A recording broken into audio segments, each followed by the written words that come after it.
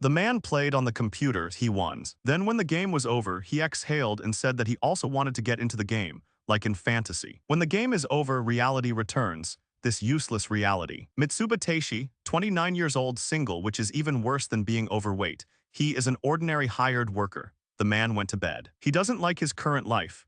He feels hopeless and can't get rid of it in reality. So he immerses himself in games, novels, and the internet. Yes, he is an adult who loves fantasy and other worlds. He knows that there are no other worlds than in dreams. But this reality is his burden. He is not able to change it himself. Boring reality. This is reality for him. He is sure that everyone has thought about it at least once, to become the chosen one in a fantasy world. He wants to be the main character. When he plays games, he usually turns on high difficulty. However, all this is just fantasy, and so another boring day ended. At least it should have been so. Then the 29-year-old bachelor was offered to get into another world where he can live freely. And then, the hero lost consciousness. The girl asks Teishi to wait for her. She took his hand and asked how he could leave without his bride. The guy thinks that he is now in a fantasy world. His name is Teishi Mitsuba, a middle-aged man who turns 30 this year, an office fat man. He just sat at the computer, played games, and then went to sleep. Or so it should have been. Suddenly he found himself in the middle of the forest. The hero did not understand what had happened. He didn't understand where he was. He began to calm himself down mentally and touched his face. To his surprise, he did not find his glasses, and then he noticed that he had lost weight. He asked someone to explain to him what is happening now. A system window appeared in front of him which decided to explain everything to him. He should have understood everything by now. This is the so-called other world. Teishi was perplexed. The name of this world is Eliurd. This is a fantasy world just as he wanted. The young man began to swear that anything could happen. It was so sudden. It didn't seem true. His beloved dog is waiting for him at home. He can't take care of it. Teishi realizes that it was a mistake to start a conversation with him. The system told him that there is magic in this world. The young man asked about it again. The level of development in this world is the so-called Middle Ages. But magic flourishes here, so it's better somehow. On the other hand, science is hardly developed. Teishi asked about how to use magic. He was advised to open the menu. After saying this word, many system windows appeared in front of him. Full information about him, his skill set, and inventory appeared in front of him. The guy realized that this was really like a game. Then he noticed his game age 19. His real age is 29. Magic, fencing, alchemy, there are many variations of skills. He can learn them all using the skills menu. The hero clarified the meaning of all this. He can earn skill points whenever he wants. And when he levels up, he can upgrade various skills in this menu for the points he earns.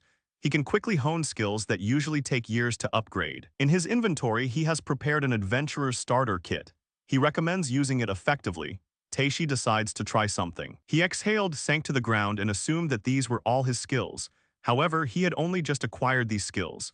And he still didn't know how they worked. They needed to be tested somewhere. In any case, he will feel it. He asked about what he should do. The system answered that he can do whatever he wants. The guy is shocked. The system explains that he can become a hero or a villain.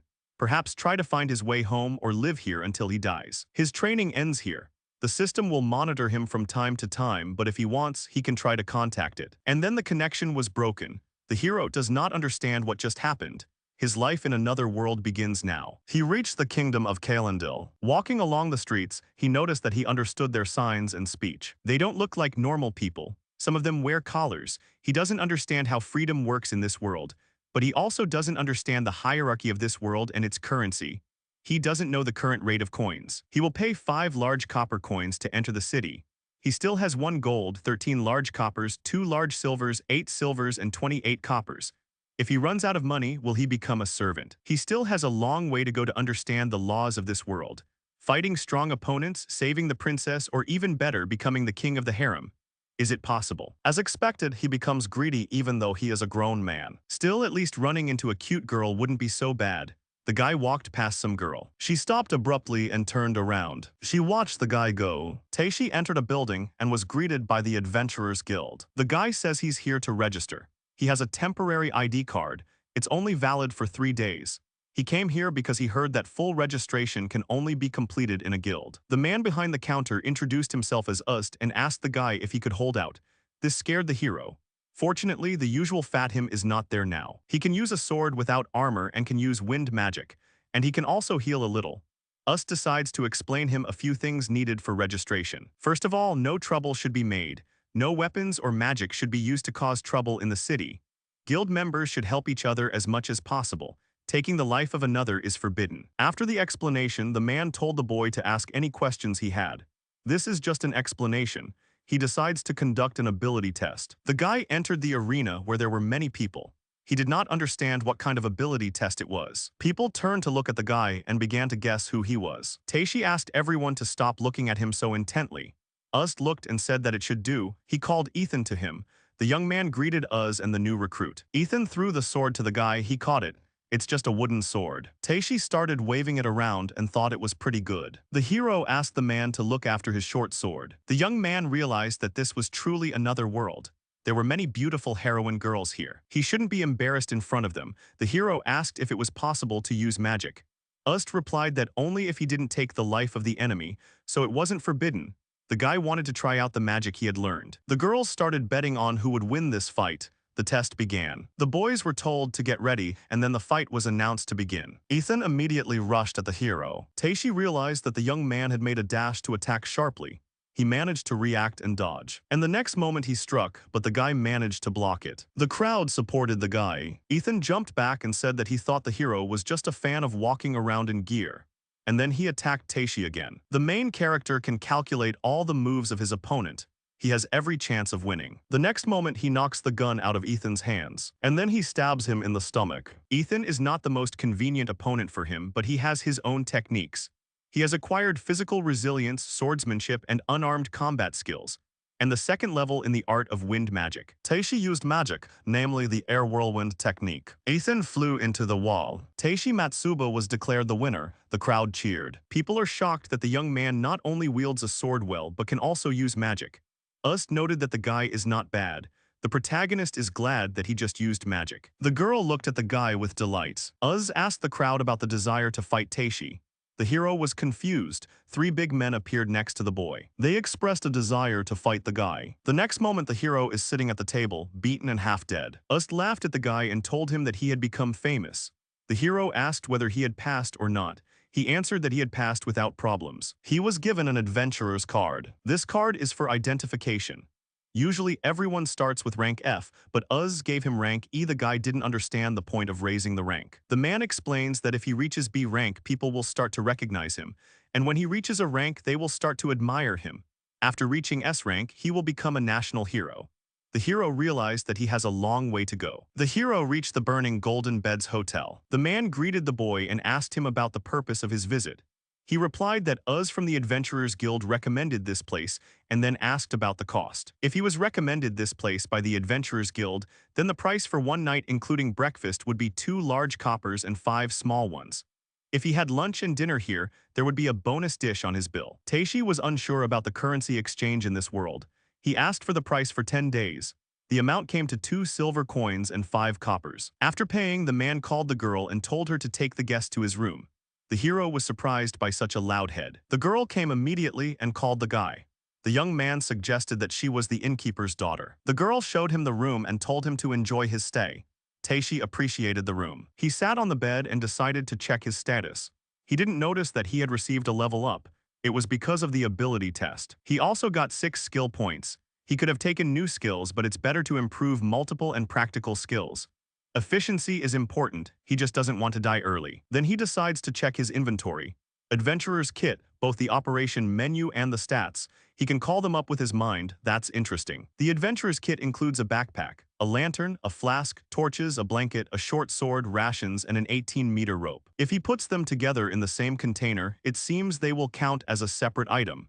He should try to put them all together. This needs to be checked. In this world called Iliard, he is curious about what adventures await him. Then he noticed a message from the system, which said that he could call God at any time. The young man pushed the message away and said that he had enough for today. The next moment he is already in the guild and asks the girl about what she just said. The girl asked him out. This time he didn't even expect that he would receive an unexpected confession. After her words, the guy was very surprised and blushed. The girl asked him out. Taishi didn't understand how this happened. He decided to calm down and put everything in its place. First, he went out to buy equipment. A few hours ago, a gun shop. A guy walked into the shop and was greeted. He noticed that the room smelled of iron and leather. He started looking at the weapons. A girl comes up to him and tells him that choosing his first armor is very important. Does the guy need her help? She is Louis, the local tech guy. The guy also introduces himself and says he wants to buy leather armor. The young man noticed the girl's pointed ears. He assumed that she was an elf. Unexpectedly, the girl hugged the guy, and then she started feeling his body. The other customers look at him. And then the girl took out the necessary thing and said that this armor should fit in size. And then she offered him to buy gloves and knee pads. The young man realized that the girl was simply taking measurements. Taishi cleared his throat and said that he wanted something for hand-to-hand combat, not just sword fighting. His budget was 9 silver coins. The girl offered to strengthen his knuckles, knee pads, and elbows with metal, and she would also strengthen his boots, but it would be a little more than his budget. The guy agreed and the employee got to work. Taishi thought that the other world was a cool place. Then he noticed a cat. This cat was the manager who sat at the table and smoked. It seems that this world is full of wonders. Louis clarified about the weapon. The guy wants a big sword, but instead he can use wind magic. Looking at his physique, the girl said that the guy really needs a long sword. Then she asks about the conductor. The young man did not understand what she was talking about. Louis was shocked that the boy used magic without a guide. Didn't he know it was very effective? The boy thought that she was making fun of him. She showed him the cheapest conductor in their shop. She said that he would be immediately surprised by the difference when he tried it. Taishi thought that it looked like a wooden stick, just like drumsticks. He concentrated and used wind bullets. Everything around him was sewn. The hero actually feels that he can draw magical energy through this conductor. The guy clarified about using it as a weapon. Louis said that a cheap Biolata guide would be enough. It cost 6 silver. The guy realized that the equipment and weapons are very expensive and asked for a discount. The girl looked at the manager. He made some gesture, and she announced that everything including this set would be 1 gold and 4 silver. Then, after shopping at the weapons shop, he returned back to the guild. Us noted that he now looked more like a real adventurer. Then the guy decided to see how the weapon worked. He improved his polearm skill to level 2 just for this. He started waving his weapon. The boy felt something when he acquired these abilities. He felt that the body enhancement skill helped him when running. The improvement of swordsmanship level 2 made his body more stable, or rather, made his movements more variable. He feels that he is ready to fight in this world. The guy was sitting on a bench and resting. A girl came up to him. She suddenly confessed to him that she had only just become an adventurer. But she is afraid to fight monsters alone. She thought about joining a group, but she failed. The guy realized that the girl had offered him to be together not as a couple, but as adventurers. She was watching the testing of his abilities. Excellent sword skills, strong magic. She really doubted whether he was a newbie like her. If such a person were in her party, that would be great. Taishi understood why she was so worried. The hero thinks that the girl is very nice, but he regrets that it was not a declaration of love. This is another world. This is a place where they can do anything to him if he is not careful.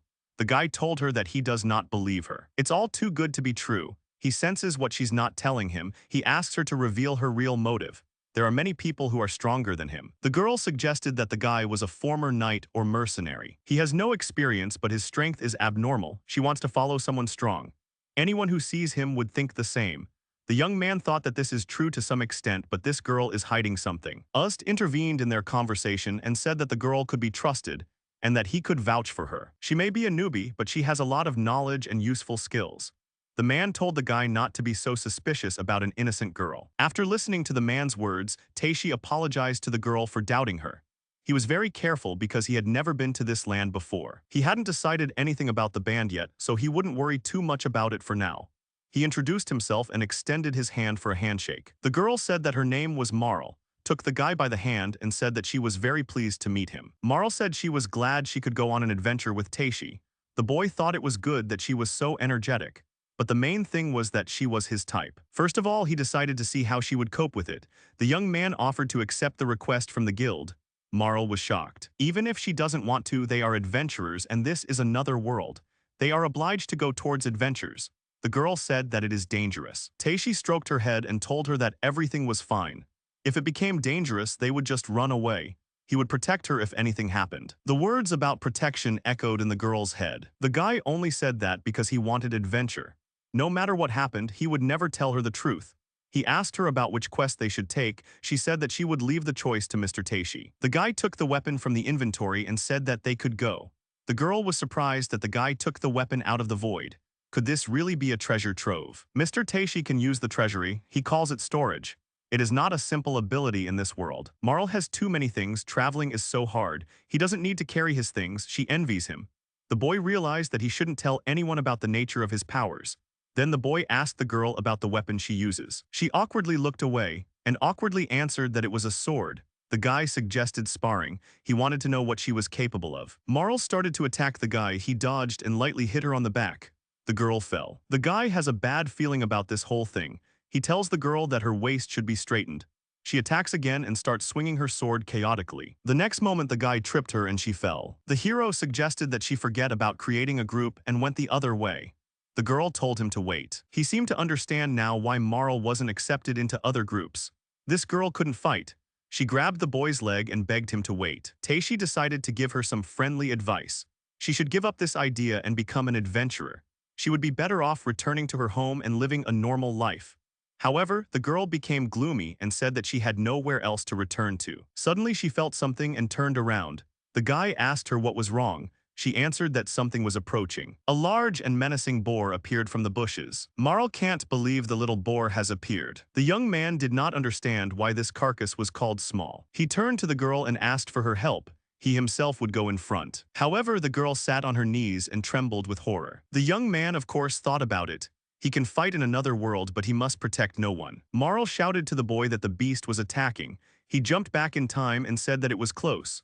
The boar was faster than he thought. He noticed that the boar was following him. He did not understand the reason for such actions. He could not tear himself away. He stopped and realized that this was a great chance to test his club. He started to spin it clockwise and a magic circle appeared around it. The guy uses wind slash and defeats the boar. His skills seem to be unlimited. The girl said that it was great, that little boar with one blow. She was glad the boy was okay. He was standing nearby, breathing heavily. She ran to the guy and called him. He was shaking. He turned and cursed at her. He started telling her that they were adventurers. Adventurers would inevitably encounter danger. Would she be able to protect herself? The boy was doing his best. He lacked the strength to care for others. Marl was trembling and said that normally, F and E rank adventurers wouldn't be able to resist when meeting the little boar. She knew this and still went on the adventure. It was because he said he would protect her. The young man does not understand how the adventuress cannot protect herself. Her own life is at stake. The girl knows she has been reckless. She stands with her head down and clutches her skirt. Becoming an adventurer even though she had no ability to do so. She could fight and became a burden to Mr. Taishi. Even so, he was the only one who protected her. He is the one she wants to strive for. The guy was shocked. He walked up to the girl, stroked her head and said that he was glad that she was okay. Then the girl asked the boy to go down to the river. She was a little dirty. She wanted to wash her clothes. The boy did not understand why, because her clothes were not that dirty. Marl blushed and said that when that little boar came out, she was so scared that she wet herself. The guy blushed and was surprised. The girl ran to the river screaming that she would be able to marry her. Then she stopped and asked the guy to marry her. The young man was shocked by the actions of this girl. Marl and he went into the forest together. They fought goblins. The girl shouted to the boy about the two creatures to his right. He answered what he understood. And then he used his weapons. Marl shouted that there were already 5 of them.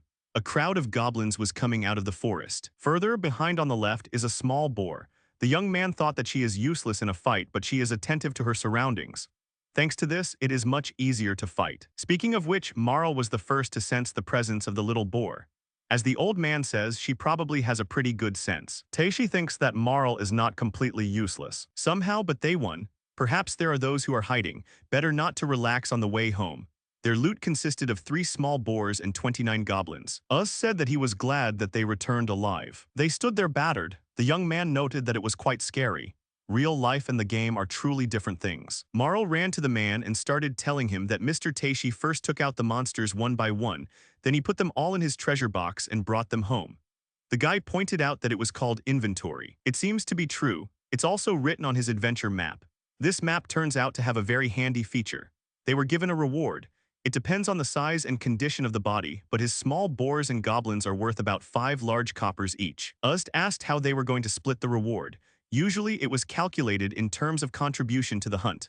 Marl screamed that she hadn't lifted a finger in the battle. However, the guy took 5 coins and moved the girl. He said that Marl was his card, and she also noticed the monsters before he did and warned him. Even during the battle, she quickly informed him of the number of enemies and their location. So this number is deserved.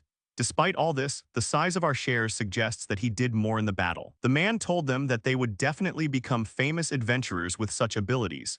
Magic and swordsmanship, an adventurer with a treasure box. A beautiful girl with an excellent ability to detect an opponent. They complement each other very well. The heroes blushed, and the other adventurers supported the old man's words. Marl went outside and thanked the guy, who thanked her back. The girl knows that she wasn't very helpful, but she wants to take the quest in the guild together next time. The guy agreed. He thought that the other world wasn't so bad after all. But then he had no idea. The guy opened his eyes. He recognized the ceiling of the hotel room. But he doesn't remember when he went to sleep. Then he felt a sharp pain in his head, as if a hangover was in full swing. He reached out for water and touched Marla's mammary glands. She was sleeping soundly without clothes. The young man was shocked. He thought that living peacefully in another world was much more difficult than he imagined. Marl asks the boy to take the quest together again next time. The boy agrees and leaves. Yust showed up at the door and noticed that the girl had already returned. She said that she was thinking of going to the hotel he had told her about. The man said goodbye to the girl and told her to be careful. Morning, the girl met Taishi, who was having breakfast. She did not expect to see him in this tavern. She asked to eat with the guy. Marl was happy to be in the same hotel with Taishi. Of course, it was not a coincidence. So far, everything was going as she planned. She had only one goal: to become as close to Mr. Taishi as possible, no matter what. Operation Mr. Taishi has begun. She thought that it was supposed to happen today. The young man said that thanks to her he was not penniless. The girl offered a drink. They were having fun. The girl asked the boy why he became an adventurer. He answered that he spent all his free time training with a teacher in his hometown, but he wanted to see how far he could go. He can't go back to his hometown for various reasons. The girl thought that the guy was avoiding the question, and then she asked him where he was from. He answered that he was from the earth. Marl had never heard of such a place. She suggested that it was a very distant place. The boy confirmed this, but she is sure that Mr. Taishi has black, thin hair. Slightly pointed, almond-shaped eyes, a handsome face with regular, harmonious features, a not too muscular, proportional body, and is tall. He was just like a hero from the fairy tales she often heard at home. Also, he can't go back home just like her.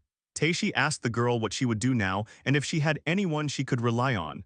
She replied that this person was sitting right in front of her. She wants to become Mr. Taishi's wife no matter how. The hero said that they had run out of alcohol.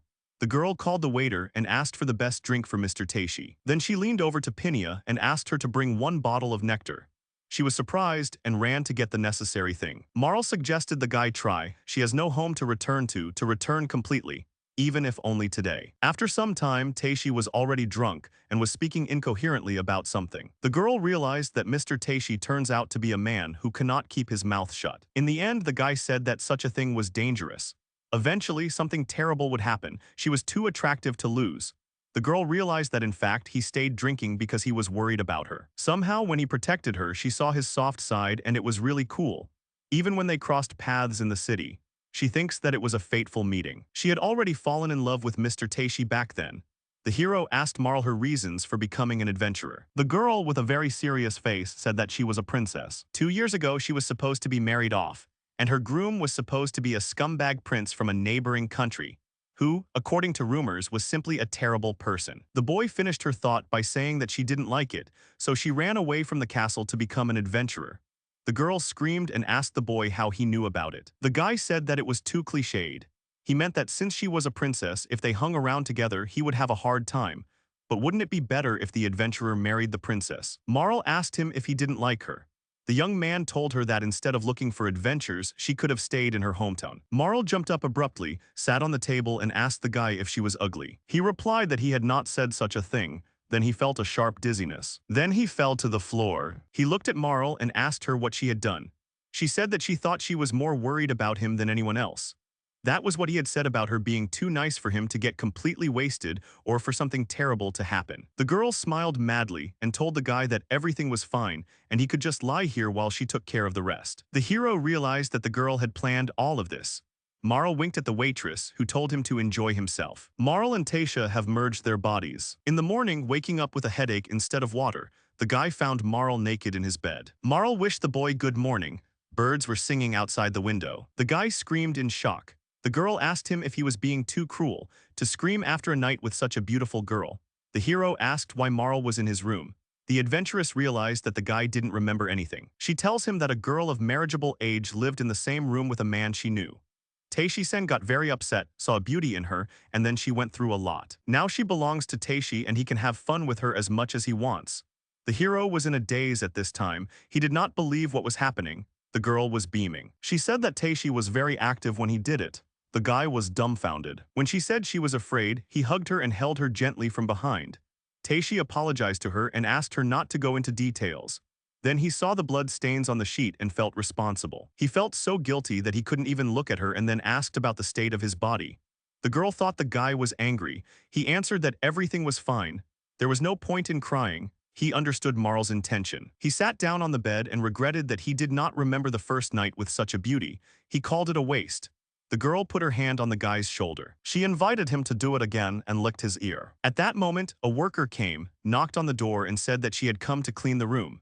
He jumped up and said that he would soon start getting ready, so the girl should come back later. Teishi told Marl to get up. The girl began to look for her clothes. Then she began to put it on her body. The hero said that she looked quite erotic when she dressed.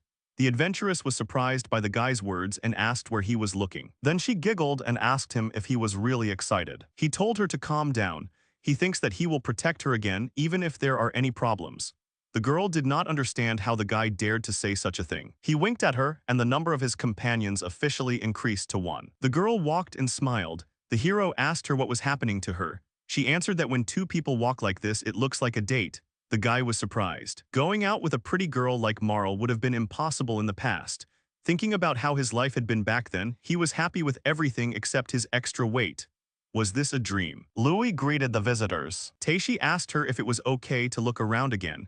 The club had helped him deal with the monsters that day, but it was no longer usable, so he went back to choose a weapon. The guy asked Marl if she had ever been to that gun shop. She said she had a couple of times. She wasn't very good at fighting. In fact, she was completely incapable. Louis came to serve Mart, the guy even envies.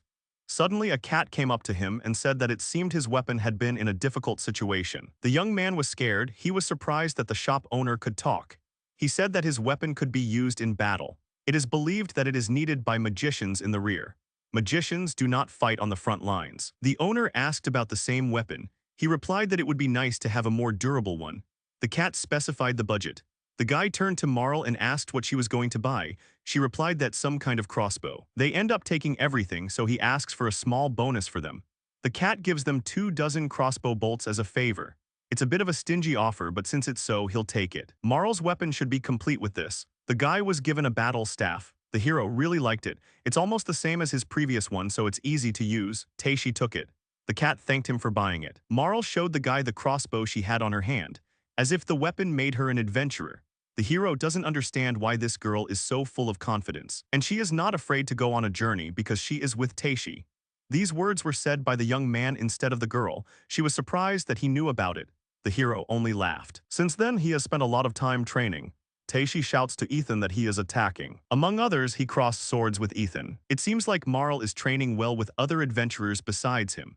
Although if you compare Marl and him, it goes without saying that he is stronger. But even so, the fact that Marl is getting stronger is not wrong, and his level increases through training. He also accumulates skill points.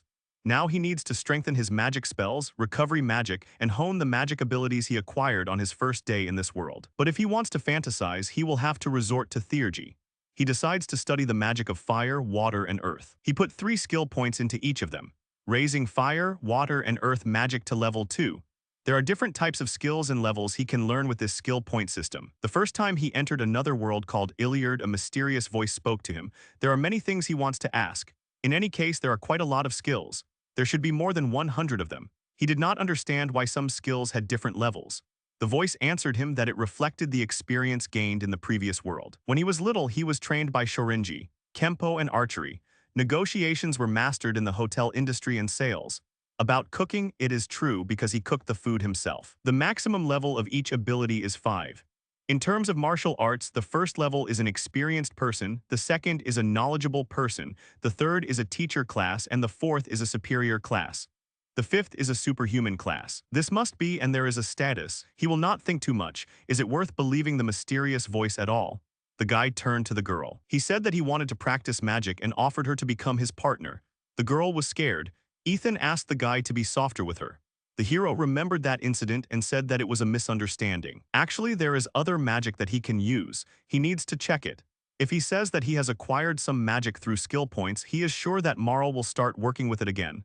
The girl agreed. Teishi knelt down on one knee and told the girl to shoot him with the crossbow. The girl began to doubt, but then she pulled herself together and fired. The hero used Earth Wall. The people around were surprised. As expected, it really matches the name, but the defensive power is high. The guy told the girl to shoot again. The arrow flew at the guy. He used Water Wall. Ice covered the girl's arrow. And then it split. The young man thought that this was amazing. If the water wall hit, it would pierce the enemies and freeze them from the inside. This was a deadly ability. Ethan is glad that the magic that hurt him wasn't like that. Teishi happily said that he also has fire magic. Marl said that it's dangerous, and Yust will have problems if the guild is covered in flames. Also, the magic arrow can be used as pure first-tier magic. When he tried to shoot from the hotel window into the sky, it seemed as if using magic arrows did not require any attributes. After that, he will also increase the restoration magic to the second level. The first level of restoration magic is healing. The second level neutralizes poisons, including alcohol. Now Marl will not be able to get him drunk. Still, the most important skill at the moment is the skill of the assessing eye. He must look the truth in the eye who Marl really is. The girl was lying on the bed and asked the guy why he was looking so serious. Teishi asked the girl again about her reason for becoming an adventurer. She answered that she was the first princess of a certain country and they tried to marry her off to a bad man from their neighboring country, so she ran away from home. The young man does not remember. Marl doesn't want to go home. In 3 years, her younger sister will replace her as that prince's wife, and then she will come back. Even with such a sweet face, she speaks rather sharply. The young man used the skill of the appraising eye, and it turned out that Marl's name was actually Mariel Vlenk Miscronia, and she is in fact the first princess of the country of Miscronia. The young man does not understand what he should do. Just an adventurer with a princess. Not just for one night, but for several days 289. The girl is worried about the knights and mercenaries. He is sure that Marl has left the noble country. Marl said that Teishi-san was going to continue being an adventurer and become stronger. He would become a feudal lord and aim for a harem. The hero was shocked. It wasn't that he wasn't interested in it, but the word harem came from a girl's mouth. There is nothing unusual about a male adventurer having several wives. It is easy to preserve the family line. Children of adventurers have excellent genes. They often inherit high quality. The young man still doesn't understand the ordinary things of this world. Adventurers who often encounter life-threatening situations die quite easily. Since the physical pressure is too high, it is difficult to cope alone. She thinks that the best way is to show off her armor. She must be a little jealous, because her first partner, Teishi-san, might be stolen by someone else. Marl turned away, blushed, and said that she had never said anything like that to anyone else but him. The guy thought that the girl was very cute. And it's not fair, he hugged her from behind. Then he put him on the bed. The girl said the guy's name. She looked at him, her face was red. Marl asked the guy if he was going to keep her from sleeping tonight again. He replied that it was all up to her. Teishi lay down after his connection with Marl and couldn't sleep. He thought that if she was pursued, they would run away. He would definitely make this girl happy. Marl and Teishi are standing on the roof and waiting for something. The girl tells the guy that the time has come. He agreed with a serious expression on his face. The hero decided to borrow Marl's light crossbow to somehow cheer himself up. In addition, he now has a shooting skill. Just by training, without even distributing skill points, he can get a new skill. In order to save points, it would be better to learn it from the beginning through training. Then Marl came running. She said that they had received a task to clear out goblins. The guild was very lively. Seeing the hero, people would talk about him, saying that they now had a better chance of survival. Teishi thought that it sounded like a warm greeting, but being called a wizard really embarrassed the boy. It's because he's been practicing magic for the past few days. Maybe that made him stand out.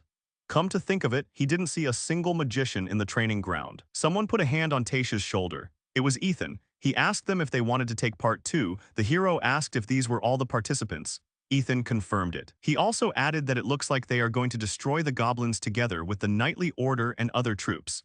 He thinks that it won't be difficult. Ust slammed the table and said that the task this time was to wipe out all the goblins. They were going to attack a goblin village in the forest, which was about half a day's walk from the city. The reward for each goblin killed was 5 large copper coins, also 2 silver coins per person for participating in this cleanup operation. But he wasn't going to pay for those who weren't working. He told them that so they wouldn't shirk their work. The adventurers weren't too happy about that. The meeting will be held today when the night bell rings. The worst thing is that they may be in the forest all night for about 2 days. He told the adventurers to take food with them. He also added that the guild's counter sold excellent canned goods at a low price. Taishi called Marl. Even though Uz sometimes likes to joke, they still have to be prepared. The girl is of the same opinion. Na suggested to prepare well for the task. 3 days worth of canned food for the two of them, also some spare blankets. The girl asked about the lantern. They should take it just in case. Next comes a bag of water, although no, they have barrels they can be used for water. The hero asked us to give him 3. He did not mind. It would be fine if they went in a carriage, but they were walking and it would be problematic to carry all this. Uz asked how much stuff could be put in his treasure box. Taishi replied that he never takes too many things so that it is completely filled. Marl said it was time to move out. There were many adventurers who had volunteered, and in the background were members of the Knightly Order. Everything should be fine. He and Marl gradually increased their levels through training. The number of weapons they could handle increased, and Marl gained shooting skill. In that case, what adventures await them this time? Taishi was confident in himself and his abilities. Marl noted the beauty of one girl. The guy agreed with her and suggested that she was a sorceress. His magic is a skill system that can create a fire blade. He would like to know how to fight a real wizard. He says that it would be nice to see her abilities. Taisha and Marl's first quest together. Scout level 10 adventure veteran. Behind him comes the main block of knights. Newbies are always behind. The column passed almost without problems. It seems there were a few monster attacks. Knights protect from attacks from the front. The rest cover from behind. This position protects them, the wizards. However, it is strange that earlier when meeting goblins, even if they tried to separate them, they only attacked a few units. And now these attacks are unexpected. This is some kind of nonsense. Someone shouted that a horde of goblins is approaching. Everyone needs to get ready. The sounds of battle are approaching. The front has failed to hold them back. Ethan has commanded the main body of a cheer to move into battle. Taishi shouted at Marl not to push forward. She obeyed. The goblins rushed to attack with shouts. Taishi told everyone to move forward. The next moment he strikes at the goblins. However, having defeated some, others appear. However, for some reason the goblins run past the adventurers. The people are perplexed. The young man asked why they were moving like that. The mage girl said that it looked like the goblins were running away from something. Marl grabbed the guy by his clothes and started shaking. She said she had a bad feeling about this. This was more than just a goblin. Marl had new danger detections. Did she detect something? A loud cry came from the forest. Something fell next to them. The young man seemed to recognize the cry. A human body with no signs of life fell nearby. Could it be that whatever was chasing the goblins was capable of such a thing? Something that was attacking goblins and could defeat a human with one blow. Compared to the goblins, this is a real monster. Taishi asks the girl to calm down and take a deep breath. He asked her what it was. He told her to rely on her skills. The girl was crying. The screams and shouts were getting closer. This is bad. Marl suddenly said that something that feeds on goblins, whose existence is shrouded in mystery, is approaching. It is a troll. A huge monster appeared from the forest. One of the adventurers stood next to his dead comrade and did not understand what was happening. This quest is a goblin hunt. Taishi ran past and tried to warn the guy. But it was too late, the troll had struck. The man shouted that people should not go straight ahead. They should attack from the flank. The enemy is strong, but he is clumsy. They should watch their movements and dodge. The knight stands and breathes heavily. The adventurer says that they should have defeated him. Another adventurer says that his arm is broken. The man with long hair told the adventurers not to relax. They had lost the knights. He told them to run away as fast as they could. However, Taishi is not going to run away. Marl told him about the troll's weaknesses. He recovers from minor injuries almost instantly. That's why the young man uses fire arrow. His regeneration won't cope with the powerful fire. People are shocked that the hero has mastered fire magic and stopped regeneration with one blow. The troll screamed in pain. People began to attack. Taishi prepared to attack again. He used energy burst. The creature screamed. The long-haired adventurer began to accelerate, then bounced off his comrade's shield, jumped up and prepared to strike the monster. And he succeeded. He cut off his head. The man landed safely. The troll staggered and then fell. The people understand that the troll is defeated. Taishi does not understand what just happened. Coordinated technique. Use the shield as a step. This move is only possible through long-term submission in battles with large monsters. As expected from a knight. Then the man turned and looked at the hero. He said that the guy had given good support. They had gotten off with minor losses. He thanked the guy. The young man hesitated. Suddenly something big started approaching. The hero felt it. 3 more trolls have appeared. The guy used triple the concentration of magical power. The fire enveloped the troll. He screamed. The male knight said that he would cope with everyone, the wounded should retreat back. Seeing Teishi, one of the knights did not understand why the magician was moving forward. The hero thought that even though the troll was bigger, the vulnerable points were the same as those of humans. The goal was the head. The guy pushed off the ground and prepared to attack. He hit the troll on the head. However, the number of creatures did not decrease. The monster swung to hit the guy. However, the hero quickly wounded him and carried him away. A weapon for a blow. And again, he struck the monster's head. There was one more troll left. He saw his comrade die and started screaming. The guy didn't understand where such a large amount came from. He tried to pull out the staff, but it got stuck, and as a result he can no longer fight. The troll struck, but the boy managed to dodge. He understands that things are bad. He can't get the staff, only the dagger remains. Magic is not only shooting, even if his powers are limited, at least he can run away. Suddenly something flew into the monster's eye. It was a crossbow bolt. The girl was screaming at the guy to run away. He called her names and told her to run away herself. The girl was crying and trembling with fear. The troll turned his attention to the girl. Teishi realized that this was the reason he switched to Marl. The youth understood that he had to concentrate the remaining magic on the dagger and strike. He must put in his last strength. However, after the blow, his dagger was broken. He no longer has a weapon. All that remains is to put magic into his fist. Having gathered all his magic, the guy struck the monster in the face. He hit with all his might and screamed. The guy was sitting on the ground, breathing heavily. His staff was intact. Marl rushed to hug the guy and cry. She asked him how badly he was injured because there was so much blood. The guy said that he has healing, and plus, he tells her from the very beginning that when the fight starts she should run. However, this one managed to keep her promise this time too. He told her that he would protect her no matter what. He stroked her head. The girl agreed and smiled through her tears. Suddenly Ethan appeared and said that he understood Mr. Teishi. He also wanted to lean on his shoulder, but the hero stopped him. It looks like it's all over. The knights have dealt with the trolls, the goblins seem to have calmed down, but 3 adventurers are dead. 7 are wounded, 5 of them seriously. 6 knights were moderately wounded, the rest were lightly wounded. But one cannot judge strength by injury statistics alone. Teishi treated the hand of one of his comrades. He was in pain. He said that the front was hot, he almost died. The hero said that the participants of one quest always help each other. It seemed to him that there was not enough strength to hold the spear, or it was not being healed. Isn't the magic of restoration universal? Marl thanked the guy for the work he had done. They had used healing magic countless times, could they relax? The boy was lucky that the 3 barrels of clean water he had collected helped with the healing. Even though they were seriously injured, he and the mage girl had recovered enough. But in order to get back on the route without problems, he desperately tried to protect Marl. In the battle with the last troll, he used the magic power on his body instead of a weapon. The magic skill Fist was strengthened. They started with 6 trolls, half of which he seems to have defeated alone. You can expect a significant share of the reward. Teishi sat and smiled. The girl noticed that the guy was happy. The knights approached them. They thanked the guy, the thing they survived thanks to him. They introduced themselves. The girl is a platoon of Crossroads mages, Lynette. The man is the first captain of the Crossroads Knights, Waltz. They thanked the guy again. Thanks to him, they defeated the trolls with minimal losses. Waltz guessed that the guy must be even a rank with such power. Teishi denies this and says that he is actually E rank. He only became an adventurer 10 days ago. This is the second quest. The knights are shocked. Lynette doesn't understand how he could master all these spells and defeat so many trolls, and E rank. The man thought about how much training he had to do before becoming an adventurer. Teishi said that the masters in the village taught how to use magic and how to fight. Although in reality he came from another world and somehow a strange voice helps him, he can't say why. Waltz said that whatever his success was, it was a big help to the knights. If he wanted to get a reward, he should leave his contacts. Marl was unhappy for some reason. Near the central square in the southern ward at the Fiery Tavern, Waltz will be there if needed. He will be glad to see him again. And then they said their goodbyes. So with that, the goblin clearing quest is complete. Just in case, after dawn, several knights went out to scout. The goblin settlement was completely destroyed. Those trolls must have done it, so the first goblins just fled from the trolls' attack. Some died, but they survived. That's a victory. Marl stopped and asked the guy if everything was okay. He asked what it was. The girl asked if it was possible that the knights had noticed them.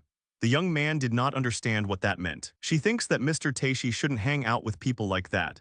He replied that it was no problem. He had already decided not to join the knights. Even though he got to another world and got rid of many things, he really hates it.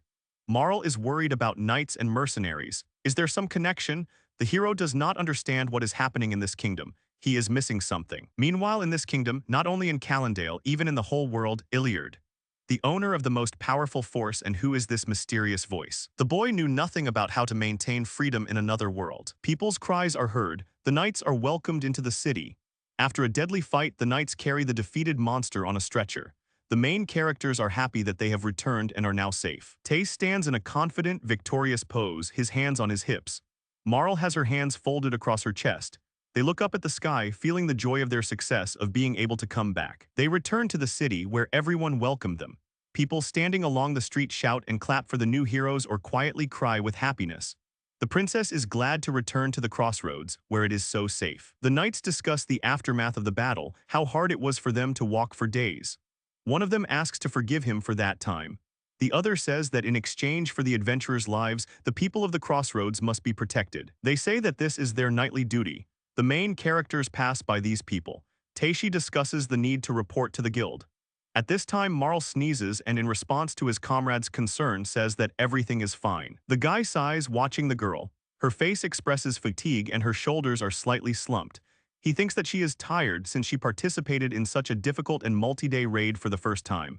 This is not surprising at all. Suddenly, the heroes are hailed by a familiar adventurer running after them. Ethan invites the protagonist to have a drink together. He is going to get some money and then dreams of having a blast. Tacy doubts that Ethan knows how to have a good time. The adventurer gets angry at the hero, asks him to shut up and shouts that he was able to kill 1 or 2 goblins. In response, Tacy begins to laugh at the young man. The heroes return to the guild. They cross the threshold and are greeted by Utz, the elder and leader of the guild. The man greets them and says that he was worried and wondered if something had happened when they went to the goblin village. He wonders if everyone survived. The adventurers, with mournful expressions on their faces, try to explain and, unable to find the right words, hand over 3 cards. Utz takes them in his hands and counts them, saying that 3 died. The adventurers explain that there was a sudden attack by the trolls. They say that everyone would have died if it weren't for the knights. In their opinion, only the best fighter would have survived. Utz understands that it was hard for everyone and suggests checking all the cards. Tacy calls out to Ethan and asks him to tell her what will happen to the dead adventurers who were carried away by the knights. Ethan replies that the people will be buried in the city cemetery and their personal belongings will be given to the families of the dead. Now the hero understands everything. Teishi hands Utsu his card and Marl's card. The distributor begins to examine the hero card. He reads Matsuba's name, Teishi, and moves on to the list of victories. The man did not expect to see such indicators. He squeezes the card tighter until it creaks, and then asks incredulously and surprised if this guy could really defeat 3 trolls. It's written on his face that he simply can't believe it. He then asks if the map is fake. The young man replies that it is very rude to think so. On the other side, a fair-haired adventurer approaches them, claiming that Mr. Utz is wrong because this young man roasted a troll with fire magic before his eyes. Another adventurer raises his hand and also says he saw it with his own eyes. The other 2 discuss how the second one was stabbed with a staff. Marl finishes and says that Mr. Tace then tore the last troll apart with his bare hands. In the background, adventurers admire the hero's victories. They can't believe it because it's so cool and awesome. The hero tries to say that it's not quite like that in general he hasn't done that much. He thinks that he is being overpraised, which makes him feel very awkward. Marl continues to talk about how cool Tace is, thus expressing her great love for him, and Ethan whistles and calls him a wizard. To which the guy gets angry and calls the adventurer a bastard. Everyone goes down into the dungeon and stands near the walls, freeing up space in the middle. Teishi takes the bodies of disgusting monsters out of the storage. No one expected them to be so huge. Utz talks about resource distribution. Skin and bones will be sent for armor, fat to alchemists, meat can be sold at a great price. He thinks that a damaged head is a minus, but the body will do just fine in this state. Tacy thinks that trolls are quite expensive. Ethan approaches him. He asks if the hero knew that the magical monsters whose carcasses are brought to the guild are put up for sale. For such things they give more than they could get on the market. Utz winks at Ethan, supporting his words, and confirms that this scheme encourages adventurers to bring magical monsters specifically to their guild. Tacy asks, laughing, how much these monsters will cost. He is told that the reward for participating in the raid is 2 silver coins, but that is not the end. Utz continues to say that he can't give an exact amount, but for the troll it would be about 30 gold and another 5 for the conquest. The adventurer swallows and stutters, asking if he is talking about the amount. Tacy and Marl name an approximate sum of 105 gold. This is still approximate. The heroes are shocked by what they hear, they sweat and start shaking, and Marl even extends her hand. The princess is surprised that they will receive 105 gold for one quest. This is a dream for her.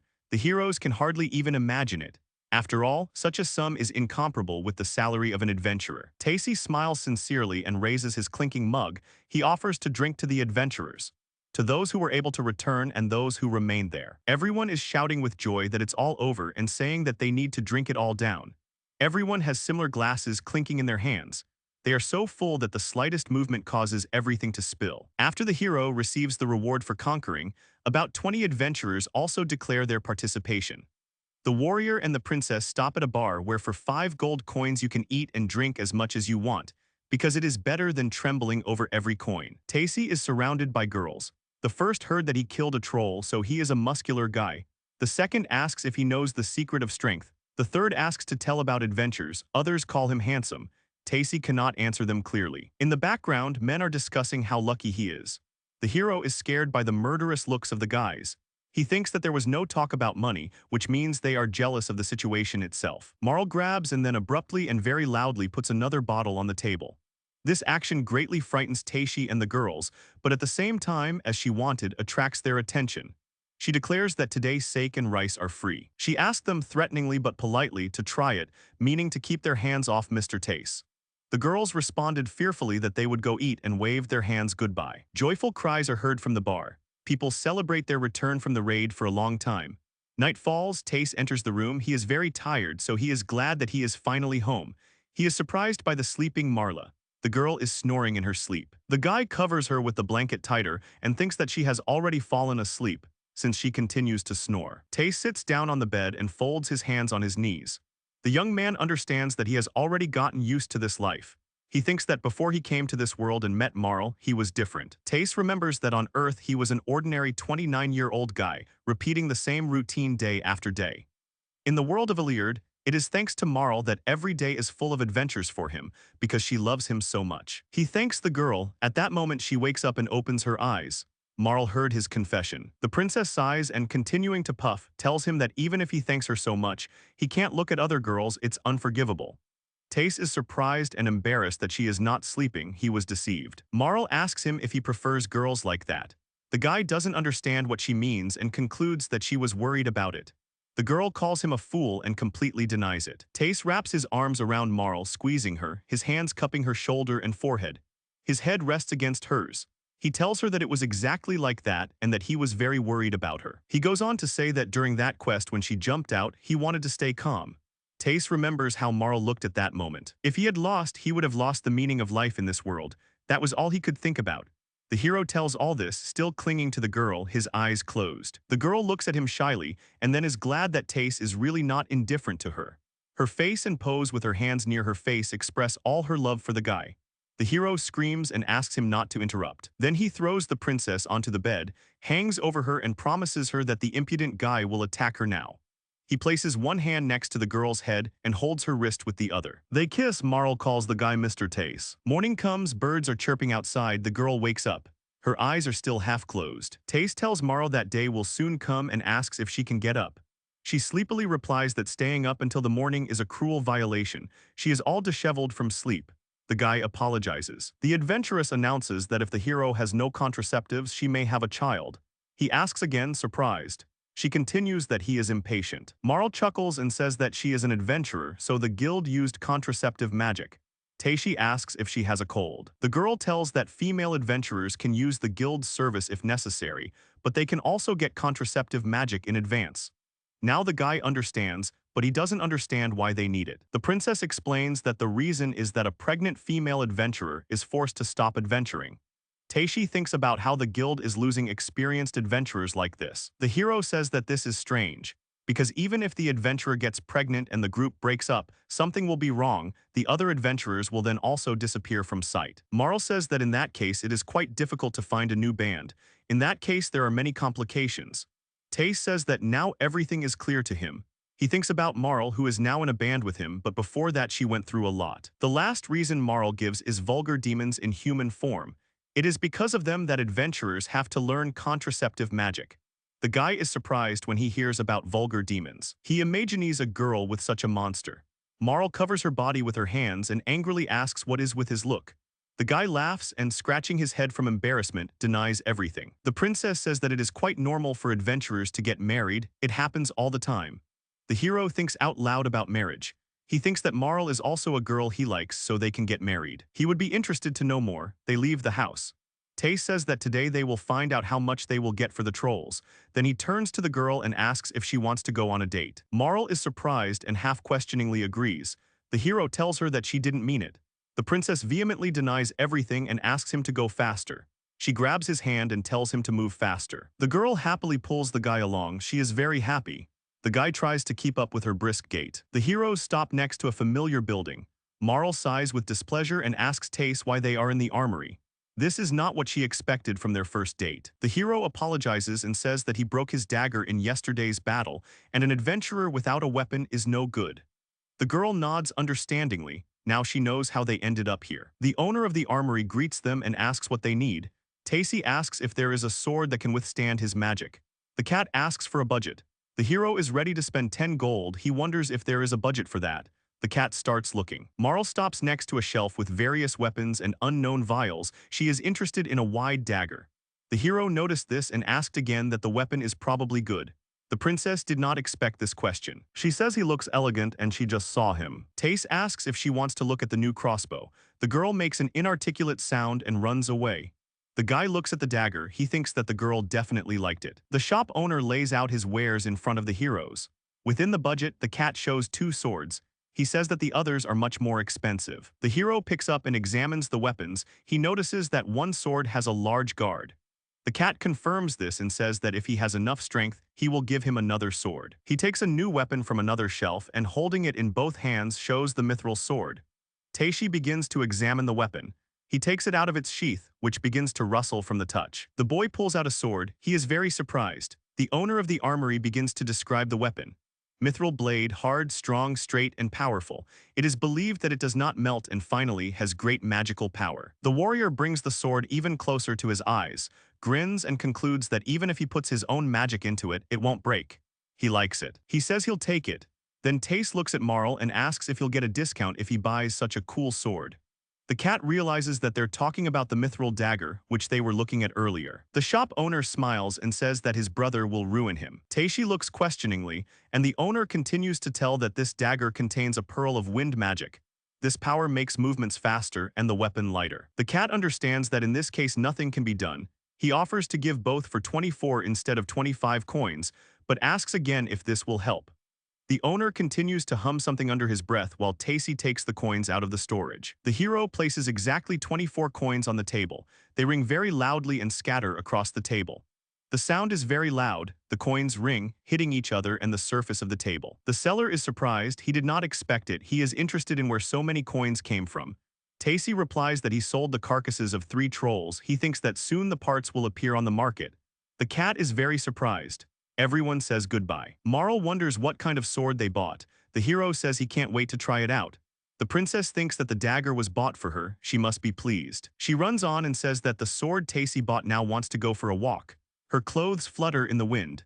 Tacy turns his head to the girl. He did not understand where she was going. Marl stops, turns her head towards him too, folds her hands behind her back and reminds him that he promised a date. The hero smiles and agrees. He quickly approaches the girl. She grabs his arm again. They run off to a fun date. At the knight's headquarters, the long-haired knight, already familiar to the heroes, reports to his superiors that the Crossroads Guild's campaign targeted goblins, but other monsters were also killed. They show the main character's card and agree that the trolls were also killed. The man says that the person he was talking about is Taishi Mitsuba. The girls dance, foreshadowing a fun date with Marl. The heroes stand in a crowd of people. The princess claps cheerfully. The princess and the hero are surprised by the performance. They did not expect it to be so beautiful. Marl and Tace continue their walk. They come to a dessert shop and try different sweets. Marl is very happy because it is very tasty. The girl points to something else interesting and calls Tacy to go further. The hero is also happy. He smiles all the time. She notices that the dancer looked very beautiful. The invisible guy asks if she wants to dress up like that. The girl calls Mr. Tace a scumbag and screams what he's talking about. Marl quietly says that she is in casual today. This depresses her. She really would like to dress up a bit. She needs a few more clothes or maybe even a little luggage. The hero learns that you can't wear clothes without storage. He offers to see what you can find at his place. Tace opens the status window and goes to the clothes section. She starts to feel shy, which the hero notices and calls her that. He wants to push the girl a little more.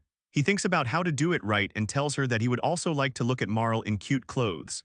The princess, not expecting this at all, freezes. The guy imagines how he will see Marl happy and smiling widely in a dress or even flirty in a suit. But it is quite possible that she will also be embarrassed in more revealing clothes. Marl mumbles that he can see it. Tace is very surprised by what he heard. She confidently suggests going shopping for new clothes. The hero stands in the same pose with his fingers under his chin. He didn't think the girl would actually agree. They approach the babbling fountain. Marl puts out the bags and shows all the purchases. She was having a lot of fun. It's been so long since she's done this kind of shopping. Tacy is very happy, but he's very tired. He's overdone it a bit. The girl can barely stand on her feet. She's breathing very heavily. The princess continues to grin and laugh with happiness. She continues to rustle the shopping bags. The hero exhales and says that he has learned a lot from her too. Marl continues to laugh in response. The boy learned that in this world, most stores sell used clothes because sewing is very expensive. Ordinary people buy clothes when they can't make their own and then sell them to others. It's like a vicious circle. He says out loud that they definitely need to wear clothes, they bought so many. But he would like to do something else tonight. He is embarrassed by his suggestion. Marl is surprised. She doesn't understand if he is serious. She again doesn't know what to answer and only huffs from embarrassment. The girl notices a dress that looks like pieces of fabric and asks Mr. Tace if she really needs to wear it. He says she wanted to wear a dancer's costume. Marl yells at him to put it on himself. The invisible guy can't wait to see her. The girl calls him a liar. This makes the people around him see how well the heroes get along. Tace almost forgot about another gift for the princess. He stops at the fountain opposite the girl and in front of Marl's surprised eyes takes out some item from his inventory. The guy continues to smile. The hero holds out a gift tied with a thin ribbon. It is a dagger which jingles when touched. Tacy hands the weapon to the girl, who recognizes the object. She blushes with embarrassment and asks him to wait, and then asks if he is sure that he is giving it to her. The boy thinks that he took the dagger for different reasons because of the feeling when he saw it. He wonders which reason is the most important. Tace asks him to accept the gift without objection. Marl agrees in tears. Suddenly, people around start whistling and clapping. These are also couples who have come on a date. They congratulate the heroes, wishing them Mother Earth's blessing. Marl turns to face the people, her hair bouncing up. Tace doesn't understand what's going on. They're very confused. The guy finds what is happening around him strange. He does not understand why they are doing this. It seems to him that this is some kind of custom unknown to him. Already in the evening, the heroes return to the tavern.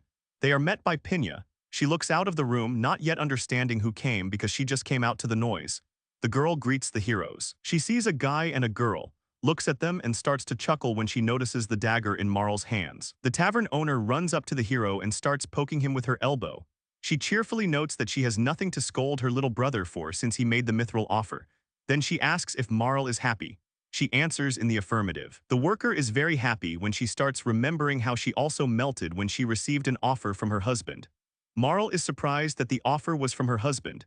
She replies that she doesn't hear. Pinya runs up to the man next to her and says that the owner of the burning anvil is her husband. She asks for consent and says that is why she is the landowner here. Marl is very surprised by what she heard. The princess screams that she didn't know. She didn't tell him that the daughter of the owner of Tetsutsuki Pinya is actually his mate. The dwarf girl replies that their race ages more slowly than humans. Teishi intervenes in the conversation. He asks to wait and forgive her for interfering. The guy spreads his arms, scared by the guess he needs to confirm. He asks the girls if the gift made of mithril has any special meaning. The girls freeze in shock. They can't fully comprehend his question. The guy understands that he was wrong. He feels a piercing gaze on himself. The tavern owner asks why Tacy gave her the dagger. He thought Marl would just like it. Marl says she thought it was for her protection, but it was for a completely different reason. She's still in shock, begins to sob with grief. Her shoulders tremble and her face contorts with pain and despair. Tace is very scared and tries to deny everything. The guy strokes the princess's head. He doesn't understand her. Then he addresses Pinya by name, quickly changes it to the designation as the mistress, and asks to explain everything. Pinya didn't expect that he really didn't know. She asks him to turn on his brain. Tacy reaches out to the tavern owner, who begins her explanation by saying that when a normal man gives a woman a mithril dagger, it can only mean one thing. Then, looking into the face of the hero, who is horrified by the situation, he continues. The meaning of such an act is be mine and protect your chastity with this. Teishi concludes that this is the so-called proposal. The girl is surprised that he has come to his senses. She asks what else he could be thinking about. The hero, realizing the situation, begins to scream silently. His scream spreads beyond the house, filling everything around. Everyone gathers in the room. Marl continues to cry, still clutching the dagger in her hands. The guy offers to have dinner. Pinya angrily replies that she will not leave him alone with a girl whom he was able to bring to tears. Tace asks Marl to listen to him. The princess raises her head, waiting for him to continue. The hero tries to formulate at least something. He thinks of apologizing because he made her cry and then admitting that he did not know about the meaning of the gift. In the end, he simply asks for forgiveness and takes the dagger in front of the shocked girls. Marl did not expect such an act at all. The girl is horrified that he asks for forgiveness and apologizes for the false proposal. Tay screams back that it is not so. He is not apologizing for this, but for the inappropriate form of the proposal. The guy takes a deep breath, tells himself to calm down and pull himself together. He has to act straight. Then he gets down on one knee, holds out the weapon, and asks to try again. Red with embarrassment, he asks to accept the dagger.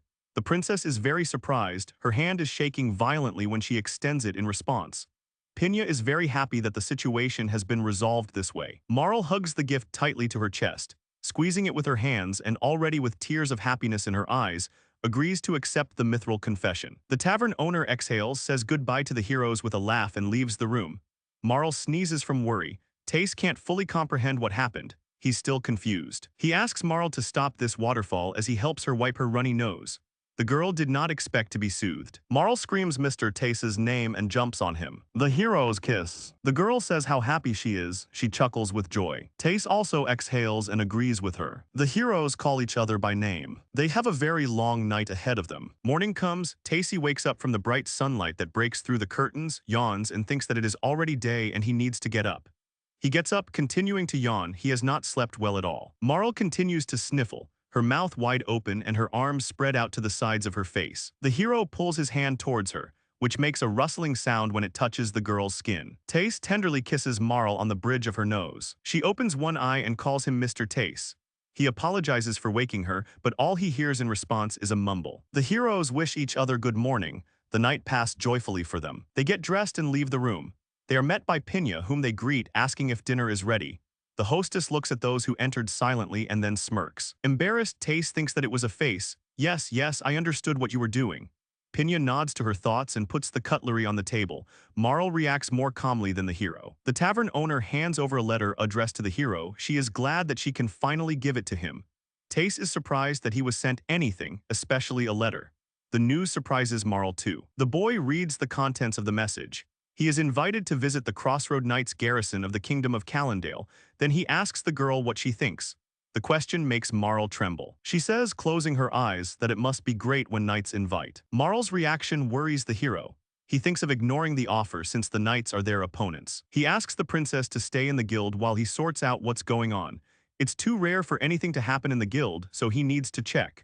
Marl accepts his words and asks him to take care of himself. Crossroads is one of the cities in the Kingdom of Calendale, where a new patron is chosen every 5 years. The candidate must be a nobleman of at least the rank of count. As far as the hero remembers, in Calendale the ranks are in descending order: Duke, Marquis, Earl, Viscount, Baron, Quasi-Baron. He learned all this thanks to Marl. It was she who tried to explain the ranking system to him, and besides these there are others, for example the palace ones. Taishi approaches the Crossroads Knights garrison, which is located in the western Crossroads region of the Kingdom of Calendale. He still does not understand why he could have been called. While waiting for further events, the hero decided to check his status. During this time, several training points had accumulated. He decided to distribute them. First, the general skill of the sword and long weapon was raised to 4. Second, the combat level to 3. Magic also increased to level 3. As a result, his skills looked like this: Shooting 1, Fire Magic 3, Water Magic 3, Wind Magic 3, Earth Magic 3, Pure Magic 3, Healing Magic and Restoration Magic 3, Physical Strength and Magic Enhancement 1, Cooking 1. When the knight appeared in the passage, Taishi exhaled. It seemed that he was heading towards him. The young man apologized for the long wait. The hero greeted him back. Suddenly, the knight pulls out his sword and holds it out towards the hero, asking him to fight. The outlines of the arena for training fights are visible behind the door. This greatly surprises Taishi. He did not expect this at all. All that was heard by all present was the clang of falling swords and the desire to surrender from the hero's opponents. Another battle was stopped by a raised hand in a black glove. A familiar knight declares Taishi the winner of the duel. The breathless hero at this time thinks only about why this training was arranged. Other knights are located around, they are interested in watching what is happening. People continue to whisper about how good the adventurer is not only in magic, but also in sword technique. Such people are rare, so they command respect. An unknown person enters the ring and praises the hero for his amazing swordsmanship. That person was Twaining, the leader of the Crossroads Knights of the Kingdom of Calendale, a Viscount Count. He approaches while still clapping, and then asked if Taishi would like to become one of the knights or even one of the kendo instructors. Taishi realized that finally a boss had appeared, or rather, a real nobleman. The hero declared that it was a great honor, but he preferred the free and carefree business of an adventurer, and his manners were too rough. Then the boy asked what they were going to do today. Twaining pointed at the knight who nodded and said that his name was Waltz and that he was dealing with adventurers, so the leader wanted him to take a look at one of them. He then reminded her of the troll extermination the other day and snapped his fingers, calling the maid with the reward. He asked her to accept the item as payment, as there were legal restrictions on giving money directly. Taishi looked at the tray and saw a knife in a case. The hero extended his hand and asked if he could take a look. The knight leader of course allowed him. The adventurer activated the Eye of Evaluation and was very surprised by what he saw. A window appeared in front of him with the name of the knife. It was a hunting knife with no special effects. Taishi called the weapon simple but praised the beautiful stone. He thought about how well it was made, but he was also surprised by the carved design. He was curious about its meaning. The hero remembered wondering whether it was necessary to hire an expedition, but it was the right decision. Twaining is glad that the hero liked the gift. Taishi thanks the leader in return. Then the man remembers something. He says he heard how strong he is in magic. The adventurer gets the feeling that the true purpose of his visit has not really been revealed yet. The hero is brought to the magic corps of the Royal Guard of Calendale, where the Crossroads platoon is located. He is met by Marks, the leader of the magic corps and honorary baron. He greets the hero on behalf of the entire platoon of the magic corps. Taishi thinks that there is a magical cavalry station near the knight's training ground. He introduces himself out loud and says that he is very pleased to meet the leader. The man thanks him and introduces himself in return. The adventurer looks at the information window. He understands that in front of him is another person of nobility, because Marks is an honorary baron. Suddenly, the leader grabs the guy by the shoulder. Taishi didn't expect this at all. Marks continues to pat the hero on the shoulder and with a smile offers to sit down and discuss everything. Of course, together with Mr. Twaining. They move towards some kind of glowing ball, lying surrounded by other magical objects. The guy asks what kind of object it is. The leader of the magic corps kindly replies that it is a magic object for checking the condition. This is a very expensive thing that digitizes and shows a person's magical skills and abilities. Taishi doubts this procedure. He thinks it would be bad if everyone knew about his skills. However, he sees no reason to refuse.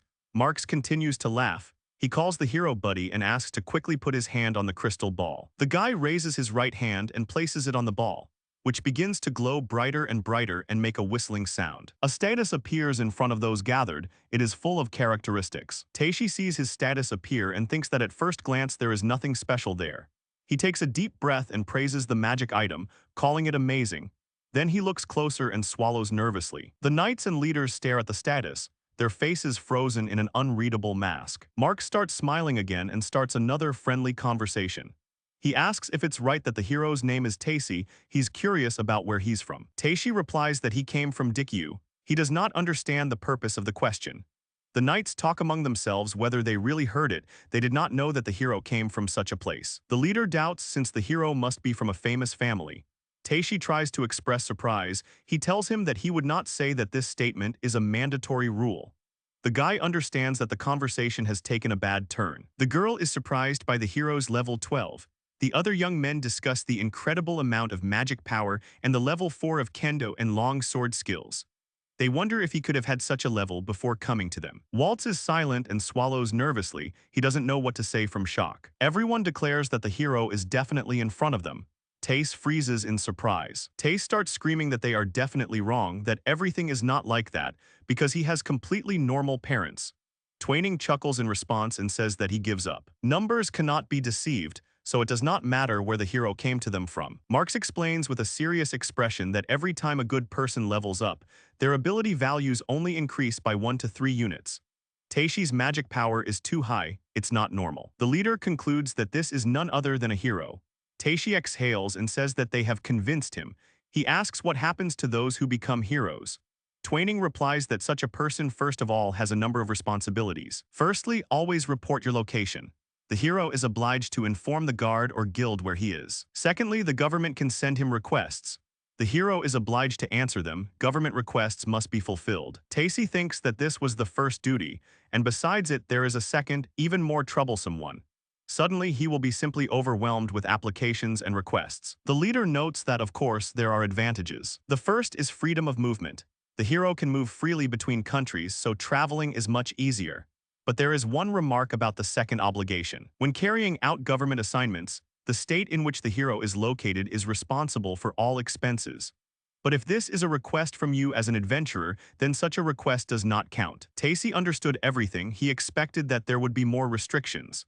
But still, it turns out that the hero supports not only Calendale, but also the entire country he is in. He wonders what is so dangerous that threatens the entire world. Twining finishes his speech. He says that the country needs the power of heroes and it will not stand for a price. Most of the requests are only related to the destruction of troublesome monsters. Tacy crosses his arms, worried by the words about the heroes acting as a mere force to fight monsters outside the country. The leader swallows in displeasure. The guy gesticulates vigorously and asks not to think that he is pursuing an ulterior motive. He does not want to quarrel with the government. Such stories were in his world, for example, the end of the hero. Twining exhales and calls it a wise decision. The leader then turns to his subordinate and says that Tacy will be sent to the capital for official registration. He announces a celebration in honor of the new hero. Marx pats Tace on the shoulder again. He has a friendly expression again. It turns out that this is the first hero in Calendale in the last 50 years. Of course, it will be difficult, but he will definitely cope. The leader of the Magic Corps says goodbye to everyone, and his assistant nods silently after him. The protagonist realizes that he smells something. There is a catch here. He needs to ask a few questions to professional magicians, because knowledge is power. With a friendly smile on his face, he turns his head to the people standing next to him and asks them to tell him a little about magic. After all, Tacy is almost self-taught, so she doesn't know if there is anything other than the 4 basic attributes and pure magic.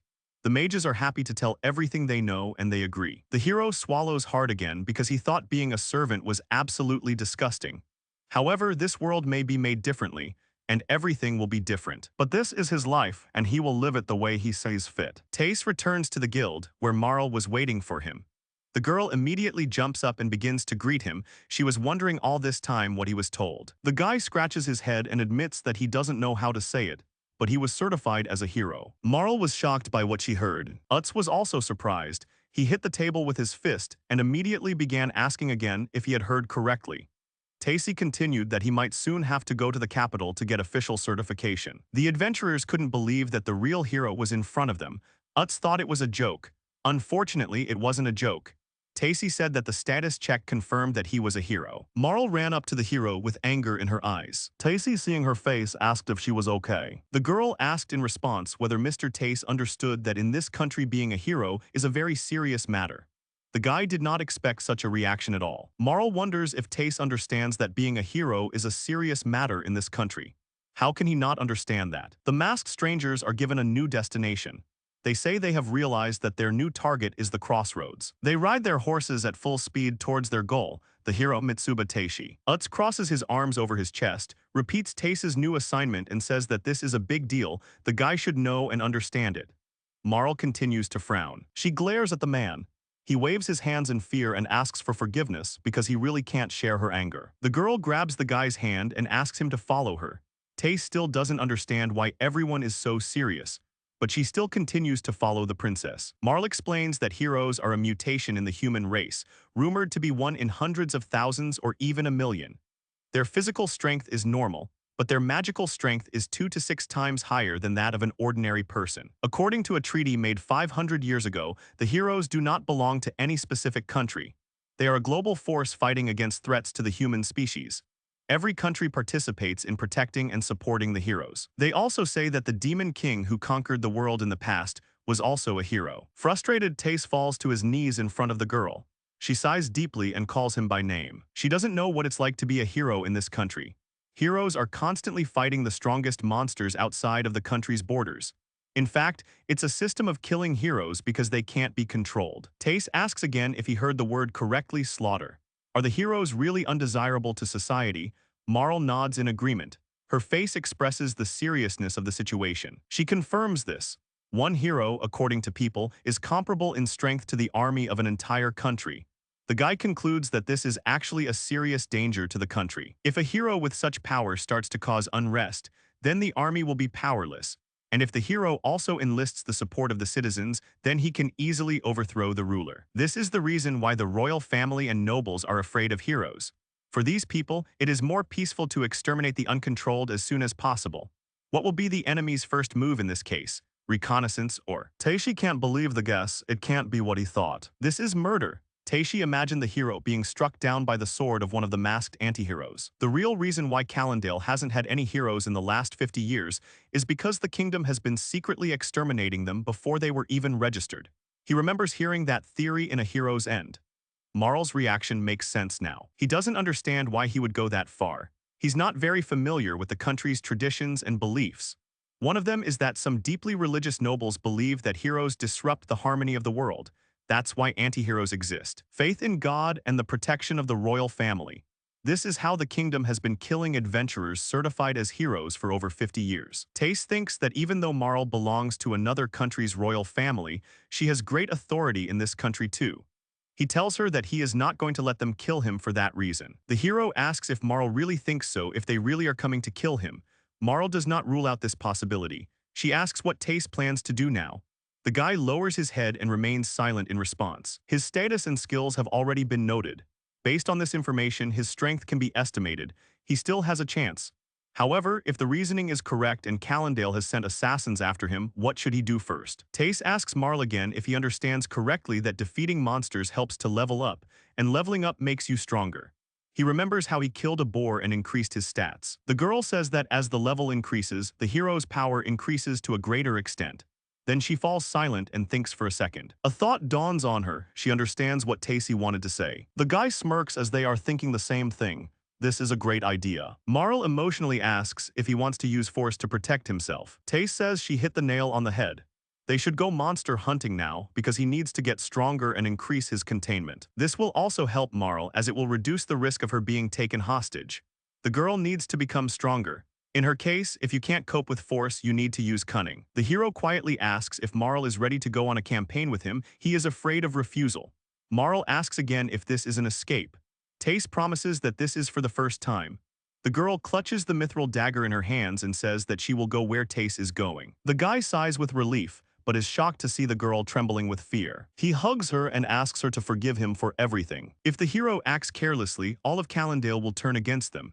And he also drags Marl into all of this. Tacy thinks about what has happened. Maybe the initial appeal to the knights was a mistake.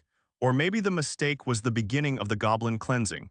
We can talk about this endlessly. Marl looks at the hero with concern, her eyes full of tears. She reaches out to him and calls his name. It's as if she's telling him that he's not alone, that she'll always be there. Tace realizes he is ready to burst into tears of happiness. He thanks Marl for her support with tears in his eyes. A single tear rolls down his cheek and drips onto the girl's hand. The heroes begin to eat, their utensils clanking. Taishi says that he needs to buy weapons and food, as well as magic items, spare weapons, and care products. He asks if it's hard to blend in with the guild. Marl replies that it can't be that way. The princess explains that the guild is subordinate to the kingdom, so they won't be able to get anything because the main purpose of creating the guild is to identify heroes. Taishi now understands. The kingdom uses adventurers to kill monsters, and also to identify heroes who will achieve outstanding results. Population control, human resource development, security, cheap labor, the solution is effective from all sides. The people who implemented this system are very smart. They finish eating, Tace decides to run away to the city immediately and asks to take everything they need. Marl agrees. When his things are packed, he looks at everything and remembers that he hasn't paid his rent yet. The heroes go to the landlady. She asks in surprise if he is really going to rent a house in the city. She blossoms because she thinks that Tacy has proposed and is now going to settle down. This makes her very happy. The guy grins contentedly and confirms the assumption. Pinya smiles even wider and puts her hands together. Isn't it great to see such a sweet couple? She wonders where they are going to settle. Marl thinks she doesn't know what to answer. Tace evasively says that it's at the crossroads and promises to contact her as soon as he settles everything. They are planning to leave tomorrow at dawn. Pinya is left alone. She sighs deeply because she feels lonely. Tace is glad that everything went well. He thinks that it will take them a few days to realize that he and Marl escaped from the crossroads. The heroes have fled the city. Now it's better not to even think about what they did. Tacy generously collected supplies for the camp in less than an hour. He spent about 50 gold pieces on it, but nothing can be done. The hero has a huge appetite. A girl and a guy in raincoats with hoods pulled down low over their eyes are walking down the street. They are constantly looking around. The heroes walk in a crowd of people. The gates, fortunately, are open. The travelers continue to talk loudly. Tacy thinks that he has decided to go beyond the reach of the crossroads knights first. Marl whispers that they should go to the southeastern forest. She heard that deep in the great forest there were ancient ruins. If they went through the forest, they would quickly find themselves in the kingdom of Micronia. They continue walking. Tace asks again if he heard the name correctly. Marl confirms that everything is correct. The hero remembers that he saw this name in the girl's status. Now he is sure that she comes from this state. Marl explains that unlike other countries, the kingdom of Micronia is committed to protecting heroes. According to historical sources, the royal family's ancestors were also heroes, as were many of the aristocrats. It is an ideal country for such people. Tacy became interested. He needed to see for himself. A girl and a guy hidden by cloaks head towards ancient ruins. The first day of the escape has arrived. Tace is training Marl. They have chosen a ferocious boar as an opponent. The hero wonders if Marl can handle it. He asks her not to rush and attack only when the monster is very close. The monster attacks the princess. The girl dodges the boar's powerful attack with a sharp and quick movement. She jumps high and strikes from behind. Tacy thinks she managed to dodge it well, but the strike itself still leaves much to be desired. Maybe it's because she's afraid of hurting living beings. Marl cuts a loudly screaming boar into two halves. It is obvious that this is very difficult for her. She breathes heavily as she looks back and asks what Mr. Tace will say. The hero pats her on the head and tells her to learn how to handle a dagger first and to start springing her legs. The girl, almost crying, promises to try. The escape of hero Tacy has begun. He notices that the sun is setting and wonders if this is a good place to spend the night. Marl doubts that it is possible to spend the night here, so close to the forest they can be attacked by predators. The sounds of wild boars can be heard around. Tace suggests something to do. Before escaping, he managed to ask the guild for useful magic for the camp. Tacy begins to cast spells, using two characteristics, a level 3 magic barrier and an increase in magic power and mana restoration of level 2. He suddenly sits down on one knee and, holding the staff in his hands, shouts to activate the magic shield. A protective magic appears from his staff and covers Marl, who is frightened by his quick appearance. A huge magical shield similar to a honeycomb is formed around the heroes. Marl looks at it and feels it with delight. For her, such magic is incredible. Tace explains that this magic is material so she can touch it. They are safe inside. The shield can withstand even a troll attack. Now he offers to eat. To do this, he opens the inventory and selects a set of products. A wooden box, a cutting board, a pot, raw bread and meat. In front of them appear small steak, salted meat, vegetables and soup. All this is placed on the board. The heroes try the food and freeze in delight. Marl says it's very tasty and Tace says it's very fluffy. The girl happily remarks how much she enjoys cooking with Mr. Tace. He has fresh ingredients and seasonings. The hero does not like this. She enjoys cooking, passing it on to others. He asks if she knows how to cook. Marl grabs a fork and knife and calls herself a taster with delight in her eyes. Now the guy understands everything. The girl suggests trying to wrap the meat in bread so it will be twice as delicious. She asks for more bread, a lot of bread. Tace exhales heavily, calls her a princess and agrees with her. She loudly asks him not to fool around. Marl continues to discuss the taste of the food. It tastes so good, it's like she's in heaven. Tace chuckles, that's how happy she is. When he sits next to her like this, he can forget for a while. Forget that they are now traitors to the state. 3 days have passed. During these days of hunting, Tacy reached level 16 and Marl level 7. Now they cut up goblins in no time. The girl has mastered new sword skills, and the hero has acquired such skills as stealth and awareness. The princess's intelligence and survival skills have also become even higher. Marl is happy about the victory, and Tace is also happy, but at the same time feels guilty. The hero also acquired the magic eye skill and raised his poison resistance to the maximum level 3. Just in case, he saved a few skill points, so he could cleanse himself of toxins if he didn't die right away. On the third day of their escape, they finally reached the ruins, half-destroyed buildings with columns. Such an abundance of columns reminded the hero of a temple. It is a very beautiful place, but there is no sign of life here. Tacy finds it strange that no one has settled here yet. Perhaps the reason is that the area around the temple is a shrine or the barrier erected in ancient times still works. The heroes continue to examine the ruins and stumble upon mountains of human remains. They have clearly been here for a very long time. Marl says there are just skeletons everywhere, lots of skeletons. Tace agrees, he assumes they were all preying on this platform. However, the lack of damage seems very strange to him.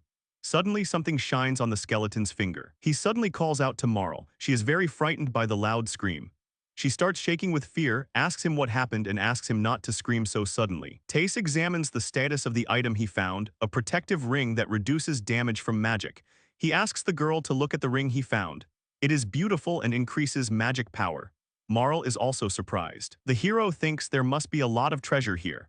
Besides hunting monsters, the second, no less important source of income for adventurers is treasure hunting. This is what he is thinking of doing. He happily says he found some more useful things, then asks if Marl needs any magical accessories. The girl senses something is wrong. The hero asks how she feels. Marl doesn't think they are cursed. Tace shows a whole mountain of jewelry. Rings, bracelets, necklaces, and pendants on a chain. Marl, shaking, picks everything up and says she can't do this, take things off these people. Tace understands her feelings, but the people won't need it anymore. Taking them off is part of the funeral service. He takes the ring of empowerment and puts it on his middle finger. And Marl advises to choose something for magic. She agrees. Tace looks at his storage with enthusiasm. He considers whether it is possible to place the object in a non-magical storage. He thinks it's cool. The hero hands the ring to Marl. The girl puts it on and approaches the man from whose body they took it. She stands silently and looks at him. Tace sees her folding her hands over her chest and crying bitterly. He decides to support her, comes closer, also folds his hands and closes his eyes.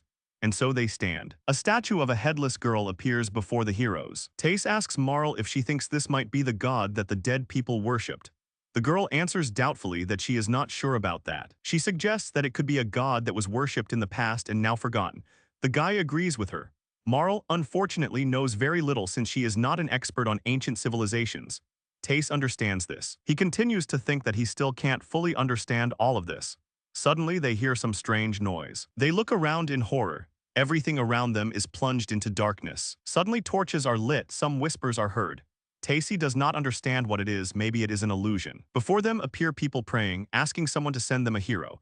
They shout about it more and more insistently and loudly. Tace is horrified at the idea of who these people are. People take out knives and, calling on God to send them a hero, cut themselves. Marl can only scream in horror. Tace is still asking what it is. The people on their knees continue to pray and ask more and more insistently to send a hero to them. This request is heard from all sides. The girl is frozen in horror. The hero is trying to understand what is happening here. The man lying on the ground begins to be covered in smoke. Tace shields her face from the bright light. A young man in a school uniform appears in the sky from this cloud of light. People spread their arms and begin to greet the hero who has appeared. The man looms over the adventurer. Tace begins to guess who this boy is. Here it all ends, the vision disappears. The heroes sigh in surprise. Tace can't fully comprehend what happened. Everything around is already calm. It was a very strange vision. What happened here in the past? He quickly turns to Marl and, calling out to her, asks if all heroes were summoned by rituals like this. Marl continues to tremble and denies it. Heroes are just talented people, they can't be summoned. In this world, the strongest are the heroes. Are they really people with mutations summoned from another world? The heroes turn around and see that the skeletons, as in the vision, are lying in bent, pleading poses. Their hands are lying in the direction of the guy and the girl. There is still one question left. So who was the hero that the ancient people called upon? Marl and Tace fall to the ground. Unfortunately, they have no clues. The guy says he's tired. The princess supports him, she has no strength either. So many questions. Why was this temple built? Who was that boy? The mystery is called a mystery because without clues it cannot be solved. If you act as in normal games, maybe the hero will be able to solve this riddle. He calls Marl by name, she responds. Tace begins to say that he is the same as the boy. She listens to him attentively. The guy covers his eyes with his hand and admits that he could have been summoned, just like that hero. Marl jumps in surprise. She didn't think she would hear such a confession. Tace goes on to say that on the day they first met, he found himself in a field not near the crossroads. There was no one around. He had only a little money and a minimum of things, so he decided to become an adventurer. The girl continues to look at the hero. He adds that he did not come from this world. Before that, he lived in a completely different world. That world was very calm, there were no monsters, magic, and there had been no wars for 50 years. Did Marl know about this? So he is quite unusual. The princess rises and extends her hand to Tace. She puts it on his head and removes his hand, opening his eyes. She tells the hero that for her, Mr. Tace will always be Mr. Tace. The guy did not expect such a reaction. He looks back at Marl. who, with an embarrassed smile on her face, says that in front of her is her dearest person. Tacy closes his eyes and thinks that if this moment could last forever, how happy he would be. A dark silhouette appears from behind the column. He takes out a bow and pulls the string, aiming at the heroes. The arrow hits Marl square in the chest. She starts to fall to the side in surprise. Blood starts to flow from the wound.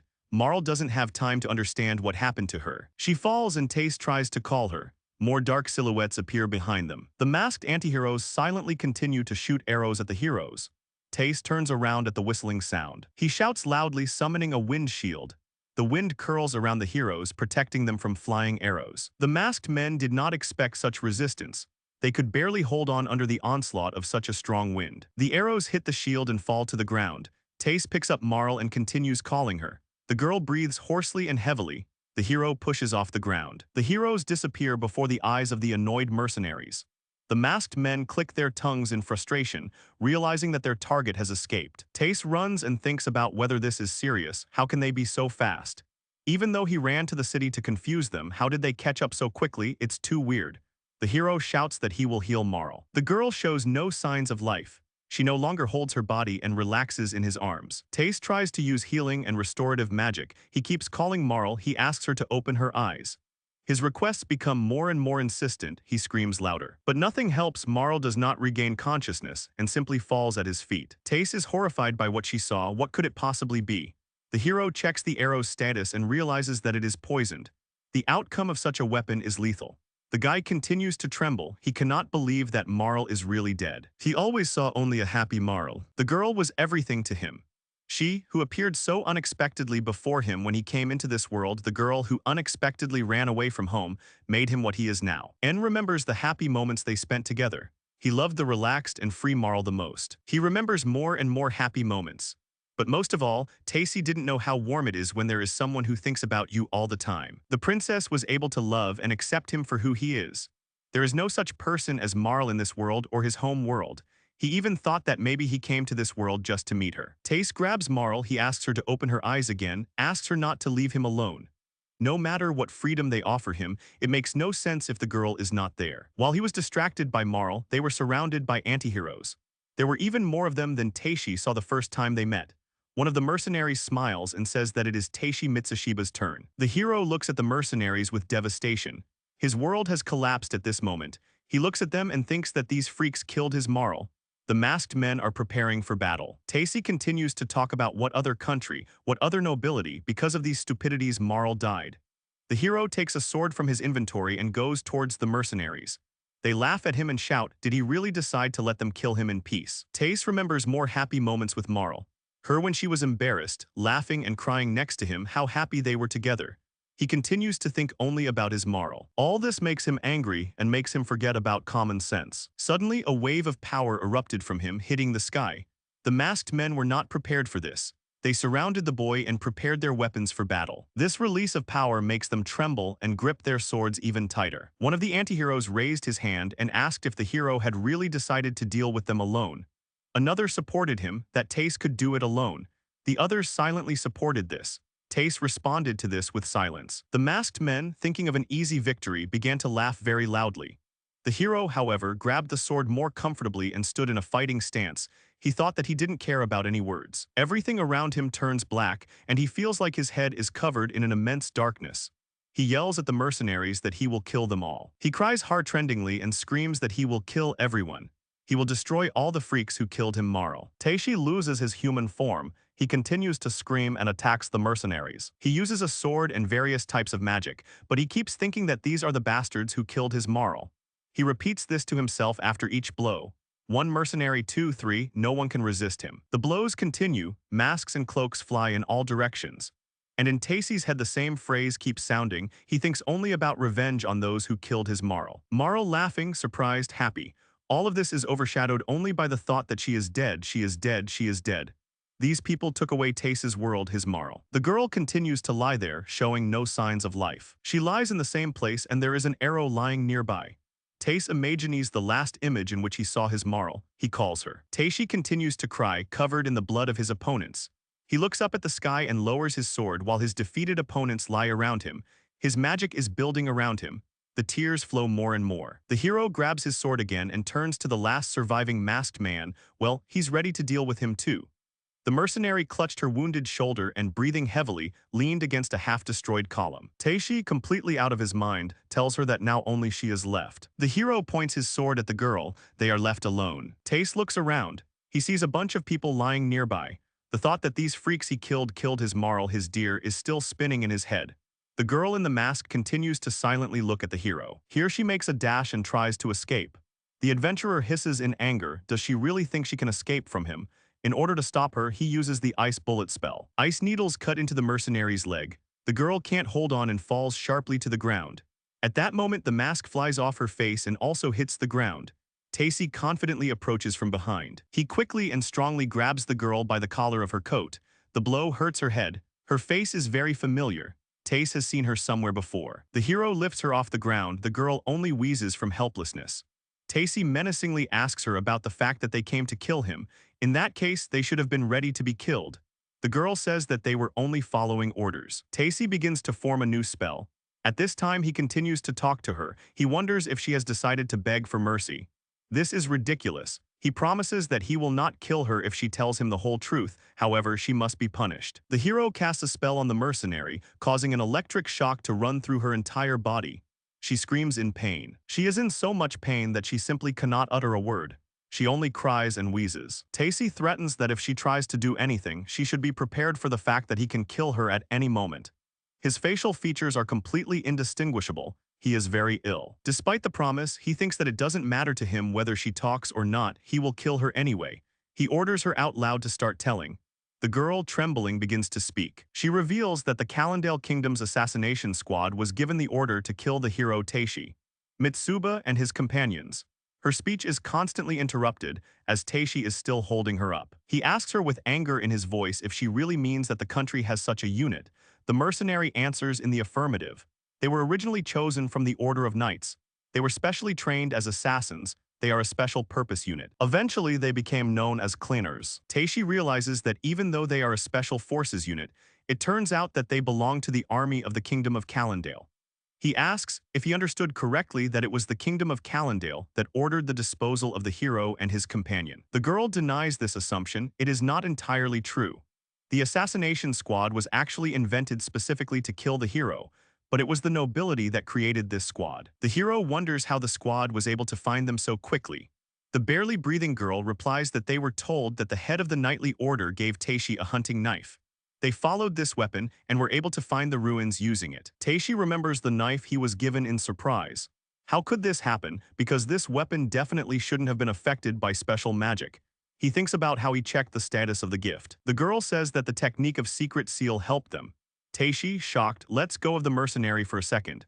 The hunting knife continues to hang on his belt. The seal on the handle is very clearly visible. A woman from the assassination squad asks the hero if he noticed a special pattern on the apple of his sword. The engraved rune allows one to determine the location of the one it is sealed to. Taishi remembers looking at this pattern during his first inspection. He starts laughing and screaming even louder. How could the girl blurt everything out so easily and also call herself a squad of assassins? They are just nothing. He thinks that he already knows everything and now he doesn't need this woman. Tace thinks again that because of these people Marl is dead, nothing matters to him anymore. He tells the woman that she must disappear. His face is full of anger and pain again. The hero squeezes his hands around the woman's neck. She begins to wheeze, her mouth opening wide. Tacy only thinks that he lives in this world now only for the sake of revenge. Nothing else has any relation to him anymore. He continues to clench his hands with a smile on his face. The woman can only cry and clench her fists. Suddenly, there is a knock from behind the hero. This makes him wake up from the state he has been in all this time. The guy turns his head and sees Marl approaching them. She steps carefully, constantly holding onto the column. She is dressed in the same clothes, covered in blood. The hero silently looks at this picture. Marl lifts her head and, breathing heavily, calls Tace by name. She can barely stand on her feet. On her finger, the ring that the hero had given her earlier and asked her to put on her finger gleams. Tace lets go of the woman in surprise. His hands loosen. They can't hold her any longer. He can't believe he sees Marl. He calls her name. The princess is still breathing very heavily. She holds onto the wall with one hand and stretches the other out to the hero. The ring is on the middle finger of this hand. Tace still can't quite believe that it's really Marl in front of him. He stretches out a trembling hand to her. Is she really alive? Could she really have survived? The hero completely lets go of the mercenary. She falls to the ground with a loud thud and shows no more signs of life. Marl touches the place where the arrow hit earlier with the same hand with the ring. She says that she also does not understand how it happened, but she has an idea. She thinks that it's all because of the ring that was cursed. With her other hand, she points to the ring. It starts to glow and sparkle brightly in response.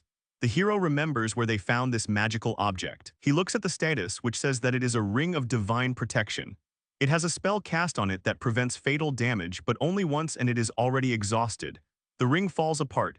Teishi is happy with such an item. He smiles nervously, tears in his eyes. He sighs in relief. Marl starts running towards the hero, who calls her and stretches out his hands to her. The heroes hug. Tace holds Marl by the waist, gently touches her hair and kisses her forehead. He continues to cry from happiness that she is in his arms again. The guy is happy that his Marl, thank God, is alive. Suddenly the girl notices something. She calls the hero by name, attracting attention. She noticed a woman lying on the ground. She tries to figure out who this person is. Then she notices others. The princess nervously holds onto the hero's cloak and turns around. She cannot believe what she sees. Could it really be Tacy who did all this? Did he do something like this to these people?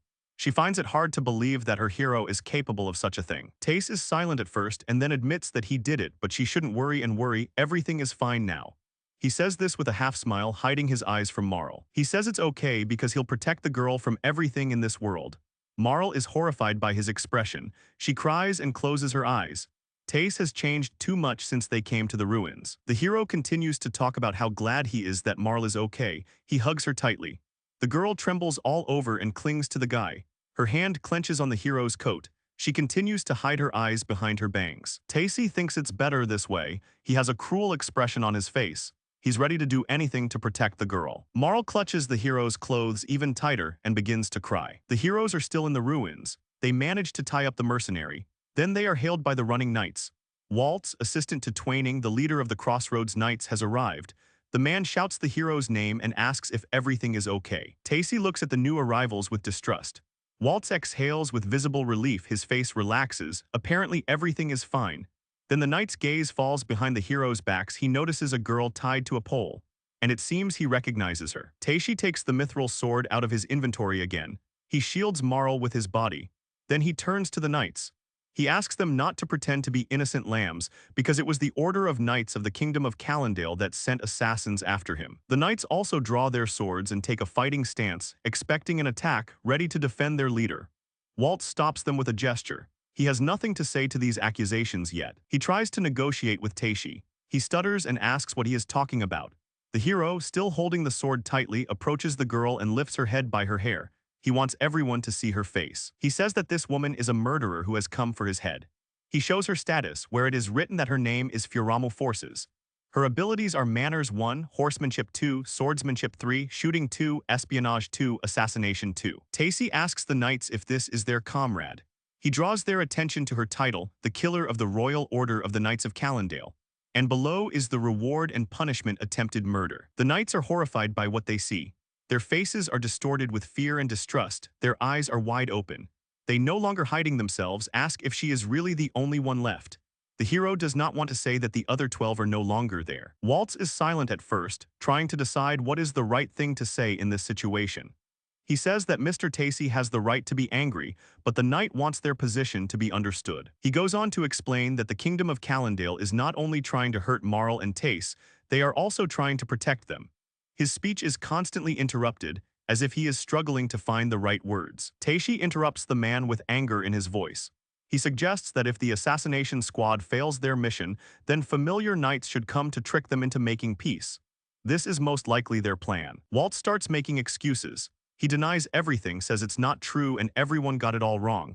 He tries to explain again, but Tace interrupts him again. Are they really telling him to believe them anyway? The hero lets go of the woman's head. He continues to be angry and tells them that the knights of the country are plotting the same evil plans as the murderers. It's like meeting at a crossroads and proposing a joint journey and then killing them in their sleep. Tace feels deep disappointment and doubt. He thinks that he can no longer believe in anything. They are all just toys in the hands of the kingdom of Calendale. In this case, it is better to act differently. The main character used his power. His face was very angry. In his head, there were only thoughts that he would kill everyone. At that moment, Marl was very scared for him. She ran up to him, then hugged him around the torso with her arms. Teishi did not expect that. The main character, without moving from his place, turned his gaze to the girl.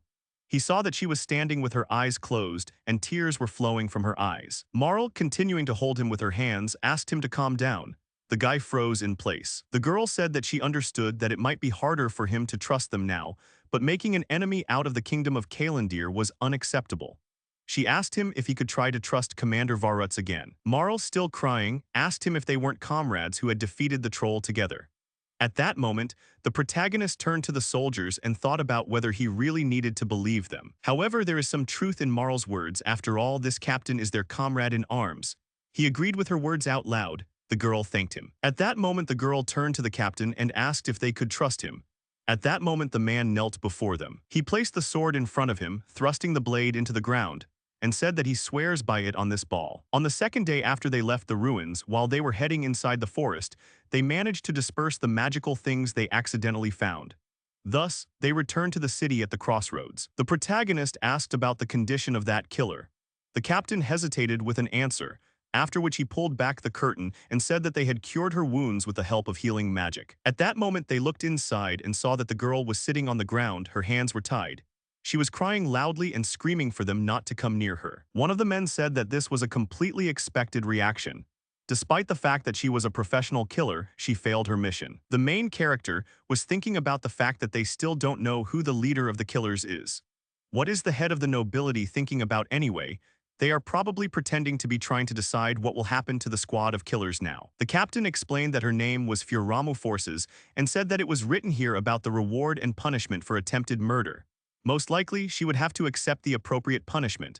Marl was shocked. Then the girl turned to the main character and asked if everything would be okay with this girl, to which the guy remained silent. He thought to himself that why did he need to know information about these bad people who wanted to kill Marl?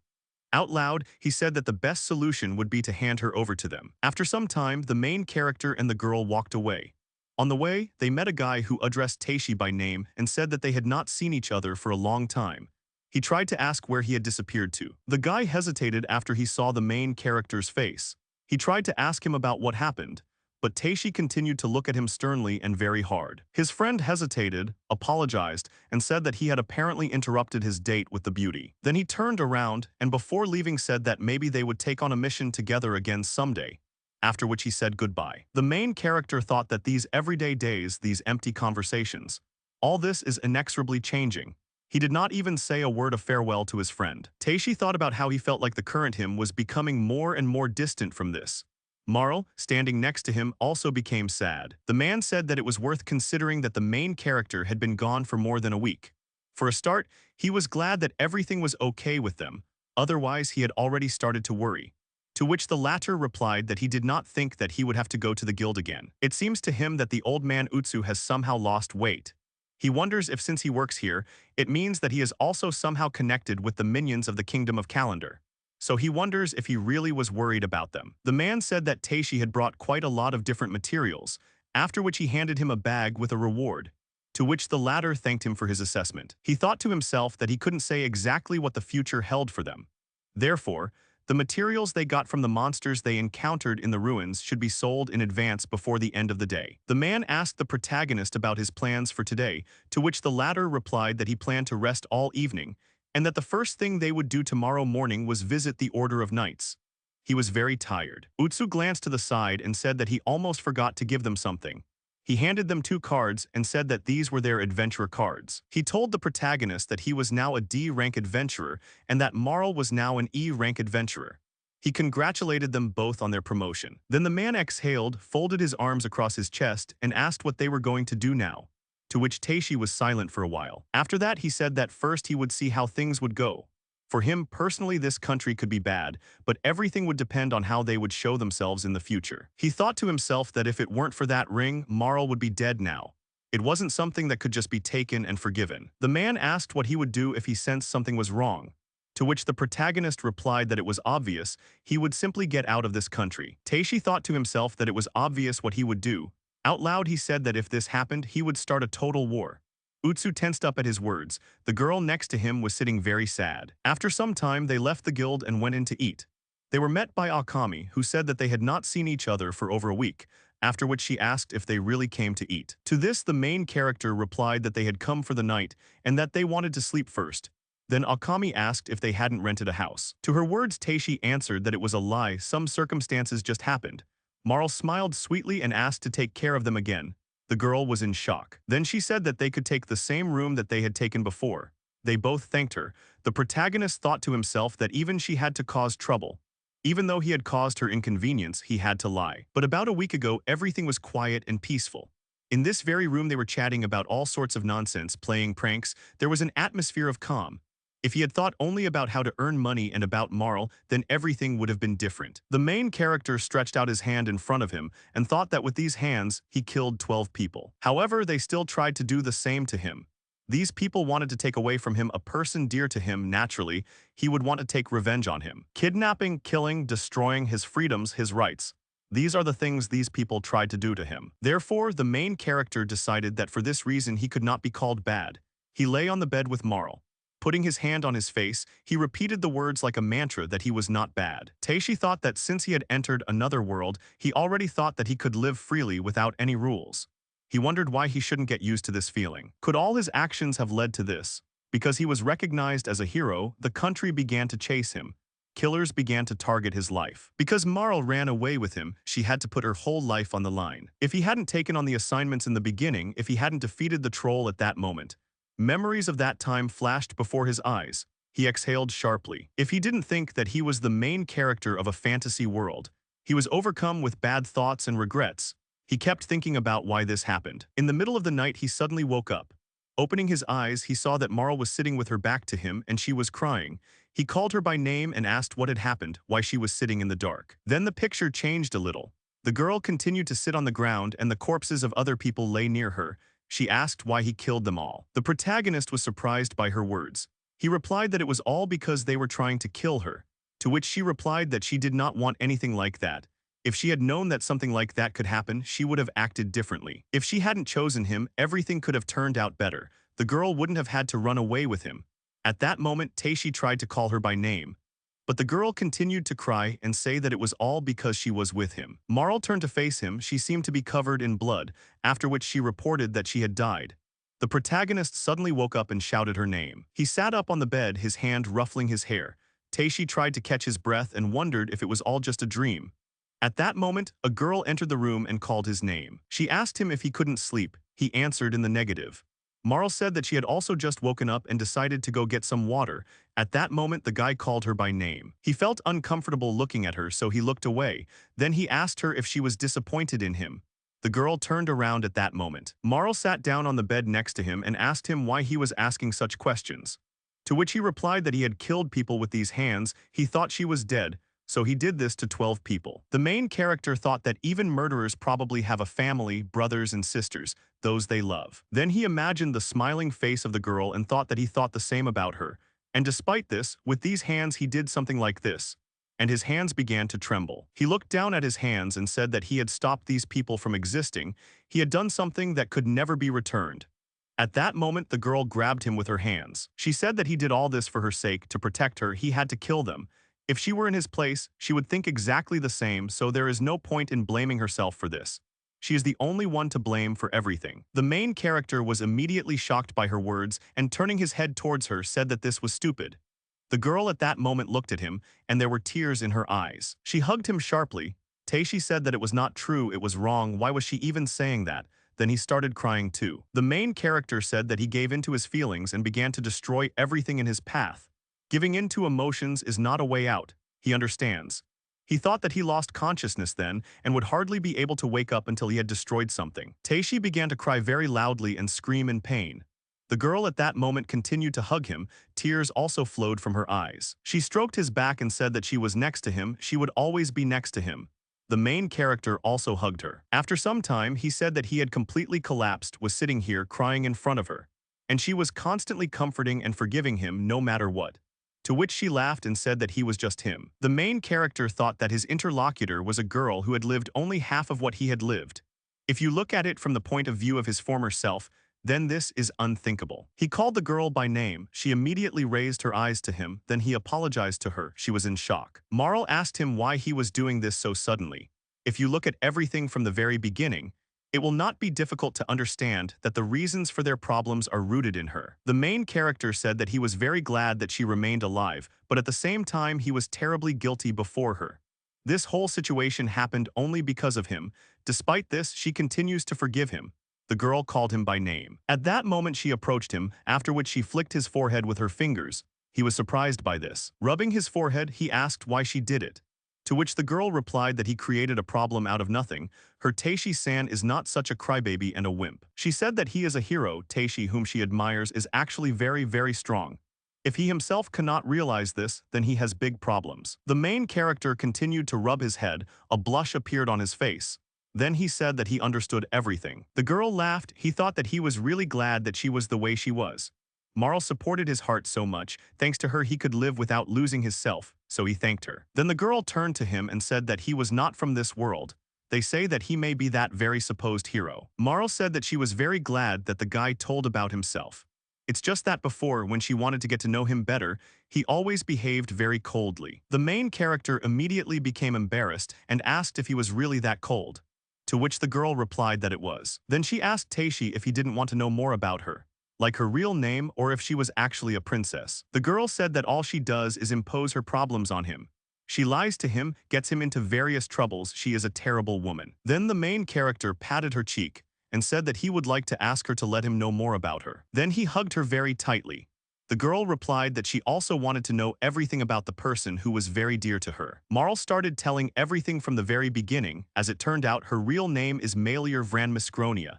She is the first princess of the kingdom of Miscronia, the second heir to the throne. Apparently, they wanted to marry her to Prince Marquis from the neighboring kingdom of Jebris, but she decided to escape through a secret passage of the royal treasury. When she was running away, she accidentally broke the oracle's ball, but she did nothing about it, and it broke into pieces. The protagonist interrupted her and asked if it was really an oracle ball. She confirmed this and said that thanks to it, whoever uses it can receive divine insight, thereby being able to see their future. The object was given to people by God himself. It is also called a genuine artifact. This is the oracle ball. However, although it is clear that this is a magical object, even if you take it in your hands and pray, nothing will happen. The same will happen if someone simply wishes for something, because no one knows how to use it. All this time he lay in the treasury, forgotten by everyone. People thought that they had no idea what they were doing with him, and for starters, they should just leave him here. The protagonist thought that it would hardly have occurred to anyone that in order to use this ball, it had to be broken. Then he asked out loud what happened next. Marl said that she heard a voice. The guy asked her again, to which she replied that he might not believe her, but the voice was definitely in her head. The main character began to suspect something. He thought about the voice of God only a sound. He asked her out loud about what the voice told her. She replied that in the kingdom of Kalandir, in the Adventurers Guild, a man with black hair and eyes named Taishi would appear, and she needed to tempt him. At the same time, the girl blushed all over from embarrassment. The protagonist thought that he had a headache. He asked her if she really believed it, to which Marl replied that at first she could not trust him. But she didn't really have much of a choice anyway. And besides, this voice often helped her out. Thanks to it, she was able to get to the crossroads. She also added that she fell in love with the main character at first sight. At that moment, she hugged him tightly. The latter thought to himself that she was a cutie. After that, the girl kissed him on the lips. Taishi said that she was a real demoness, although this is still putting it mildly. Then she said that if he continued to praise her, she would become even hotter. Her face was very red. She said that when he started whining in front of her eyes, she thought that in such a state he would completely obey her. So cute. To which the guy asked her to stop, no need to rush so much. The night passed and a new day came. They were lying in beds, the girl was sleeping. The main character was thinking that the morning had already come. He thought about how he had blurted everything out to the girl, but now he felt like he was back in shape. However, he needed to check something. The main character logged in, after which he found the voice of God there. Then the voice said that he finally called her. She thought that he forgot about her. Taishi asked her if she had told Marl to meet him, to which the girl replied positively. Then he asked if she had ordered her to fall in love with him as well. The girl replied that this was simply her preferences and tastes. Then the main character blushed even more and said that now everything seemed clear to him. Then the girl said that he himself was a good guy. He found himself such a cool girl. She started asking him personal questions, to which he got angry and immediately turned her off. The main character thought that it was not very pleasant that some suspicious person connected them with Marl. He just couldn't believe it. At this time, the girl was thinking about how much time had passed since he had called her himself, and then he had just passed out. However, she still couldn't get tired of watching him. The girl seemed to be floating in the air. She said that the main character should come to her faster. A new day had come to the city. Many people were moving along the streets. At that moment, the commander and his group were also there. The main character was also on the street. He was thinking that they had no choice but to go to one place. He was thinking that there would be guards with them, so even if they tried to escape, it would be useless. Then he turned to Marl and told her all this news. She said that she understood everything, after which she suggested that they go get ready. He agreed. The owner of the hotel asked if they were already leaving. Wouldn't it be better to rest a little longer? The protagonist and Marl approached the doors leading to the street. They told the girl that they were going to the imperial capital. Then he looked at his girlfriend and with a smile on his face said that they were going. Marl smiled widely and thanked her for sheltering them. After some time, they were already in a caravan that was moving to the capital. It consisted of several carts pulled by horses. In one of them, the main character was riding with his girlfriend. The latter was sleeping, leaning against his shoulder. Teishi recalled the words of the girl which she said to him in the room, namely, the words that she was the only one to blame here. At the same time, he recalled that there were tears in her eyes. Even though she said so, he was the only one who killed them. There is no way to change that. From now on, he will never be able to forget this sin. Then the main character thought about one girl and said that if Furamu could forgive him, if he could somehow atone for his guilt before this girl, then it would be better. But it won't work that way. Even if he makes amends with her, it will look like he wants to be forgiven. Perhaps, if he wants to make amends for his sin, she may not want to forgive him. At that moment, he was called out. It was a nice girl who was scared of him. She apologized to him. The main character at that moment did not understand what was happening. Then someone tugged at his clothes. He turned around sharply and realized it was Marl. He asked her why she was scaring him so, to which she replied that he had a scary face, after which she asked him not to frown. However, he did not listen to her. The girl got angry with him. He apologized to her and said that he was just too tense, that's all. In the kingdom of Kalendir, not all people are bad, but as expected, there is unrest within the royal army due to a major crime. Because of this problem, there is a strong sense of tension. Then the main character turned to the stranger and asked why she had bothered him. She was still scared. She handed him a letter and said that the captain had sent it. Teishi apologized to her for scaring her. The letter described the progress of the investigation into the events that took place in those ruins. A detachment led by Commander Varutsu was sent there. After the report of the troll's kill was sent, an order was issued by the army's superior commander to place a tracking seal on the item that was to be presented as a medal of bravery. The protagonist thought that it was very suspicious, but according to the status check, it was confirmed that he was a hero. At that moment, the order was given from the higher commanders not to approach the hero for now, to await further instructions. This is very strange, so he immediately began an investigation and learned that an illegal detachment was targeting him. The protagonist urgently tried to take measures to protect himself, but it immediately became known that they had escaped from the crossroads. Therefore, using the seal, the first squad was sent to help. At that moment, Waratsu called out to him. He asked if he was okay. The protagonist thought that it was all somehow connected. In other words, the kingdom of Kalendir received a report on the elimination of the troll. Most likely, they had already begun to plan his murder. However, judging this only by this letter is not advisable. There is too little information.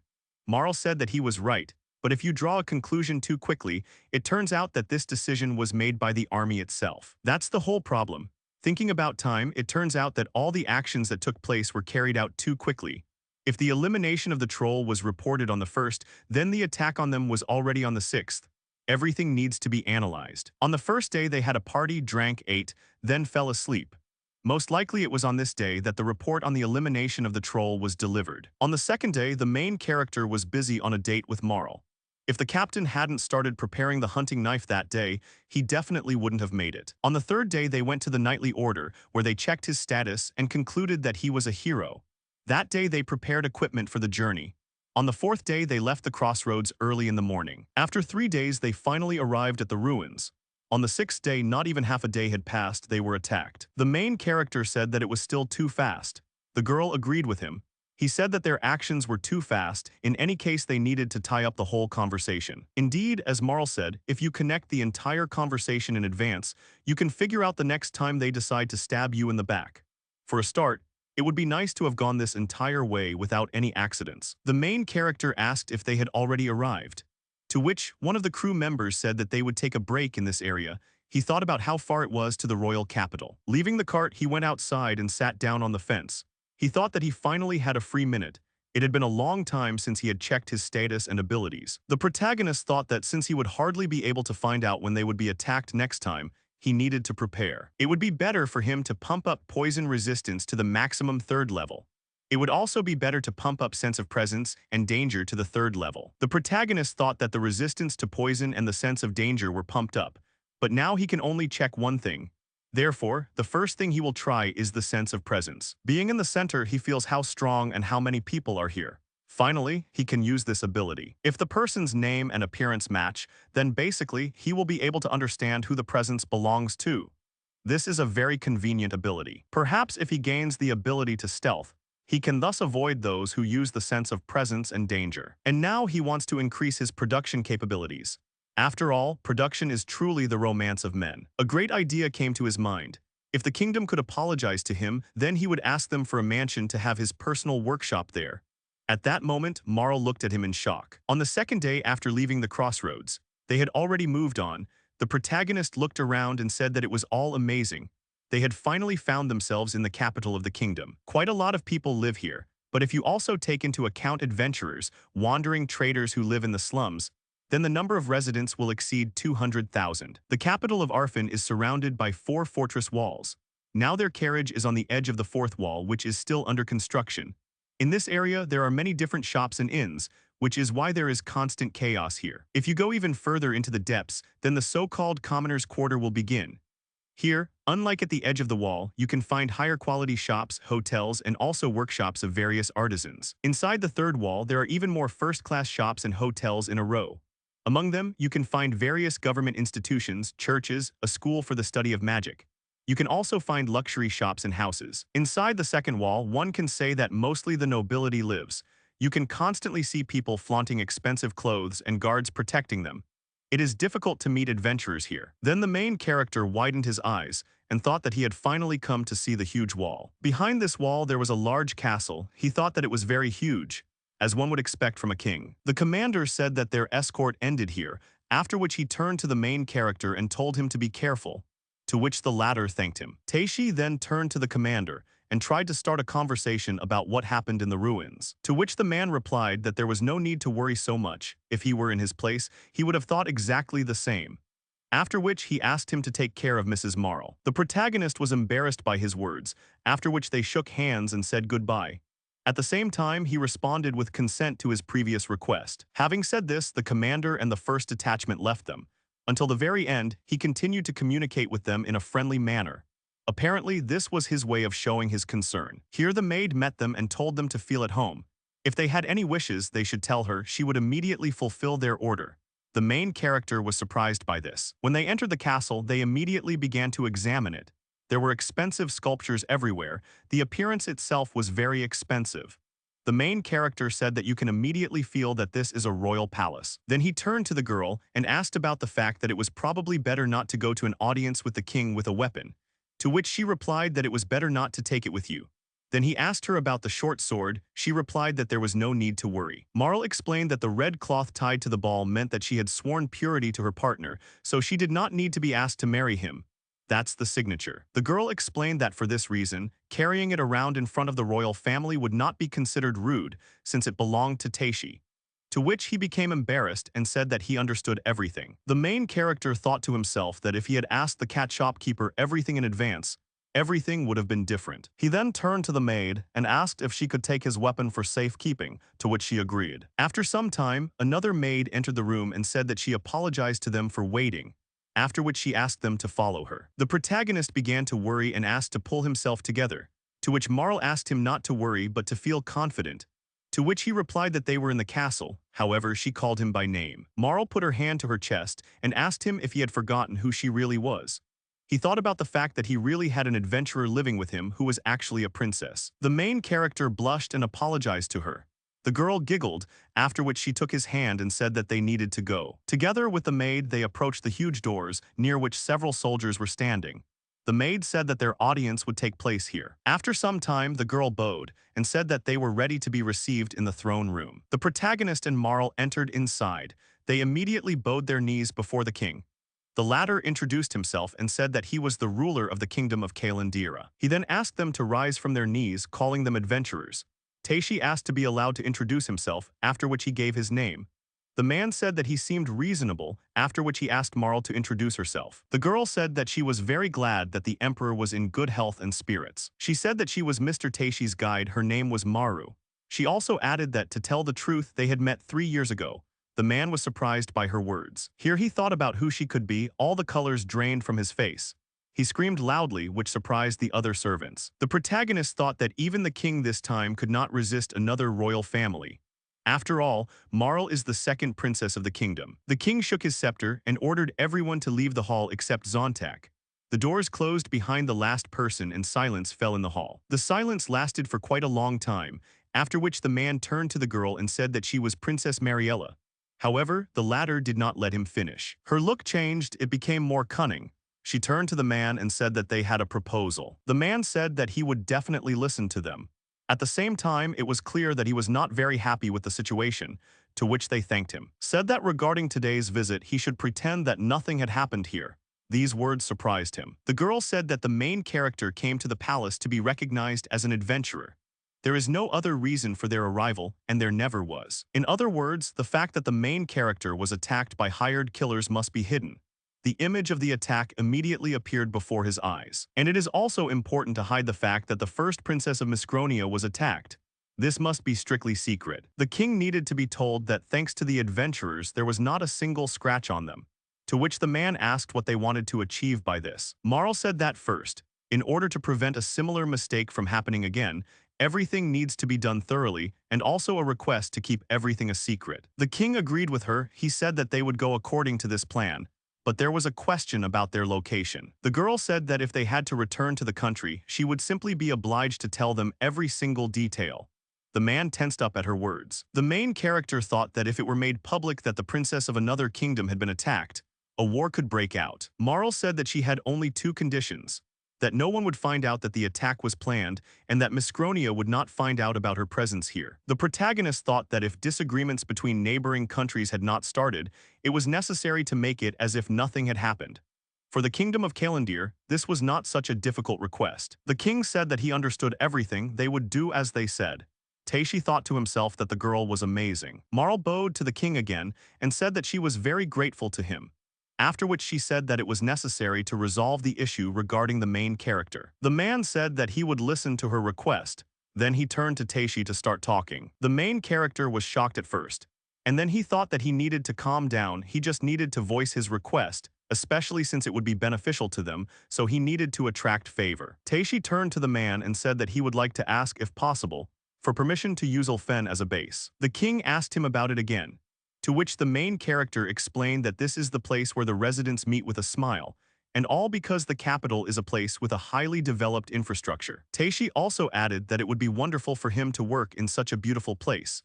He imagined everyone around him happy and smiling. The king thought about his words. The protagonist thought that it could be dangerous here because of the large number of attacks, but here one could also earn the king's favor. Taishi said that he, as an adventurer, wants to serve here of his own free will.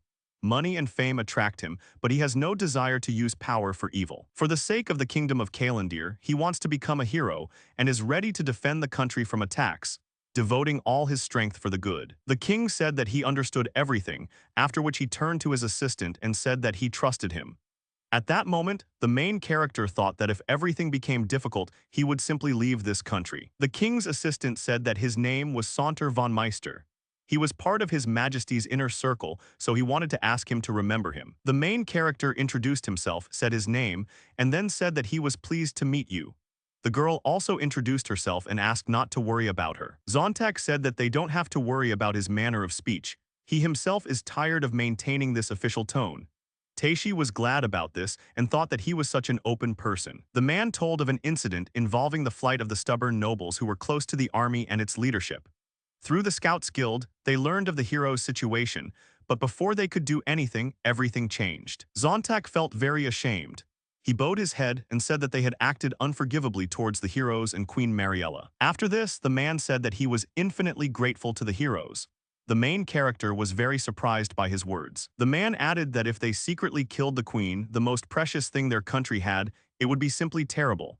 Taishi thought that this was quite unexpected, because he was forced to bow his head before them. Zontak said that for their country, from the moment the heroes appeared, it was necessary for information about them to become the property of the countries that were part of the League. It had long been announced to everyone, but not all the heroes liked it. The man turned to the main character and asked what they thought about making their exploits public. Taishi said that as far as he was concerned, he didn't really want people to talk about him. After that, he turned to the girl and asked her opinion on this matter. Marl smiled at him and said that she agreed with him. Zontak said that he understood everything, after which he suggested going in this direction. The man asked them what they were counting on later, that is, what exactly they wanted. The main character immediately thought about his words. Taishi said that he wanted a normal-sized bath, as well as a workspace that could be used for forging weapons and alchemy. The girl said that she wanted a large bed and a comfortable sofa. And since after all the adventures she would probably have a lot of guests, she would like to have a reliable butler and maid. The protagonist thought about something that had never even occurred to him about the butler and the maid. Zontak said that he would try to do everything possible and in accordance with their wishes, although difficulties might arise. The man asked them to stay in the castle for a while. They silently agreed, after which the girl said that she would like to have time for gardening. The protagonist intends to weaken the influence of the nobles, who adhere to tough policies, and the army. He turned to the girl and asked her opinion on this matter, whether she agreed with him. To which the latter replied that nothing could be done, and since it was necessary to wait, then she would wait. The main character said that he was kind of scared. Marl said that it was scary when you were walking around the city and someone was yelling boo at you from behind. He laughed and said that he wasn't that easy to scare. The two of them decided that they would stay in the capital of Ulfen. At that moment, an unknown girl was watching them. She called out the name of the main character. The main character and Marl have been in the palace for 10 days already. The latter was very bored and said that they were idle. She turned to Taishi and said that they would remain in the palace for a couple of days. If this continued, they would become hostages for life. To which the latter replied that this was impossible. Then he turned to the maid and asked if he was right. He also told the girl that she had cruel jokes. At that moment the maid called them by name. When she entered their room, she said that all the preparations for the base were complete, so they would soon set off on their journey. The moment they arrived at the place, Marl said that their new base looked like a mansion. The main character saw that there was an exit to the main road on the territory. It was a quiet place covered with greenery. He said out loud that it was bigger than he imagined. It would be difficult to clean such a big house. To which Marl said that everything would be fine because they would have a manager or a maid. Then a man appeared in front of them and said that this was their first meeting. His name was Jack Mason. He would be the manager of the house. The main character introduced himself, after which he thanked him for his help. The girl also introduced herself. Then the man invited them to look at the house. First they visited the hall. It was quite spacious. Then they went into the kitchen full of dishes, after which they visited the dining room. At the back of their house was a living room. There was also a forge and an alchemy workshop. In addition to the forge and bathhouse, there is a fireplace with a toilet. They are lit with magic. The main character thought that all this costs a lot of money. Jack asked their opinion. Taishi replied that it was cozy here. He was impressed. To which the man said that it was unnecessary to say such things to the servants. A polite old man like Jack must not be used to being addressed informally. He receives his salary from the kingdom of Kalandira. It cannot be said that they hired him. The main character gave him a bag of money and told him to take it, because it was money to maintain the estate. He thought to himself that he needed to buy a lot of things, and money was also needed for everyday expenses. Taishi explained to him that he should use it to buy food and other expenses. The man agreed with him. The main character thought that money also comes from the kingdom, but he does not want to be in debt to them. Marl asked the man where the maids were now.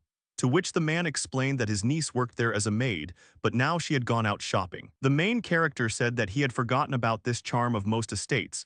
He thought to himself that apparently the man's niece was as polite as he was. At that moment a girl entered the house. She apologized to them for coming late. Jack told her that she had to greet the gentleman. Mabel addressed everyone and said that she apologized for the inconvenience caused, after which she introduced herself. The protagonist thought that the maid was a little girl. It was unexpected. Marl asked her to take care of them. Mabel bowed to both of them, then, naming their names, said that she would be glad to work with them. At that very moment, the bags of food came apart and grain poured out. The girl was shocked. She said that she was very sorry and then apologized. Mabel exhaled. She said that she had some work waiting for her, so she needed to leave. She apologized for it. Jack said that she had a strange character. He apologized for her. To which the main character said that there was nothing terrible about it. Then he turned to his companion and said that he was already used to it. The girl agreed with him and said that Mabel was so good and friendly. After her words, Marl turned to him and said that if he was going to make the first move, he should consult with her. She should explain to him how to behave correctly with a woman. Jack joined the conversation and said that Mabel prefers heroes.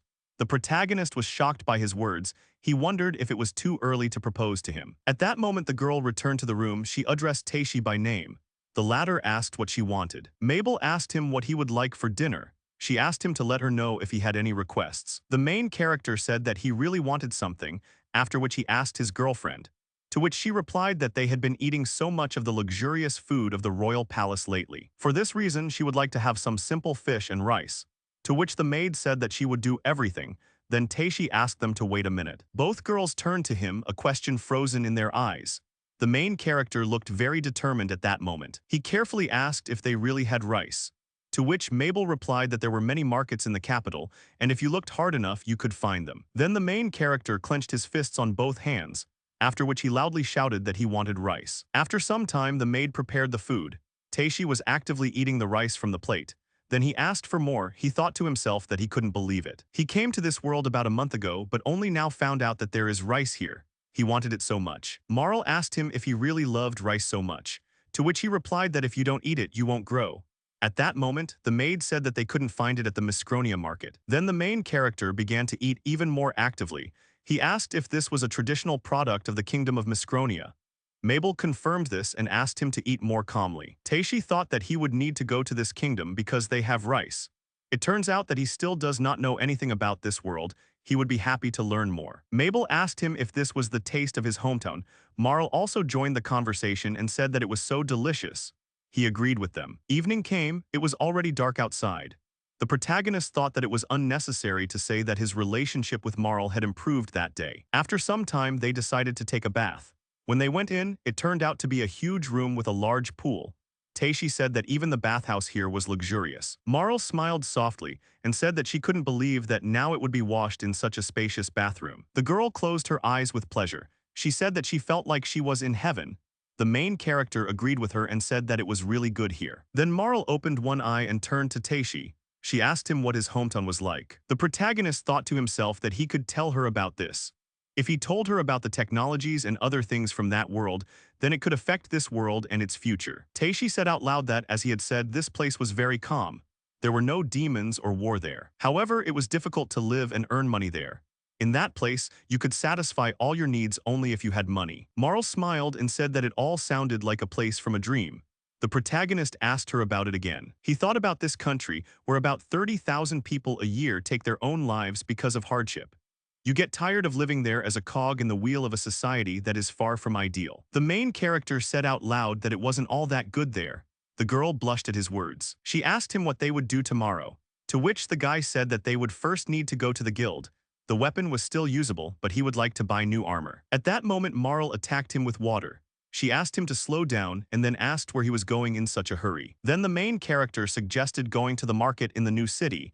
Perhaps they would find some good deals there. The girl agreed with him. Marl said that she would like to go to a restaurant that serves rice, to which Taishi said that she loves to eat so much. Then the girl came closer to him. She began to caress him.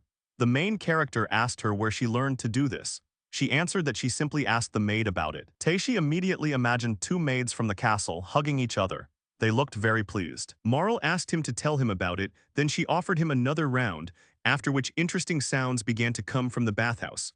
He was shocked by the level of Marl's curiosity. The next day, they went with her to the library. There was no better place to look for data. He thought that he still didn't know much about Iliad, so the library was a great solution. There really are a lot of books here, a real treasure. Looking around, the main character said that it was amazing. All these books were written by hand. There probably aren't any typewriters in this world yet. Marl asked him what happened, to which he replied that everything was fine. He asked the girl to give him a short tour, to which she winked at him, after which she responded with consent. Marl said that this world is Iliad. They say that initially there were several civilizations here, but now it is already December 3, 2203. 2203 years have passed since the gods created this world. Religion in this world unites all branches of people and leads them further. Sometimes gods come down to earth and perform miracles, gifting people with magical things. The main character was surprised by this and asked if the man who gave Marl treasures was also a god, to which the girl asked if he really meant the pearl. after which she answered positively. According to the books, the pearl was given to her by the savior, namely the goddess who created this world. And this girl trusted Marl. The protagonist asked what happened to this goddess, to which the girl replied that they say that she fell asleep forever, leaving her body to the world to give birth to a new heir. The goddess who spoke to him and Marl is one of the oldest in the system. Teishi immediately remembered all the conversations with him. The main character again thought about the question of why he was called to another world. He did not understand what had happened. He needs to think better. It all doesn't look very good anyway, but he's so curious. He just wants to live peacefully in another world. Marl asked him with a smile on her face if he was okay and if he was still tired. To which the main character replied that he still had a lot to learn. Then the girl suggested reading them a book about the continent. Firstly, it is cold in the south, warm in the north. The name of the continent where the kingdom of Kalendir and her hometown of Kronia are located, the continent of Pit, or the first continent. The protagonist then looked at the map, where various kingdoms and cities were indicated. He asked what it was, to which Marl replied that it was a political map of the first continent. They are now in the kingdom of Kalendir. This is one of the most ancient states, located on the plain. They develop and produce enough products to conduct trade. The main branch of industry is agriculture. The standard of living is good, but they have to import salt, since the sea is far away and there is no rock salt. In addition, due to the large number of forests that are under Mamula's control here, the timber industry is poorly developed. Then she pointed to the kingdom of Misgronia on the map, which is her homeland, and it stretches across the eastern and southeastern parts of the continent. Because of the large number of lakes, rivers, and seas, there are many water resources and seafood. It is called the country of travelers because it connects many ports of the world. They say that all things are collected in the crown. However, even though there is a lot of water there, one should not forget that it has both pros and cons. She already said that Kronia delivers sea salt to Kalendir. Marl asked if Miss Kronia could surpass Kalendir in terms of performance. The protagonist said that one only had to look at the king's face. Jevels in the east of Pieta is a mountain kingdom, and near the forests there are elven villages. This is roughly how things are now on the first continent. She asked the main character what he liked most, to which he replied that he liked the kingdom of Misgronia the most. The girl blushed. At that moment the main character repeated his answer again. Marl asked if this was true, to which Teishi replied that he was speaking honestly and fairly. At first the girl was happy, but then she suddenly thought about it. She asked him if he said it because in her kingdom you can eat rice endlessly, to which he shook his head. Marl smiled very sweetly, and said that she hoped that someday they would take a walk around the territory of her kingdom, to which the main character asked her whether she would have to get married then. In response to this, the girl said that no, she would not return to her homeland. Teishi said that his whole body was already numb, after which he suggested taking a walk around the market. After some time, they were already on the streets of the city. Someone was shouting that he had the best pork. Someone was shouting about the highest quality flour without impurities. Someone was shouting about salt. The main character asked if they really eat such vegetables if they are tasty. The girl said that they are very tasty, you should take them. Teishi said that he thought the new quarter had everything his heart desired. She apologized to him and said that she had eaten too much. They then came across a market outside the castle and decided to go there. They looked around and concluded that there was a larger selection here. However, they felt that not everything was so rosy here. Suddenly, the main character saw an unusual place where there were girls with a lot of naked body. Marl said that there was nothing to see there. He apologized to her and said that he was really interested. In response to his words, the girl puffed out her cheeks. She asked him if he really liked women's virtues so much. He answered her that he was simply interested in what they were selling there. This market was different from the market in the castle. There was a flourishing trade with servants and other bad things. It is a natural part of the world. Suddenly someone called out to him. The man said that their servants were healthy and obedient and even had combat skills. The main character looked at the men in shock. He thought about whether that man could really be bought and sold like a thing. One of the masked men said that services that can read and write are here, after which he led one of the clients to a separate room. There were also very young girls there. The protagonist thought that when he arrived in this world, he saw people who looked like servants, but they never raised their eyes. Suddenly one of the boys there started shouting that if they tried to sell him, he would kill them all. However, at that very moment violence was used against him. The guy fell to the ground. He turned out to be a beastman. He had paws and ears. The main character thought about what happened. He came to the conclusion that it was all magic. One of the salesmen said that the guy was nothing but trouble because he knew that he couldn't resist the magic of submission. It was time to show this beast his place. The man agreed with his interlocutor and said that they would lower the price. As long as it was their product, they could do whatever they wanted, after which they laughed, took the guy in their arms and walked away. The protagonist learned a little more about this world, but it seemed to him that he understood the local laws. Servants here are like things. He looked for a long time after the men who were carrying the boy. Taishi realized that this was the reality of his new world. Suddenly he felt ill. Marl asked him if he was okay. She also suggested that he leave if he felt ill, to which he said that everything was fine. It is not surprising that such things happen in this world, but he will have to accept it. The mind has decided to live here, even if something like this happens. Looking around, he realized that everyone was taking this for granted. He approached the girl and asked if this surprised her, to which she asked him again, and he explained about the work of these men. Marl's face seemed to darken. She said that she could only guess what his world was like. Then she said that she didn't care. Her eyes seemed to become empty, not expressing any emotions. She said indifferently that they were just servants. Adventurers who are in debt, daughters of merchants who were sold, children from disadvantaged families. Among them there are also criminals. Nothing can be done if you have become a servant. Then tears appeared in her eyes. She said that she had always seen things like this, so she didn't want to think about it anymore. After these words, Marl pressed herself against his hand and then suggested going home. He agreed with her. As they walked down the street back home, Taishi noticed something. He stopped and looked back. There was a girl sitting on the opposite side of the road. He remembered her. She was wearing a black cape. She had long black hair. However, at that moment she was chained. There were many wounds on her body. The protagonist realized that it was the figure of the killer Furamu forces. The girl's gaze was very empty. She sat next to the other girls who were up for sale.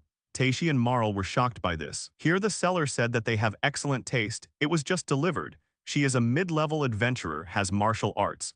If you use the magic of submission, you can achieve unconditional obedience. The main character immediately asked him about the magic of submission. The merchant asked if he really didn't know about it, after which he said that he would explain everything now. Thanks to this, the servants gain a connection with the master and obey any orders. This is the meaning of the magic of submission. Any disobedience is considered to be a breach of contract. As a result, the servant will experience terrible pain and in the worst case may die. The protagonist at that very moment remembered how this very magic was used on that guy. He asked the merchant out loud how much this girl cost. Marl was shocked by his actions. The man said that they should wait a little, he would come now. Then he said that she was worth 20 gold no less until they could look at the contract. Marl asked him why her. The main character thought to himself that even if he had asked himself this question, he still would not have found the answer. Taishi approached his girlfriend and told her that she was thinking badly.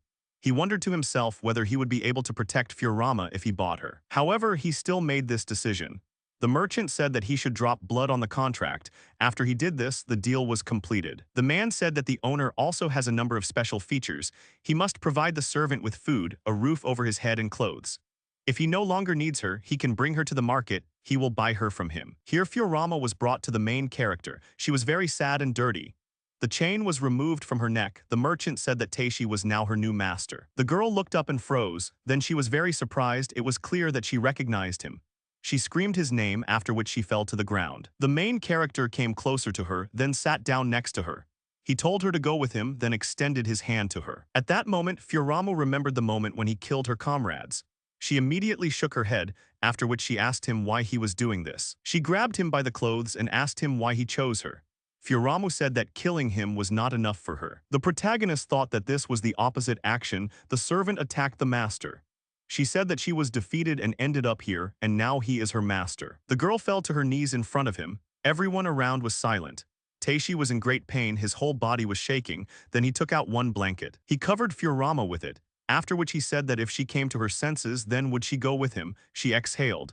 The main character thought that no matter what he said now, she would not listen to him. After some time, they stood up on their feet together with the girl.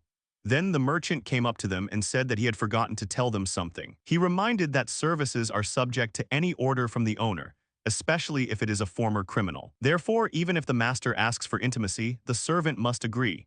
Furamu said that this is true, and she will do everything in her power. After some time, they returned to the mansion. They were met by Mabel. She asked who the girl was who came with them.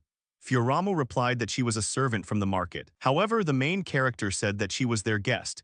He said to prepare her bedroom and food, let the girl take a bath for now. Mabel smiled and said that she would do everything in return. Taishi thought that he wouldn't be able to help her there. It would be indecent. He was just worried that she would be alone. Suddenly, Furamu unexpectedly threw off all her clothes, as if she was going to provide services with her body. Teishi thought about how she was still alive after that. She had a lot of burns, bruises, and cuts on her body. The girl fell to her knees and immediately reached for his trousers. The main character walked away from her and said what he had already said, that she was not a servant here but a guest. Then Marl came up to her and asked her to just relax. Then the girl pushed the main character out and said that she would go with Furamu to the bathhouse. Guys are not allowed. Then she slammed the door. The protagonist thought that he hoped that nothing bad would happen because of the magic of subjugation.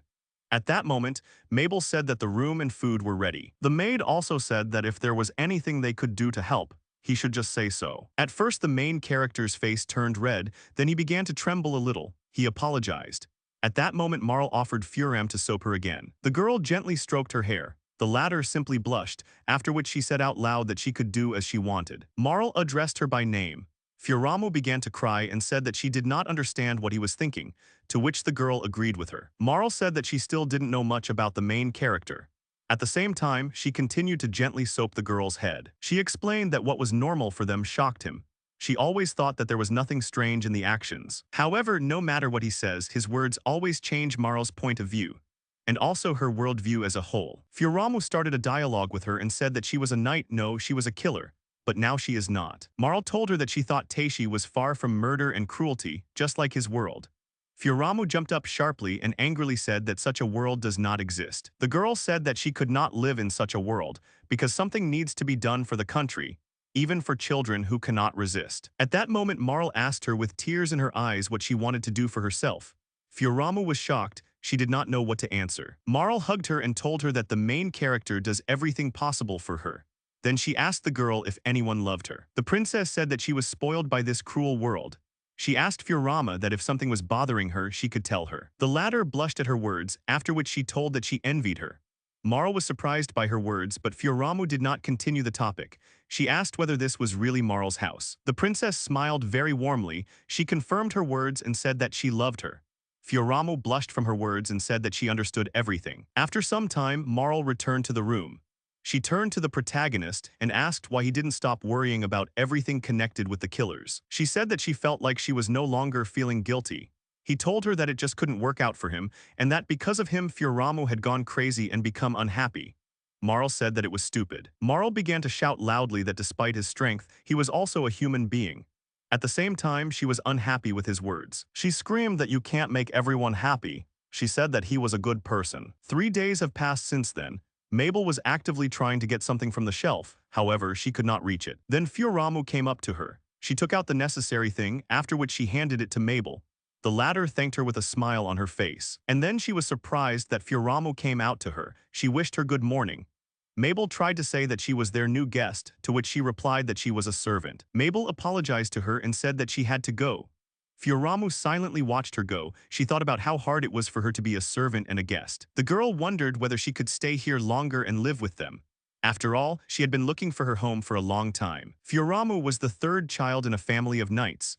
She remembered her childhood, how she told her father that she wanted to become a cool knight like him, to which her father replied that a girl could not become a knight. He asked her if it was really so difficult to behave appropriately, after which he cited her sisters as an example. After some time, she was sitting at the table with her sisters, and they were laughing at her. The girl always felt like an odd one out. She just wanted to find her place and become a knight so that her father would be proud of her. Suddenly, one fine day, she was told that there was a task for her. The man asked her if she knew the rules of combat. With great difficulty, she joined the royal army, fulfilling irregular military conscription. But there she found comrades. And she also found her place, at least she thought so. They were all happy at that moment, there were smiles on their faces. However, that day everything changed. All her comrades died except her. The trial was held in her native country, her father was exiled and dishonored. All her dreams sank into oblivion. Marl was upset. She chuckled, then said that it was awkward, but she apologized to her.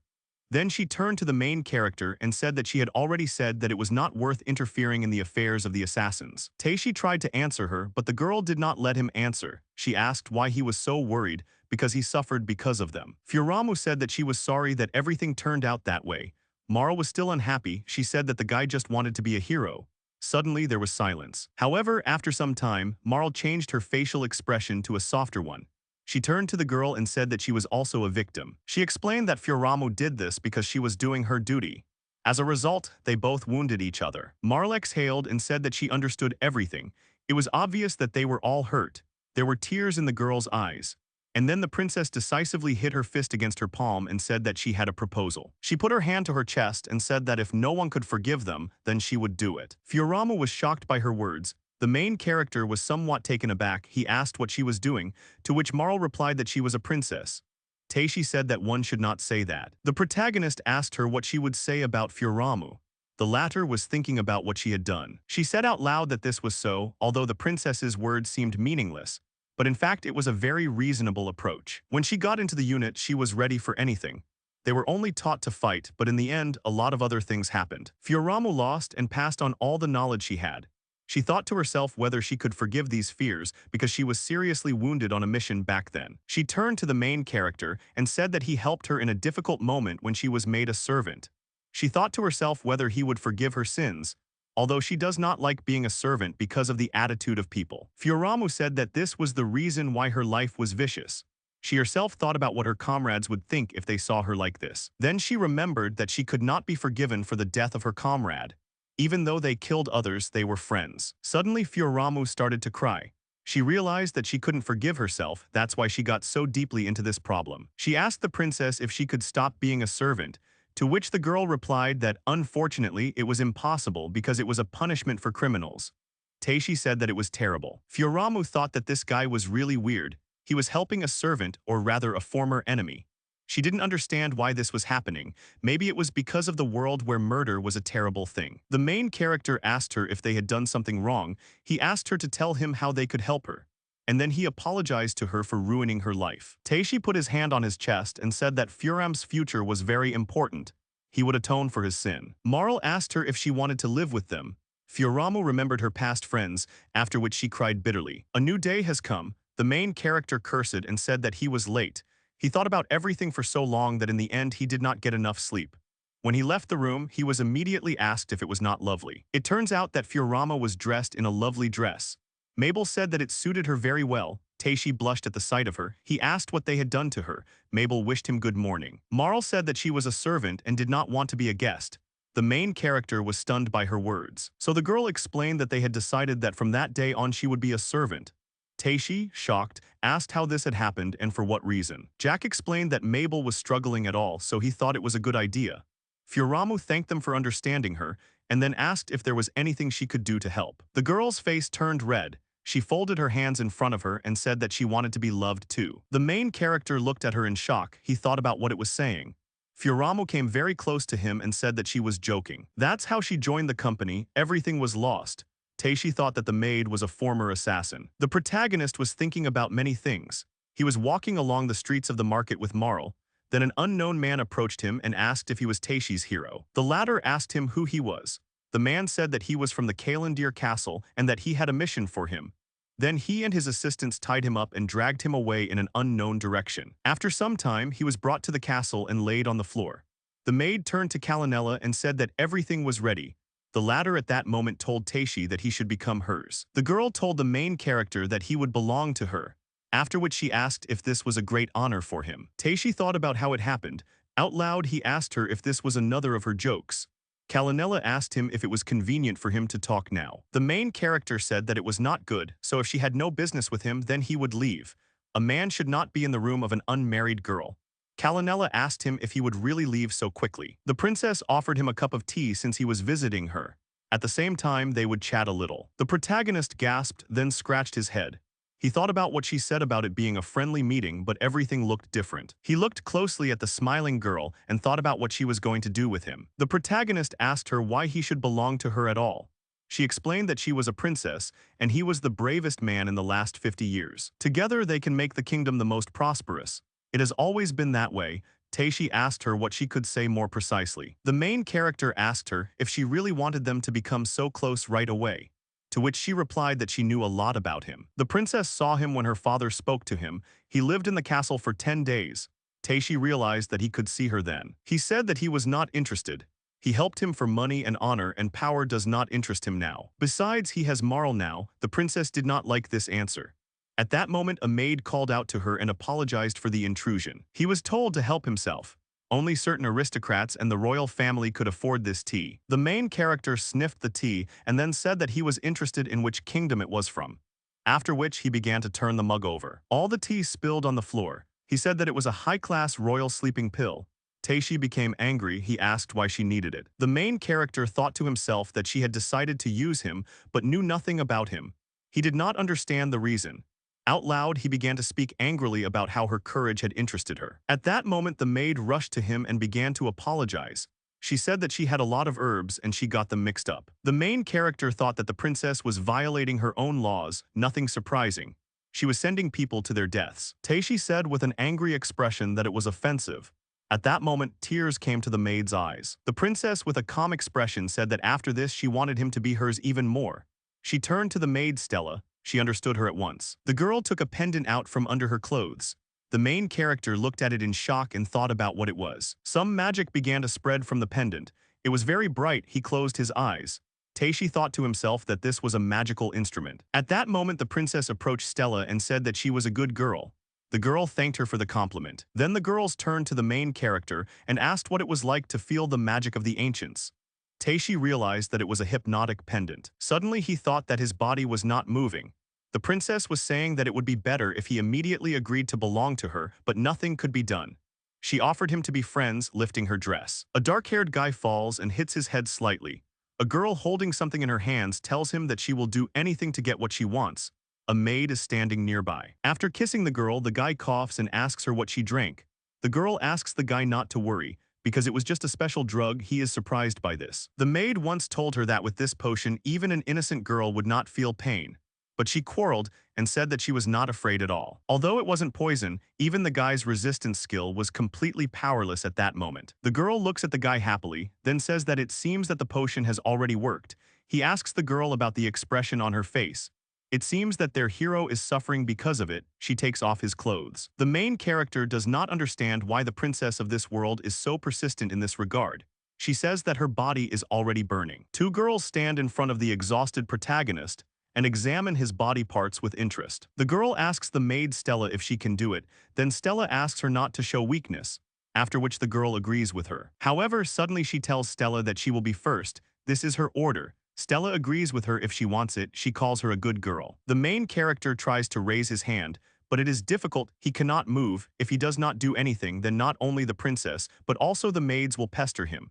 Suddenly he does something and a flash occurs. The girl falls to her knees. The maid asks her about her condition.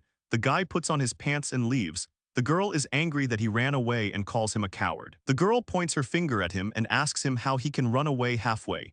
Won't he regret it later as a man? The protagonist angrily tells the girl that the only one he wants to do this with is Marie, calls her stupid. She asks her to take her words back.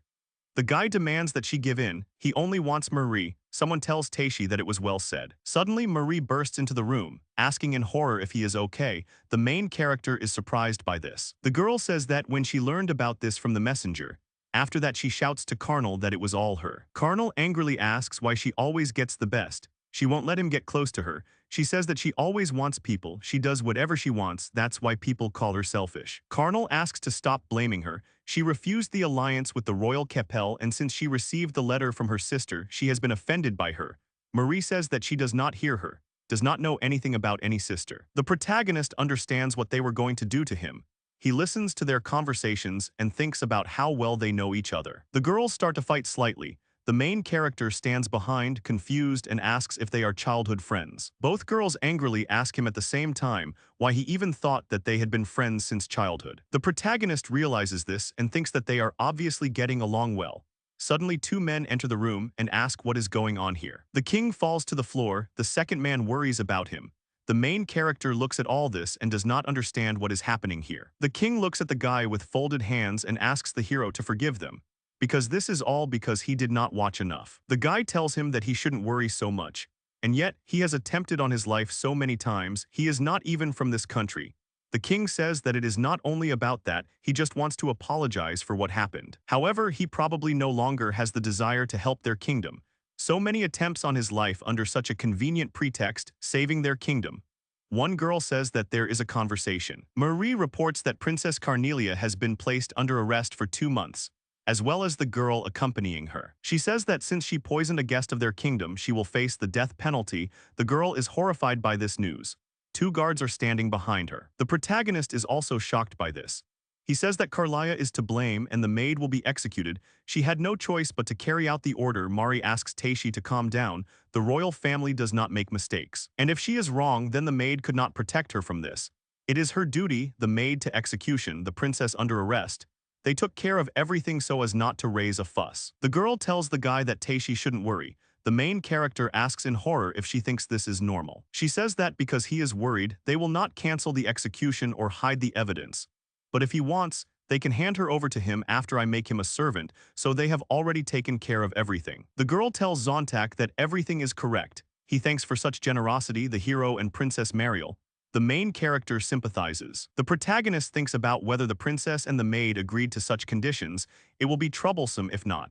The girl says that putting her under arrest is too much. She tells the hero that he was just lucky. If he had just become her, none of this would have happened. It is because of her that they are going to execute her. She has no upbringing. The man tells the princess that he will take her to the monastery. She screams that she will not give up until she takes everything from Mariel. The girl tells the guy that she is tired and suggests going home. He agrees. She tells the king that they are done for today. They both walk down the street. The guy asks what kind of nonsense happened today. Marie says that she constantly has problems with this girl. She is very tired of everything. The girl looks at the guy and blushing tells him that, as he said, he is only hers. The main character is touched by this and understands that she is simply the best. Two girls meet them. The guy asks one of them if she is hurt. She says that everything is fine. When she heard the news, her heart almost stopped. The second girl says that she was very worried. The guy understands this. She was constantly under tension, no matter how strong it was. The girl reports that if something were to happen, everyone in the mansion would be worried. Both girls ask the protagonist to never act recklessly. The protagonist understands them. Since he had the danger detection skill, he noticed the poison tea.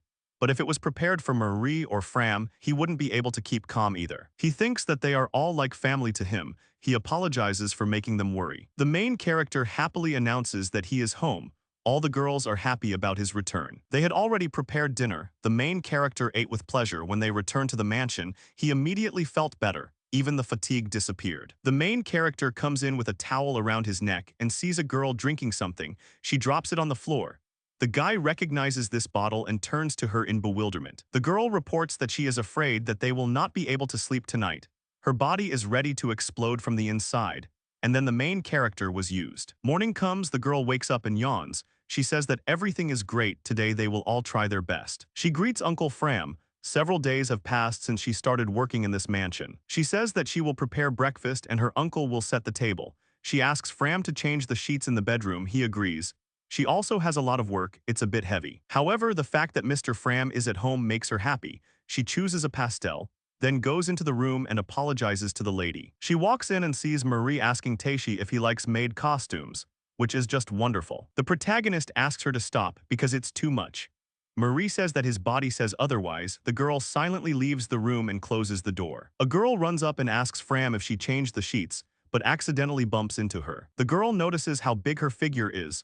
Fram says that the gentleman will be spending some time in the bedroom, so she will change the sheets later. She asks why. Fram tells the girl that it is too early for her to know this, which makes the little girl angry at her. She tells Fram that she is, by the way, the head maid.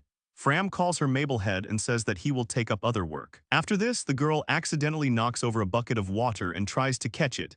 Everyone looks at her. She thinks about whether she is useful at all. The protagonist sits facing the table next to a plate of food. They ask him if he feels bad if they can cook him something light, but he says that everything is fine. So much has happened in the last few days, he is physically exhausted, so he just wants to live quietly. Mabel quietly says that he seems to be tired because of Princess Carlia. Then a lot must have happened. Can they help him? Fram thinks that it is better to leave him alone. He probably has insomnia. Uncle turns to Mabel. She asks what he wants. He says that she left the pot on the fire and it looks like everything burned. She apologizes and thinks that she made a lot of mistakes. She is not an experienced maid yet and does not know how to do many things. She cannot do the job as well as her uncle. She would like to have special skills. The uncle offers the guy to try onigiri. Marie's joyful smile is calming, and Fram's body is good and healing. You just have to look at it. Mabel does not really understand what is happening between Marie and the Lord. The protagonist asks again about the shoulder massage. Mabel says that she wants to help him get rid of fatigue. He agrees and she says that she will try. The girl begins to lightly touch the guy's shoulders, and he calmly turns to her with his eyes closed. He tells Mabel that she can try harder because it's like she's tickling him. The girl apologizes because that's all she can do. He understands that, because she's a girl and a child. After that, she moves away from him. The guy looks at her. The main character asks her about her legs. She doesn't understand.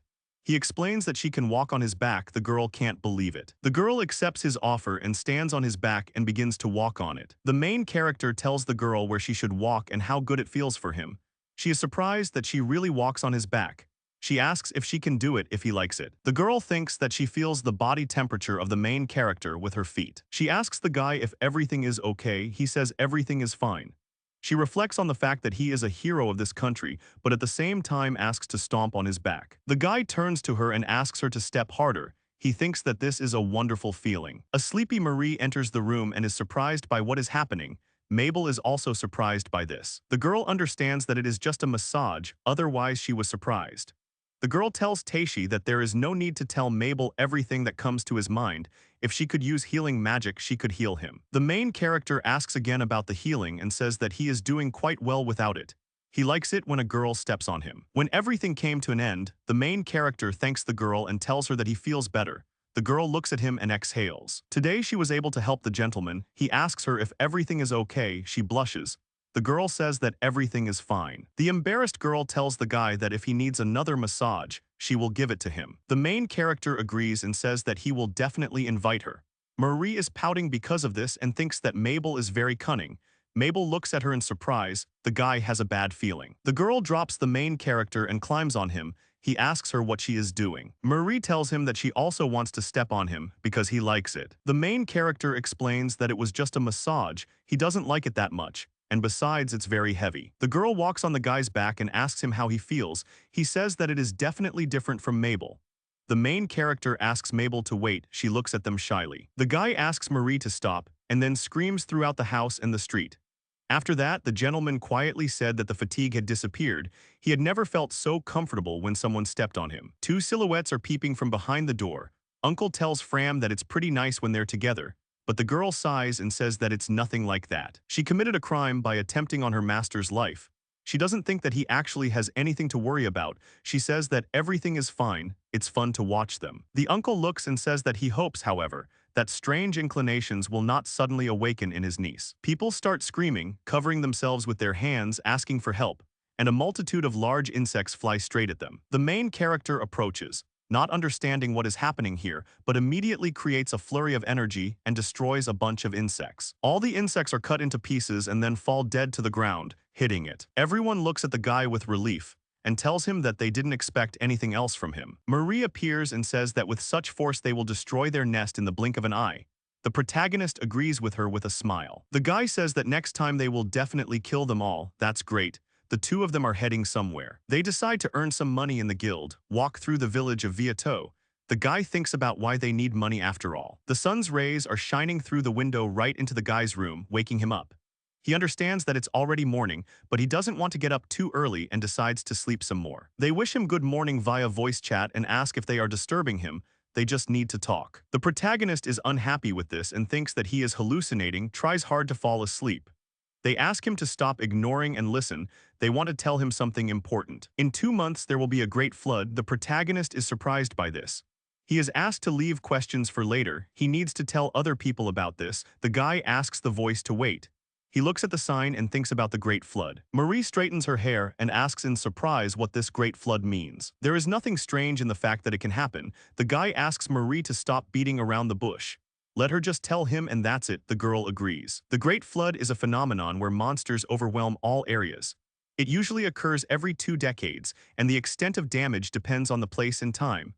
During the last one, a huge number of monsters moved into the capital of Ulfen, causing great damage. 20 years ago, she was still a child. The maids were bursting into tears, and the number of guards guarding the palace was reduced. She thinks many of them were unable to return home, but she noticed this much later. The girl asks Taishi why he suddenly started talking about this. He says that it was because the mysterious eye of God told him about it.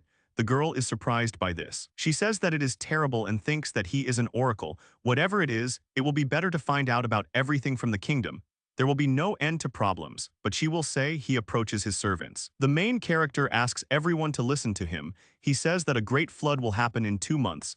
Everyone is surprised by this. Mabel asks the gentleman how he knows. He admits that God told him so because he knew that they would react that way. There must be someone in this world who heard about it, and if they confirm it but it is a difficult goal, the man says that it is difficult to prove. If rumors spread about it, the guy can be blamed for all the unrest. He imagines himself shouting to everyone that he heard the voice of God, that in 2 months there will be a great flood, and that he was considered crazy. He understands that this is how it will be. The protagonist turns to Jack and asks if he can make an appointment with Sontark.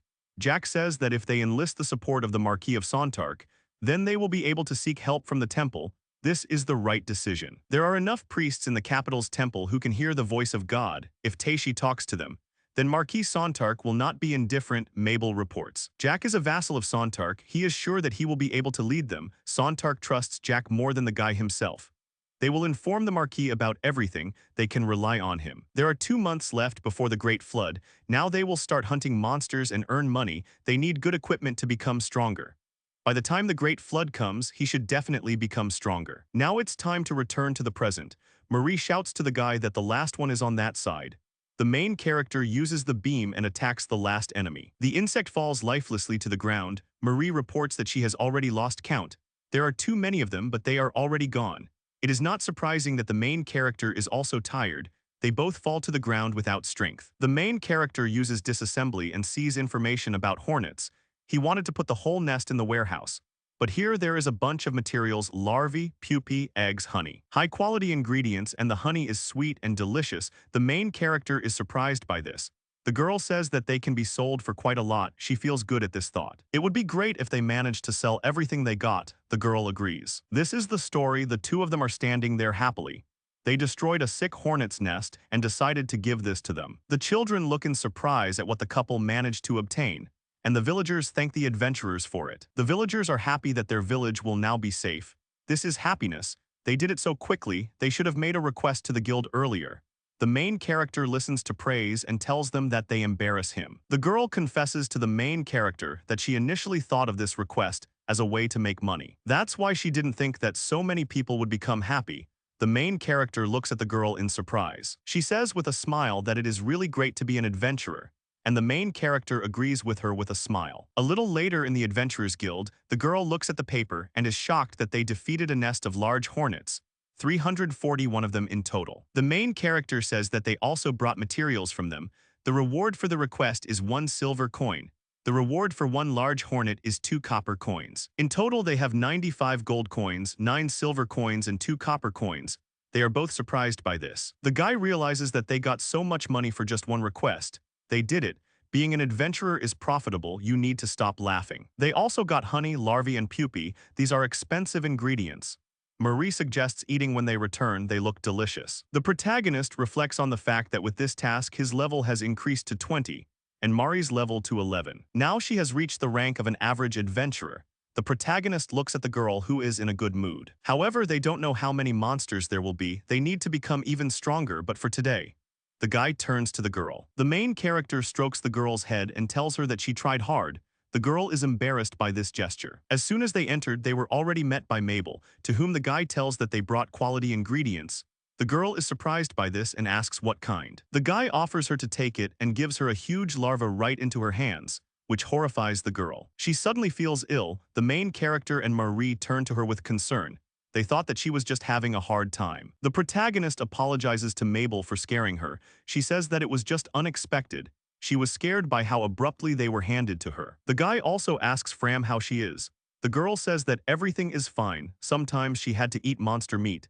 Imagines the killers frying monster meat. Fram announces that he and Mabel will cook together if they are hungry. Marie promises that it will be delicious, but Mabel will definitely not eat it. They are asked if they will go to sleep after they finish eating. They agree. They have saved a lot of money by completing a request in the guild. Now they need a good weapon. Someone asks if he is serious. The man answers yes and says that at least he said it with a serious face.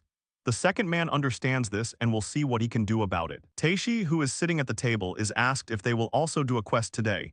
He replies that it would be nice. He asks Marie, who is sitting opposite him, if there is a workshop in this mansion. He wants to try making his own weapon. She says it is a good idea before the flood. The girl asks the main character if he knows blacksmithing and alchemy.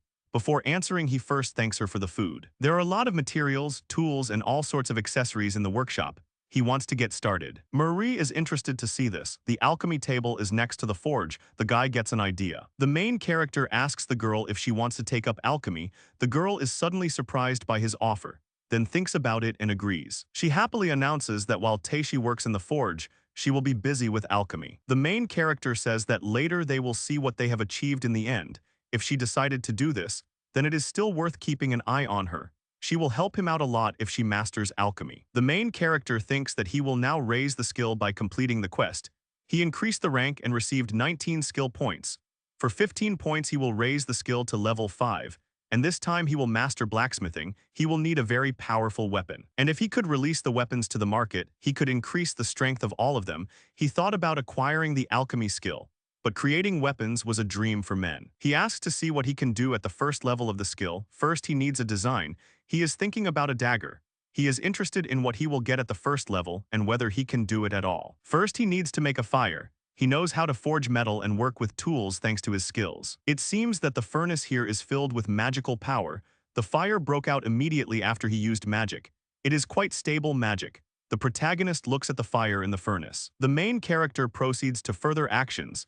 He heats the iron in the furnace, holds in his hands a special tool in which an iron ingot is placed. He places the iron in the furnace and looks at what is happening, notices that everything is working and thinks that this is not bad. The main character picks up a hammer and realizes that it looks pretty good. Now it needs to be forged. He hits the heated iron with a hammer. This is because he has increased his rank, and with it his strength and dexterity. The hotter the metal, the easier it is to work with. After he has forged it, he has to put it in water, which he does, and then continues working and looks at the shape, thinking about whether to make it smaller. And in less than 30 minutes the blade was ready. He sharpened it on a whetstone, made a handle out of leather and wood.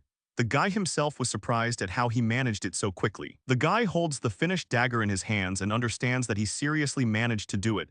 The skill is simply amazing. It took him an hour. Even when he looks at it, it seems perfect. The quality turned out good. From this point on, the main character will increase the skill level and make daggers. But it takes quite a long time to create weapons at the second level. But the quality has become excellent. By raising his skills to level 3, the protagonist opened up the possibility of magic. And by raising them to level 4, he learned how to increase magical power and tried to create an item with magical power. Every time he levels up, the time it takes to create decreases. It heats up faster, it forges faster, it sharpens faster, and the knowledge becomes more and more. The guy is already starting to get a headache from how much information he is receiving at once. However, despite this, he continued to forge as if possessed, and then realized that he had already made dozens of types of weapons. Marie doesn't even complain about the noise, and she's in the neighboring workshop. Apparently there's some kind of noise insulation magic here, and it's just perfect here. The main character swings a hammer and thinks how much the mansion costs, but it's better not to ask. Marie happily comes into the guy's workshop and tells him that they finally got the magic medicine. The girls are surprised that there are a lot of weapons here, and he didn't even notice how he did all this. The girl picks up one of the daggers from the floor and asks if he made it himself. They both examine the dagger. What the two are looking at is of perfect quality. At this level of blacksmithing, he has learned to forge sacred and magical swords. The method of making from demonic materials has also changed. He can gather the materials he needs himself. Mari tells Taishi that it looks like he's really doing well. The guy says that if she wants, she can take it. She's surprised that he can actually take the dagger for himself. The protagonist says that this is the best thing he did today and she wouldn't want it. The girl thanks him. He looks at the silent Fram and asks if she wants anything, for self-defense when going out into the city or something like that. The protagonist says that there are not only daggers here, but also many other types of weapons. But the girl turns to him, which surprises him. The girl informs that servants are not allowed to carry weapons, not to mention criminal servants, so that they do not turn the blade against the master, but she can handle everything with her bare hands. The main character listens to her. She admits that the Mari dagger, even if it were a precious stone made by the greatest master, looks convincing, even becomes joyful. The guy is silent and thinks about whether he should have given Marie a gift, or whether she is just trying to abstain, whether he shouldn't have given Fram a weapon. The girl takes out something and asks the guy to take it as gratitude for the weapon. She takes out a bottle and says that she made a restoration potion. The main character asks why it glows, whether it can be drunk at all. The protagonist tells Mari that it is wonderful and thanks her. She says that it is fun, being an adventurer is interesting, but alchemy has also interested her. Now she is researching the effect of the recovery potion. Someone here should see it. Marie says that she was having a hard time and that she wants to eat. Then Fram asks her if he should cook for her. Today Marie only raised her skill to level 1. He is sure that it is all thanks to his hard work, but maybe he really is a genius. The girl tells Taishi that they have fish today. Today he raised his skill to level 5. It's because he made weapons all day. The normal hammer became a blacksmith hammer. It's probably all because of the skill. The main character promises himself that he will try to create a powerful weapon, because he needs to prepare for the flood. A few days later at the Zontak mansion, the protagonist passes through the gate and thinks that their mansion is not even comparable in size to this one. Although what else would you expect from the Marquis? The man knocks on the door wearing gloves and is given permission to enter. He apologizes for disturbing Marquis Zontak and says that he has brought a hero. The Marquis asks if they could wait until he finishes. Suddenly there is so much work. The main character understands that it is hard for him and agrees to wait. Then they sit at the table where there are cups of tea. They came for only one reason, but the Marquis knows why they came. But as it turned out, it was only a small part. The man reports that the oracles in all the temples have confirmed his words, and now all the countries are exchanging the information they have. He says that all this will happen, and the guy was not mistaken. The man says that the Great Flood will still happen, and then calmly drinks tea. The extent of the flood varies depending on the place and time. It seems that last time it caused massive damage to the capital of Alphen. Are there enough troops in Kalendil? The guy asks if he is the only hero in the country. The Marquis gives a positive answer. The protagonist smiles and says that in that case, he has something else. The guy lays out a lot of swords in front of him and says that these are sabers he made. The Marquis examines them and says that it is amazing, and they are all beautifully made and have achieved perfect quality. He made a huge batch of weapons to increase their strength. There are about 30 of them here. Let the Kalendil army take advantage of this. It is not too late to introduce them into the ranks of the army. The sabers will be useful for the cavalry. The man says that they will pass them on. But is it possible to produce them for the whole country? And not just for the cavalry troops and adventurers, the protagonist says of course. He only made blades, so it's better to call another master for the handles. Making a spear or a blade is not difficult, but a handle is a real hassle. They want to mass-produce magic weapons, then they will need magic tools. It is quite effective. The main character gives him his samples. The man looks at it in surprise and says that these are also made excellently. It would be great if they continued to cooperate with the country. He feels that they will be able to survive the flood. The protagonist is thinking about working with the country, but he would not like to give it all away for free. For weapons he used iron, mithril, orichalcum and crystals and black steel. He is quite forgetful. But for the production of these weapons, a reward is required. The protagonist hopes that they will come to an agreement. The man is silent, then agrees. The guy will quickly make the blades. So let him deliver the materials as soon as possible. The man agrees with him. They both stand up, and the Marquis says that the army of adventurers will go out to this flood together. They shake hands. The negotiations with Zontak were successful, and that evening Marie pestered him while he was sleeping. The girl turns to the guy and asks him to teach her magic. Mari also began to prepare for the Great Flood. A girl asks a guy to help her with magic. He doesn't understand why she would suddenly decide to do this. Marie explains that a great flood is coming, so she must be prepared for it. She asks the guy if it's cool that she can use magic. The guy agrees that it's not bad. She even bought herself a spell book, Primitive Magic. Anyone can easily learn magic with it. The main character says that if magic is so easy to learn, then they need more magicians. The girl says that only he can help her here, only he and no one else. Studying magic and alchemy, the girl is quite ambitious. He would feel better if she helped him instead of fighting. He agrees to help her and she happily thanks him. The main character asks to take his hands. She takes them and asks if it is so. But you need to interlace your fingers and direct magical power into him. First you need to direct it to one hand and then to the other to spread it. The girl tries to do this. A girl tells a guy that he has very big hands, and he tells her that his are small and cute. He explains to the girl that then the left hand, his right, let him direct power to it. Concentrate the magical power in the left hand. Suddenly the girl feels good about something. The guy asks her about it and asks her to tell him if it hurts, but she asks him not to stop. The girl asks him to continue. He asks her what's wrong with her. She says that she feels him. He asks if everything is okay, if they can stop, if it is possible to transfer so much power into Marie, who has never used magic before. One day, she found out that she also has the ability to use magic. Now she must select the magic power she received, and then concentrate the power in her left hand again. he will take the power from her right hand. The main character begins to tense up and understands that the more he gives, the more he takes.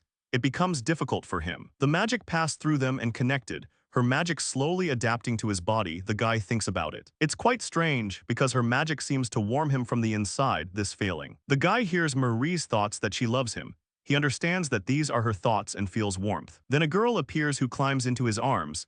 This is her soul primitive magic, something like the magic that connects the hearts of two people. The girl turns to him and apologizes because she can't do it anymore, after which she loses consciousness. The protagonist realizes that he was hasty and increased the amount of magic power. Then he uses recovery magic. It's all because of his stupidity. However, after the circulation of magic, there is a feeling of strength rising, as if their mixed magical power is already familiar to his body. And besides this feeling, along with the magic power, he felt her soul when he used magic for the first time. Mari must have felt his soul as well. The guy thanks her. The girl lies down and calls the guy a few names. He apologizes and says that he shouldn't have said that. The main character asks the girl how she feels. She says that it's a little strange, but better than before. She says that she realized something. This time the girl offers the main character to change places. The guy asks if she is sure everything is okay. She says that it is. She offers to start. The girl grabs the guy by the hand. He notices this strange feeling, similar to tickling. It is clearly different from the previous one. Suddenly the guy tenses up and asks the girl to stop, who takes away his magical power and squeezes his hand tightly. The guy asks her to stop and understands that she wants to kill him because he has more magical powers. After that, the two of them lie on the bed. Primitive magic. Magic for exchanging magical power. The circulation of power between people is quite dangerous. However, Mari feels like her strength is overflowing. He checked her status. Mari's magic has increased by about 100 units of magic power. And this is, by the way, significant damage, but she must be feeling better. And their primitive magic skills were at level 1. If they were to raise their level in this state, it would instantly become a power that could be absorbed. However, this primitive magic, what will happen if he uses it for insidious purposes? He doesn't even want to think about it. The main character is happy that they were able to use magic. The girl suddenly notices a continuation in the book. Therefore, the girl suggests that he continue, because they have a whole night ahead of them. The main character calls her a demon, and thinks that primitive magic is not bad for night pleasures. But Marie's insatiable appetite makes him regret it. Fram enters the room with a tray and wishes them good morning, saying that she hopes their night was a success. The protagonist sits at the table embarrassed and agrees with her. Then they look at each other in silence. The guy thinks about it. He feels somehow awkward after that incident with the dagger. He refrained from giving a gift, calling himself a servant. This can't go on like this, so he eventually decides to ask her directly. She agrees, and the guy asks the girl what she thinks about him. She tells the main character that he is the hero of the country, and she is just his servant. The guy knew that she would say something like that, and therefore is going to say it differently. He doesn't consider her a servant, maybe that's her status. But for him, she is an important person living in this mansion. They are like one whole family. The girl is surprised after the guy's words. The protagonist tells Fram that he comes from a place much further away than she can imagine. And having received a mansion, he also found a place where he can rest. That is why he wants this place to be like this for her too. The girl is confused and surprised by the guy's words. She asks with her eyes closed if this is a place where she can relax. She understands this. She got up early to take care of them. Marie and Mabel were chatting with Jack. These were quiet days at least. They weren't like the days when she was a child. It was the main character who gave her this opportunity. She remembers all the moments with him. However, since she is a former killer, doesn't he despise her? The protagonist says that he won't hate her because of something like that. She would prefer to be hated, but they are partners. Of course, there were bad moments, but she can hate the guy too. It was he who saved her from those bloody days when she was a murderer. Now she understands that if everything had remained as it was, she would have simply lost heart, gradually going crazy. She had no future, of course. At first, she was burning with resentment. She reports that, however, now everything is different. She approaches the guy and they both become embarrassed. The awakened Marie enters the room and wishes everyone a good morning. Fram wishes her the same and says that she will cook tomorrow. The girl yawns and approaches the table at which the main character is already sitting. The girl turns to the main character. He looks at her questioningly, and she asks if she can start providing him with some services, which surprises the guy very much and spills his drink. Marie asks the guy what she told him. She rubs her eyes. The main character hides and says that she didn't say anything like that. The girl thanks for the food and says that she will go to the workshop. The main character leaves and falls to the floor behind the door. He is nervous and realizes that after those words his heart almost jumped out. He thinks about what it was it a joke? because Marie is in first place for him and he tries to push these thoughts aside. Zontaka's mansion, he says that by announcing the start of the flood, he wants to ask him, the hero of the country, to raise morale. The protagonist is surprised by this and they are both silent for a while. The main character understands what it means that he wants him to join. He asked him to refrain from such things. He understands and says what is that is. The man was surprised by the guy's reaction. He thought he would be angry. He imagines the guy screaming and cursing. The guy says that he can't refuse, there's nothing he can do now, he started it all himself. The man apologizes. He understands that their country is not in a position to ask him. However, he himself knows that if something happens to Marie and his friends, then this entire kingdom will become his enemy. Let him keep that in mind. The man agrees discontentedly and says that he will remember. It's not all that bad really, since he can gain favor with the kingdom. So if the reward after the flood is a mansion much larger than the current one, he will get his whole territory. The guy understands that let them just try not to notice his success. The man gives him the schedule of their performance. It can still change. The main character agrees and takes the document. The main character understands that the whole problem is in Marie. The man says that this is exactly how it is and they have a proposal. A girl picks something out in a store and asks a guy if that means she has to be there too. She asks if everything will be all right. Marie fled the kingdom of Miscronia because she did not intend to enter into a political marriage, and now she will see them again. They will listen to the offer of the Zontarch. What is it? Marie, the first princess of the kingdom of Miscronia, deeply respected the hero. Having received a divine revelation, left her country. She met a great hero and supported him along his path. She says that love between a hero and a princess is a classic. But it sounds pretty beautiful. In the eyes of the people of both countries, they will be like from a fairy tale. Since she ran away without permission, there might be some problems. But it would be much harder for her family to make a fuss about her running away if she said she did the right thing. However, they are walking on very thin ice, and there is a chance that flooding will cause chaos. Moreover, if she chooses a hero as her spouse, her engagement to the prince from a neighboring country will be dissolved, and all the inhabitants of the kingdom of Calendil will witness their engagement. They can also use the performance to announce their engagement. She tells Tace that she loves him very much. There is no need to repeat this, however, she may have run away from home, he helped her. The guy says there is no need to thank him, after which they hug. Suddenly the girl realizes that he takes everyone as his concubine, he likes them all, but he says that she is his only one. And besides, lately he has been thinking only about the flood. The protagonist sighs. The protagonist's speech about the flood, they have already increased the production of weapons, but there are still many things that need to be done, especially to make the residents of the mansion stronger. Fram meets them and tells the protagonist that he is back. They say that they are back. The main character invites Fram to go to the living room. They need to talk. The girl understood him. After everyone has gathered, the main character says that he wants to talk about the Great Flood. He thinks that the walls of the mansion will hold up, but never knows what awaits them. Suddenly a thief will get in through the fireplace. That's why the main character takes something in his hands. Last time she didn't take it because she considered herself a servant. In general, he gives this weapon to Fram. The main character gives her a weapon and offers to protect everyone while he is not in the mansion. The girl is surprised by this. She is shocked by this. Everyone else is watching the girl and her reaction. She says that she has already said that she is a former killer, and now a servant, and therefore she cannot carry a weapon. The guy loudly informs her that this is not a request, but a full-fledged order. The girl says that she understood, takes her new weapon, and says that she will protect the mansion even at the cost of her life.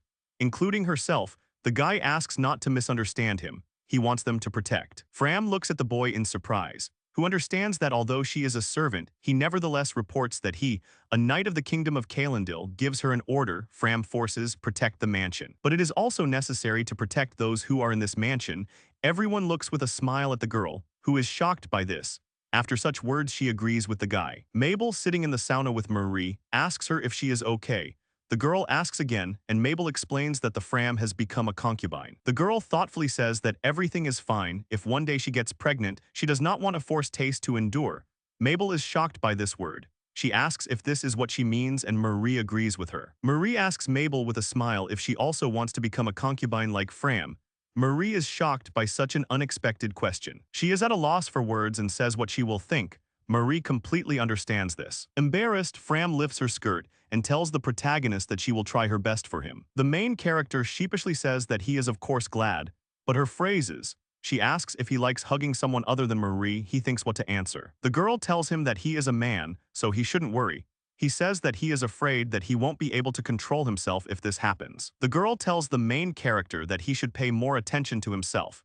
He understands that she is like a demon whispering sweet words, because there is no way back. Fram, sitting right on top of the main character, asks him how far they will go together. After that, they kiss and the girl tells him that it is very awkward. He asks if she doesn't like it, but she denies this assumption. The girl approaches the protagonist's face again and says that she is actually very happy. The main character notices in the process that Fram is much older than Marie, and also notes her figure. Suddenly, the girl turns to the guy and tells him that she can't do it anymore, after which she falls down on the bed, exhausted, and then tries to catch her breath. After some time, the main character asks how she feels.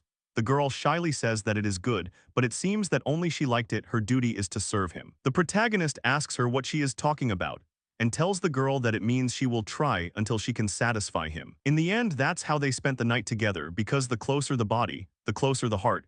But some kind of anxious feeling crept into his chest. Early in the morning, Marie stands in front of the door, who then opens the door and asks if maybe they've had enough fun. Fram asks Marie if she is breaking her promise, and then she says that she is not breaking anything and does not intend to. Fram asks what the matter is then. Marie tells the girl that the whole point is that she is going to join them. Fram is surprised by this but agrees. Both girls in front of the guy say that it's time to start. The main character looks at them in bewilderment, after which he becomes horrified. The three of them are lying in bed. The main character is thinking about the fact that this is every man's dream.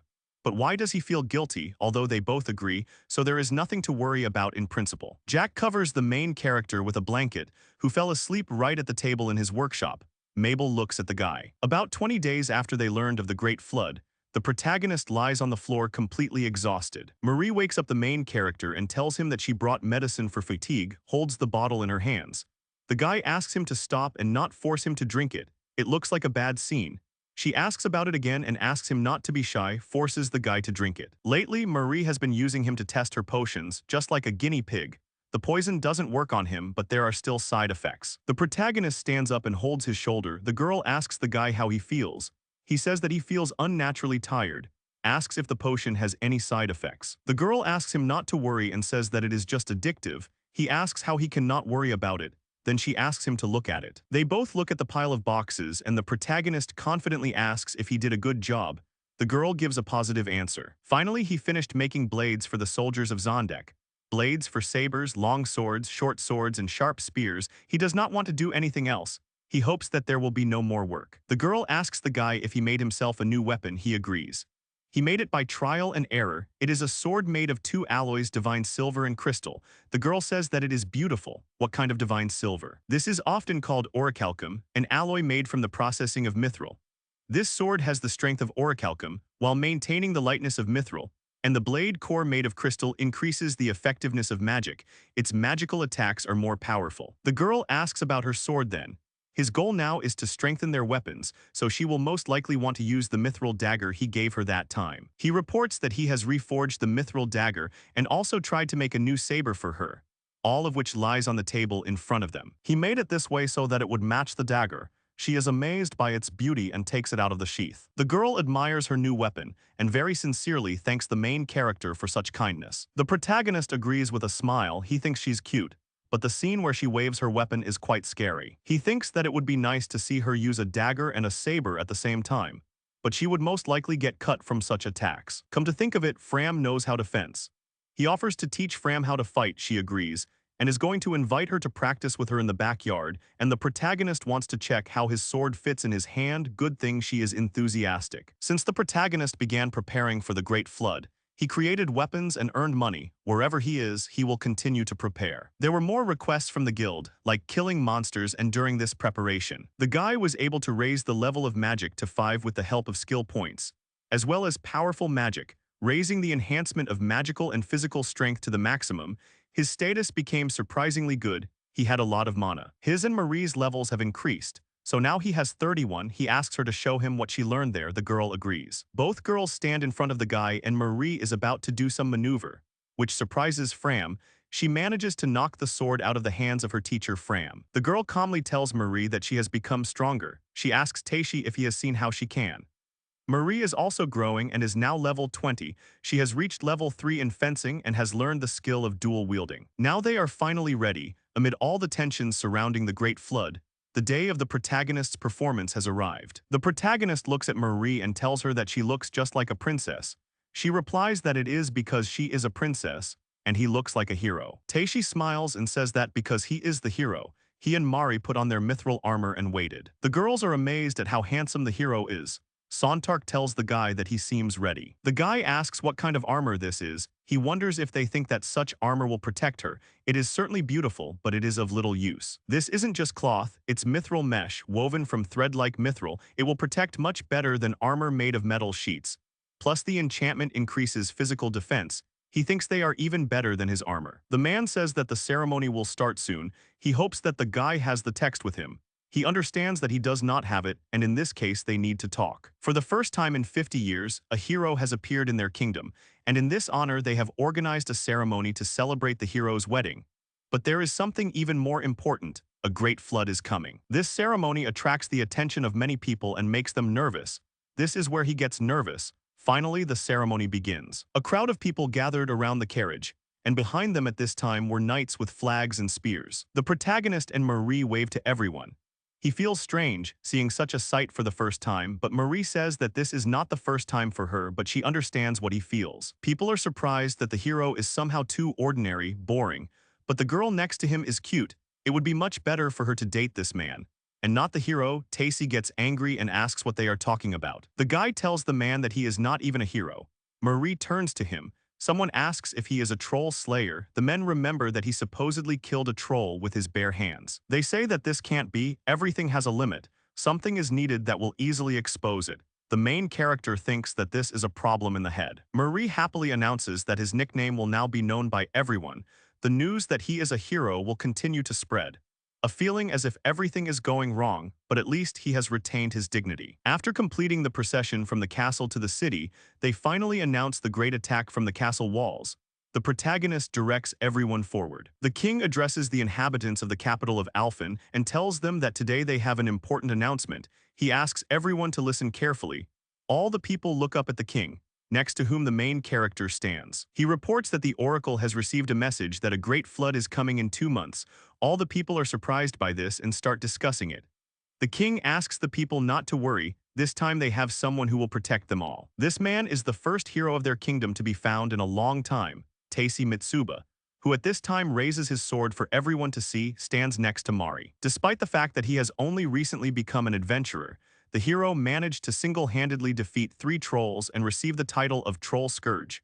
The king asks the inhabitants of the kingdom of Kalendil to greet the hero. They also began to develop and produce new types of weapons, which would make their army stronger. With them is also the one who guided and helped the hero in his travels, the first princess of the neighboring country, Mariel, Blandmislonia. Princess Mariel joined the oracle and left her homeland. Now she supports Teishi in all his endeavors. She is truly the saint of the oracle. And with the appearance of the hero and the saint, their kingdom is definitely experiencing this great flood. The king clenches his fist and announces that he would also like to remind them all of something, namely about the wealth and enormous power of their kingdom, its inhabitants. He turns to people and asks them to fight for the sake of their family and loved ones. They will all stand up to defend their kingdom of Kalendil. All the people joyfully raise their hands. The man tells the king that he gave a wonderful speech. Suddenly, the main character looks at them and starts laughing, but the girl asks him not to laugh. Otherwise, she herself will not be able to hold back. He tells her that she is their holy oracle. The girl asks him to stop. It is too strange to call the one who jumped on her on the very first day of their meeting a saint. Maybe it is worth changing the meaning a little, and they also called him a hero. The girl runs up to the main character and tells him that now all that remains is to wait for the flood. The guy agrees with this, and Marie thinks about something. Marie stops and asks the guy why they should fight at all. The guy turns around in confusion and sees that the girl has started to tremble. She reminds him that he is not even a citizen of this country and not even a resident of this Iriard. And even if he is not fighting on the front lines, they will be able to cope with the flood without him. The guy sighs and realizes that maybe it is so, but he has his reasons, no matter if he wants to test his strength or get the king's reward. He calmly stands leaning against the wall, but he can only say one thing with certainty. If he escapes, he will regret it his whole life. The feeling of guilt for the death of the inhabitants will constantly haunt him. Marie anxiously asks Tacey that he himself could die, after which the guy remains silent for a while. He understands that anything is possible, But there is also a possibility that there will be no monster stronger than him in the flood. And yet by fighting, he will be able to protect her and everyone else in the mansion. The girl looks at him happily. The people below notice the guy passing by and call him a hero, wave at him, and also tell the saint that she is also wonderful. They are both surprised by this. Finally, Marie waves back at the people and thanks them. The protagonist is happy that people like them. Marie says that they seem to be popular now. The main character says that it's not that he doesn't have some desire to become a hero for them. The girl asks if this is true. The girl smiles broadly and sweetly, and the main character understands that he would like to always see her smile. The main character offers to survive this great flood. He will protect her. The girl agrees and says that she has no doubts. The sky begins to darken, a gap is visible in the middle, from which many silhouettes fly out. The main character and Marie look at this seriously. The Great Flood begins, monsters fly straight down, a few days ago on the fourth wall. A strategic council of the Knights of Alphen, the army of the Kingdom of Kaelendil, took place. Besides the capital, Kaelendil has the fortress cities of Crossroad, Telesco, Glodies, and Berlian. And judging by the data from past floods, these cities will hold out for at least a week or two. The only problem is the distribution of forces. First of all, we need to think about Glodies and Berlian. If they fall, then trade with Mountbas, demons will attack from the mountainous regions. It will take time to move troops. If the battles are long, the army will be exhausted. And if we make a mistake in numbers, we will lose. Therefore, we need to think about how much and where to distribute their forces. He wants to give the hero temporary control of the country. The man next to the king says. The main character is surprised and asks why, since he is the leader of the knights. But the man tells him that they need him here. The man tells him that when the flood comes, he should use magic to push back the hordes of monsters from the fourth wall, and not hold back. The protagonist asks again about discarding and says that it sounds tempting. Why shouldn't he try it? Marie asks the guy if he is sure about this. He says that he is sure. It was at this moment that he prepared his weapon and increased his rank. The guy announces that he is ready. The magic he pumped up to level 5 during preparation. The main character raises his sword. The main character shouts that they need to go on the offensive and prepares to counterattack the monsters. A huge explosion occurs near a bunch of monsters, which most likely destroys them. After the smoke cleared, it was seen that the monsters had been cut into pieces, and several more groups of monsters were attacking. The main character looks at his statistics and realizes that he has increased 3 levels. A surprised girl stands behind him. The girl wants to say something about magic. It's a huge explosion, pure magic shooting long-range projectiles. The power of such a spell is enough to form a funnel with a radius of about 100 meters in its place. Marie is pleasantly surprised that with him the flood will end in the blink of an eye. The guy agrees with her. By the way, the monsters that crawled out today are probably not the enemy's main force. The monsters attack in a coordinated manner using the gap between explosions. The guy holds the sword tightly and thinks about it. The guy understands that he needs to be reduced. Only the beginning of the Great Flood. The sky becomes dark. The main character looks up in surprise, where a perfectly round black sphere has appeared. Suddenly, a sound is heard from the sphere, after which huge hands appear from it, which horrifies the main character, trying to understand what it is. The main character thinks that something is crawling out of this black hole. Most likely, a real catastrophe is approaching. Something is making creaking sounds. The people below look at this in horror and ask what it is and whether the hero will be able to defeat this thing. Taishi at this time thinks that he will not allow this giant to get out. He will use a big explosion. After the guy uses the spell, a massive explosion occurs at the site of the black hole. A sound is heard and the hand that was reaching out of the hole begins to shake, then falls off and falls down. The protagonist is determined to leave no trace. He stretches out his hand and demands that he die, then another explosion occurs. A column of smoke can be seen from behind a huge stone wall, and a wide crater has appeared at the site of the explosion. People look at this and think about whether he killed him. What kind of hand was that? He destroyed the monster's entire palm. It was just huge. They don't understand what they would do if his whole body appeared here. The main character sits tired on his knees, then looks at the scoreboard and realizes that he raised 3 whole levels by the hand. However, he does not understand what kind of monster it was, but he tries to drive away the Milsey, because he still needs to defeat the remaining ones. The main character shouts to all the people below that the Great Flood has just begun. The warriors below raise their weapons up. Mabel hides and shivers looking up. She asks her Uncle Jack what it was Black Sphere. He thinks and says that even he has never seen anything like it. Fram kills several monsters and says that with his disappearance there are fewer monsters. Mabel looks at this in horror and asks if the mansion is safe. The monsters have become more active. All they can do is defend themselves and wait. Fram confidently reports that they completely trust their master. Mabel agrees with her. After killing that giant, the monsters suddenly stopped attacking. And by midday everything was quiet. Most likely it was that monster that led the others in order to attack the capital. At 29, he wanted to live in another free world. They went to the royal capital in order to save another city. Then a few days later they arrived at the fortress city of Berlin, which is located west of the royal capital. Suddenly the main character on the horse acquires the riding skill level 2. The hero is able to go anywhere, while Marie goes on foot. All the people suddenly scream because a huge and fierce dragon appeared. They scream about it. Marie is horrified and thinks that this is horror. The main character says that the dragon is capable of spewing fire.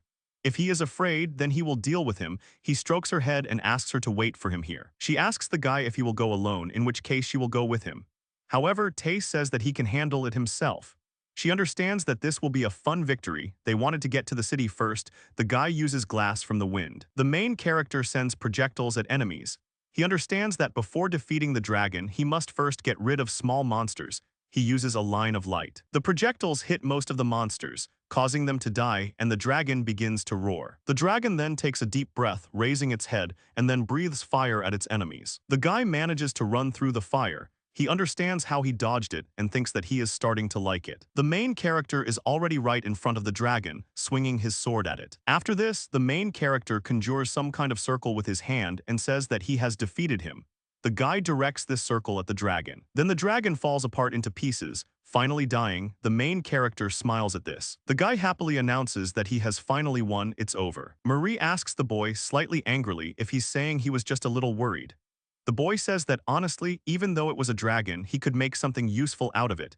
Marie asks who would benefit from it if he died. The guy thinks that he just wanted to take care of her, protect her from danger, and it was faster to defeat him alone.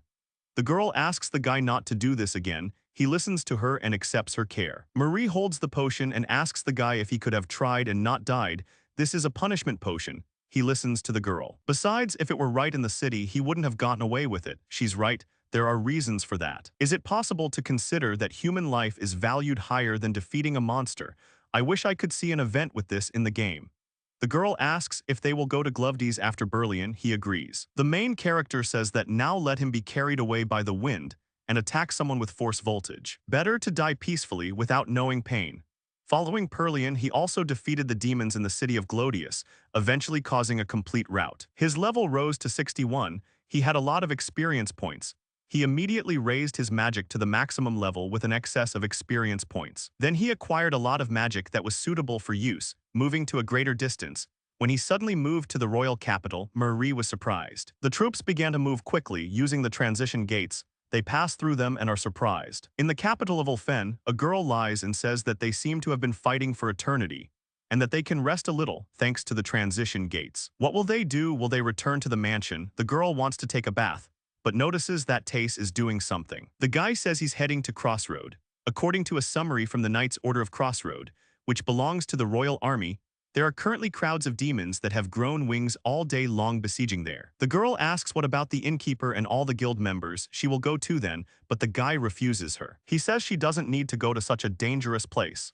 The demons appearing, the number of wounded and those hands. The girl understands that at such moments, no matter how much you stop him, he will go. He says that she is his legal wife. He sees through everything. She says that if everything goes badly, then he should run away and be careful. He agrees and leaves. In the crossroad, monsters like snakes with wings attack the guy, but he deals with them. He gets tired and realizes that they are coming one after another.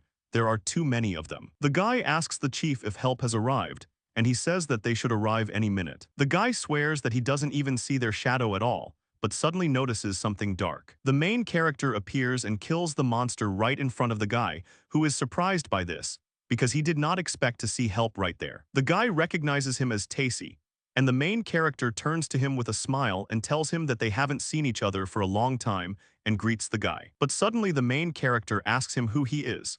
The guy gets angry and reminds him that it is he, Ethan, they fought the trolls together. The guy says that he fought alone then. The guy approaches the main character and tells him with a smile that he looks good. The blonde leader comes up to them and says that he was wondering who it was that appeared. He tells Tacy that they haven't seen each other for a long time. They shake hands and the leader asks if he can call the guy simply a warrior. He says that it is at his discretion. Tacy asks them what the situation is now. They tell him that it is neither good nor bad. Because of the large spill, demons that usually do not appear are starting to come out. The head of the company ultimately cannot even understand where so many of them come from. The main character says that they held out very well, but now they can rely on him. His sword begins to glow. The protagonist, raising his sword up, informs the city of Crossroad that he has returned, using force voltage. The leader covers his face with his hand, and Ethan stands there surprised by the guy's abilities. He tells him that he is becoming more and more distant from the man. Is this true? Well, he is a warrior. Tace reports that in any case, if they don't get through the spill first, it won't become history. Ethan looks at him calmly. Both guys agree with the main character, and they all stand in battle readiness with their backs to each other. Suddenly, the main character begins to feel something. Behind him actually appears the same black sphere as in his last battle. All three are shocked by her appearance and look straight at the sphere. The main character in horror realizes that something has appeared again. The sphere begins scanning the protagonist. The sample magic power is 43, doubling the amount of magic. The feeling of danger is sounding the alarm in the guy's head. He asks other people to run away. They ask him what he is talking about. Does he understand that a warrior like him has the strength of 1,000 people? The guy repeats once again that they need to run away from here. The main character distracted this ball onto himself, and everything happened in an instant. Some kind of beam hits the guy from the sphere. The main character starts to squirt blood and becomes ill. Both guys shout his name in concern. The sphere scans the main character, again destruction of the magic template 343. The reserve of magic power is double X. Someone's blood flows to the ground. The main character is holding the wound on his knee and coughing, leaning on his sword. He thinks that this black sphere has appeared after all. His strength is fading. The guy continues to cough, and then his two partners ask him how he feels. The guy doesn't stop bleeding. He doesn't know if he can fight in this condition if the enemy appears in the capital. Everything is very bad, but even though he feels bad, he is not going to give up. The main character raises his sword and some projectiles appear. He thinks that before this happens, he will hit this black sphere. The guy gathers all his strength and puts it into a maximum explosion attack. Then he notices something in surprise and tries to understand what it is. He sees a black spear flying straight at him and he is shocked by it, but manages to block it with his sword. In reality, what should have happened was that blows were landing on him. The main character was standing and trying to catch his breath. The protagonist understands that this only means that this entity is still alive, and he and other people are separated by a tornado that suddenly appeared out of nowhere. Then someone's black paw appears. Someone reports that an order has been received from headquarters, namely, to eliminate everyone who is trying to upset the balance. A black beast appears which looks like a lion. It is very fierce and thinks only about the fact that they all must be eliminated. The main character thinks about what it is it the same entity or not? The warriors shout that they need to protect the warrior. The guy says that it is not necessary. Suddenly the lion starts attacking all the people and kills everyone who comes under attack. The ferocious beast looks at the guy, and Captain Waltz is shouted at to demote the adventurers below rank A. The main character thinks it's a magic pattern, number 343, those who try to upset the balance. He doesn't understand what it means, but he's targeting the guy. He wonders how much magic power he has left. Some parts of it are damaged. This is because of the maximum explosion, which means his attack is working on him. The boy realizes that the gap between the unexpected speed and the strange sensation has momentarily delayed his actions. And at that moment, there was enough time for the lion's attack to reach him. The lion hits the protagonist in the side with his forehead. The main character is in pain and flies back, hitting the ground, and then writhes in pain. Then the lion strikes the guy again, but he blocks the blow with his sword and he gets a strange feeling. Some black stakes are suddenly thrust into the main character, after which he again writhes in insane pain. The main character remains hanging on these stakes, breathing heavily and dying little by little. The lion stands in front of the guy. He thinks about whether he will really die here like this. Then something attacks the guy again and he begins to lose consciousness, seeing only his opponent. He doesn't understand what he's doing. He's not even a person from this world. It would be better if he just ran away without engaging in any battles. The main character continues to lie on the ground without strength and thinks that his body has come to an end. The guy looks up and sees the silhouette of a girl, not understanding why Marie is here. He understands that it is her magic that is inside him. He cries. Because he did not keep his promise, he promised that he would protect Marie and the others in the mansion. The girl addresses the guy by name and tells him that he definitely won't lose here. After these words, the main character clenches his fist and agrees with the girl, also asking her to wait for him. The guy reaches for the sword and grabs it. This is not the end for him. He will clearly not meet him here. The guy barely gets up. Someone shouts the main character's name, and many arrows fly at the lion, which surprises him. A lot of warriors stand behind the guy who says that they are a crusader squad. They will guard him with the knightly order. They can no longer stand aside. The main character is happy about this and thanks Waltz for the covering fire. He starts walking. Several more arrows fly towards the monster while the protagonist is running towards it. And thanks to this, he manages to wound it. The sign appears again. The guy thinks that the essence of the strange feeling is actually hidden in his own attack.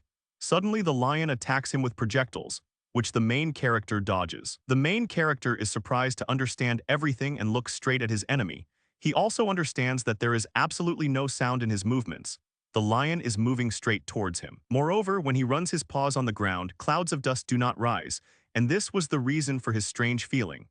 Even if the situation gets out of hand under control, then it can be solved. The guy uses regeneration magic.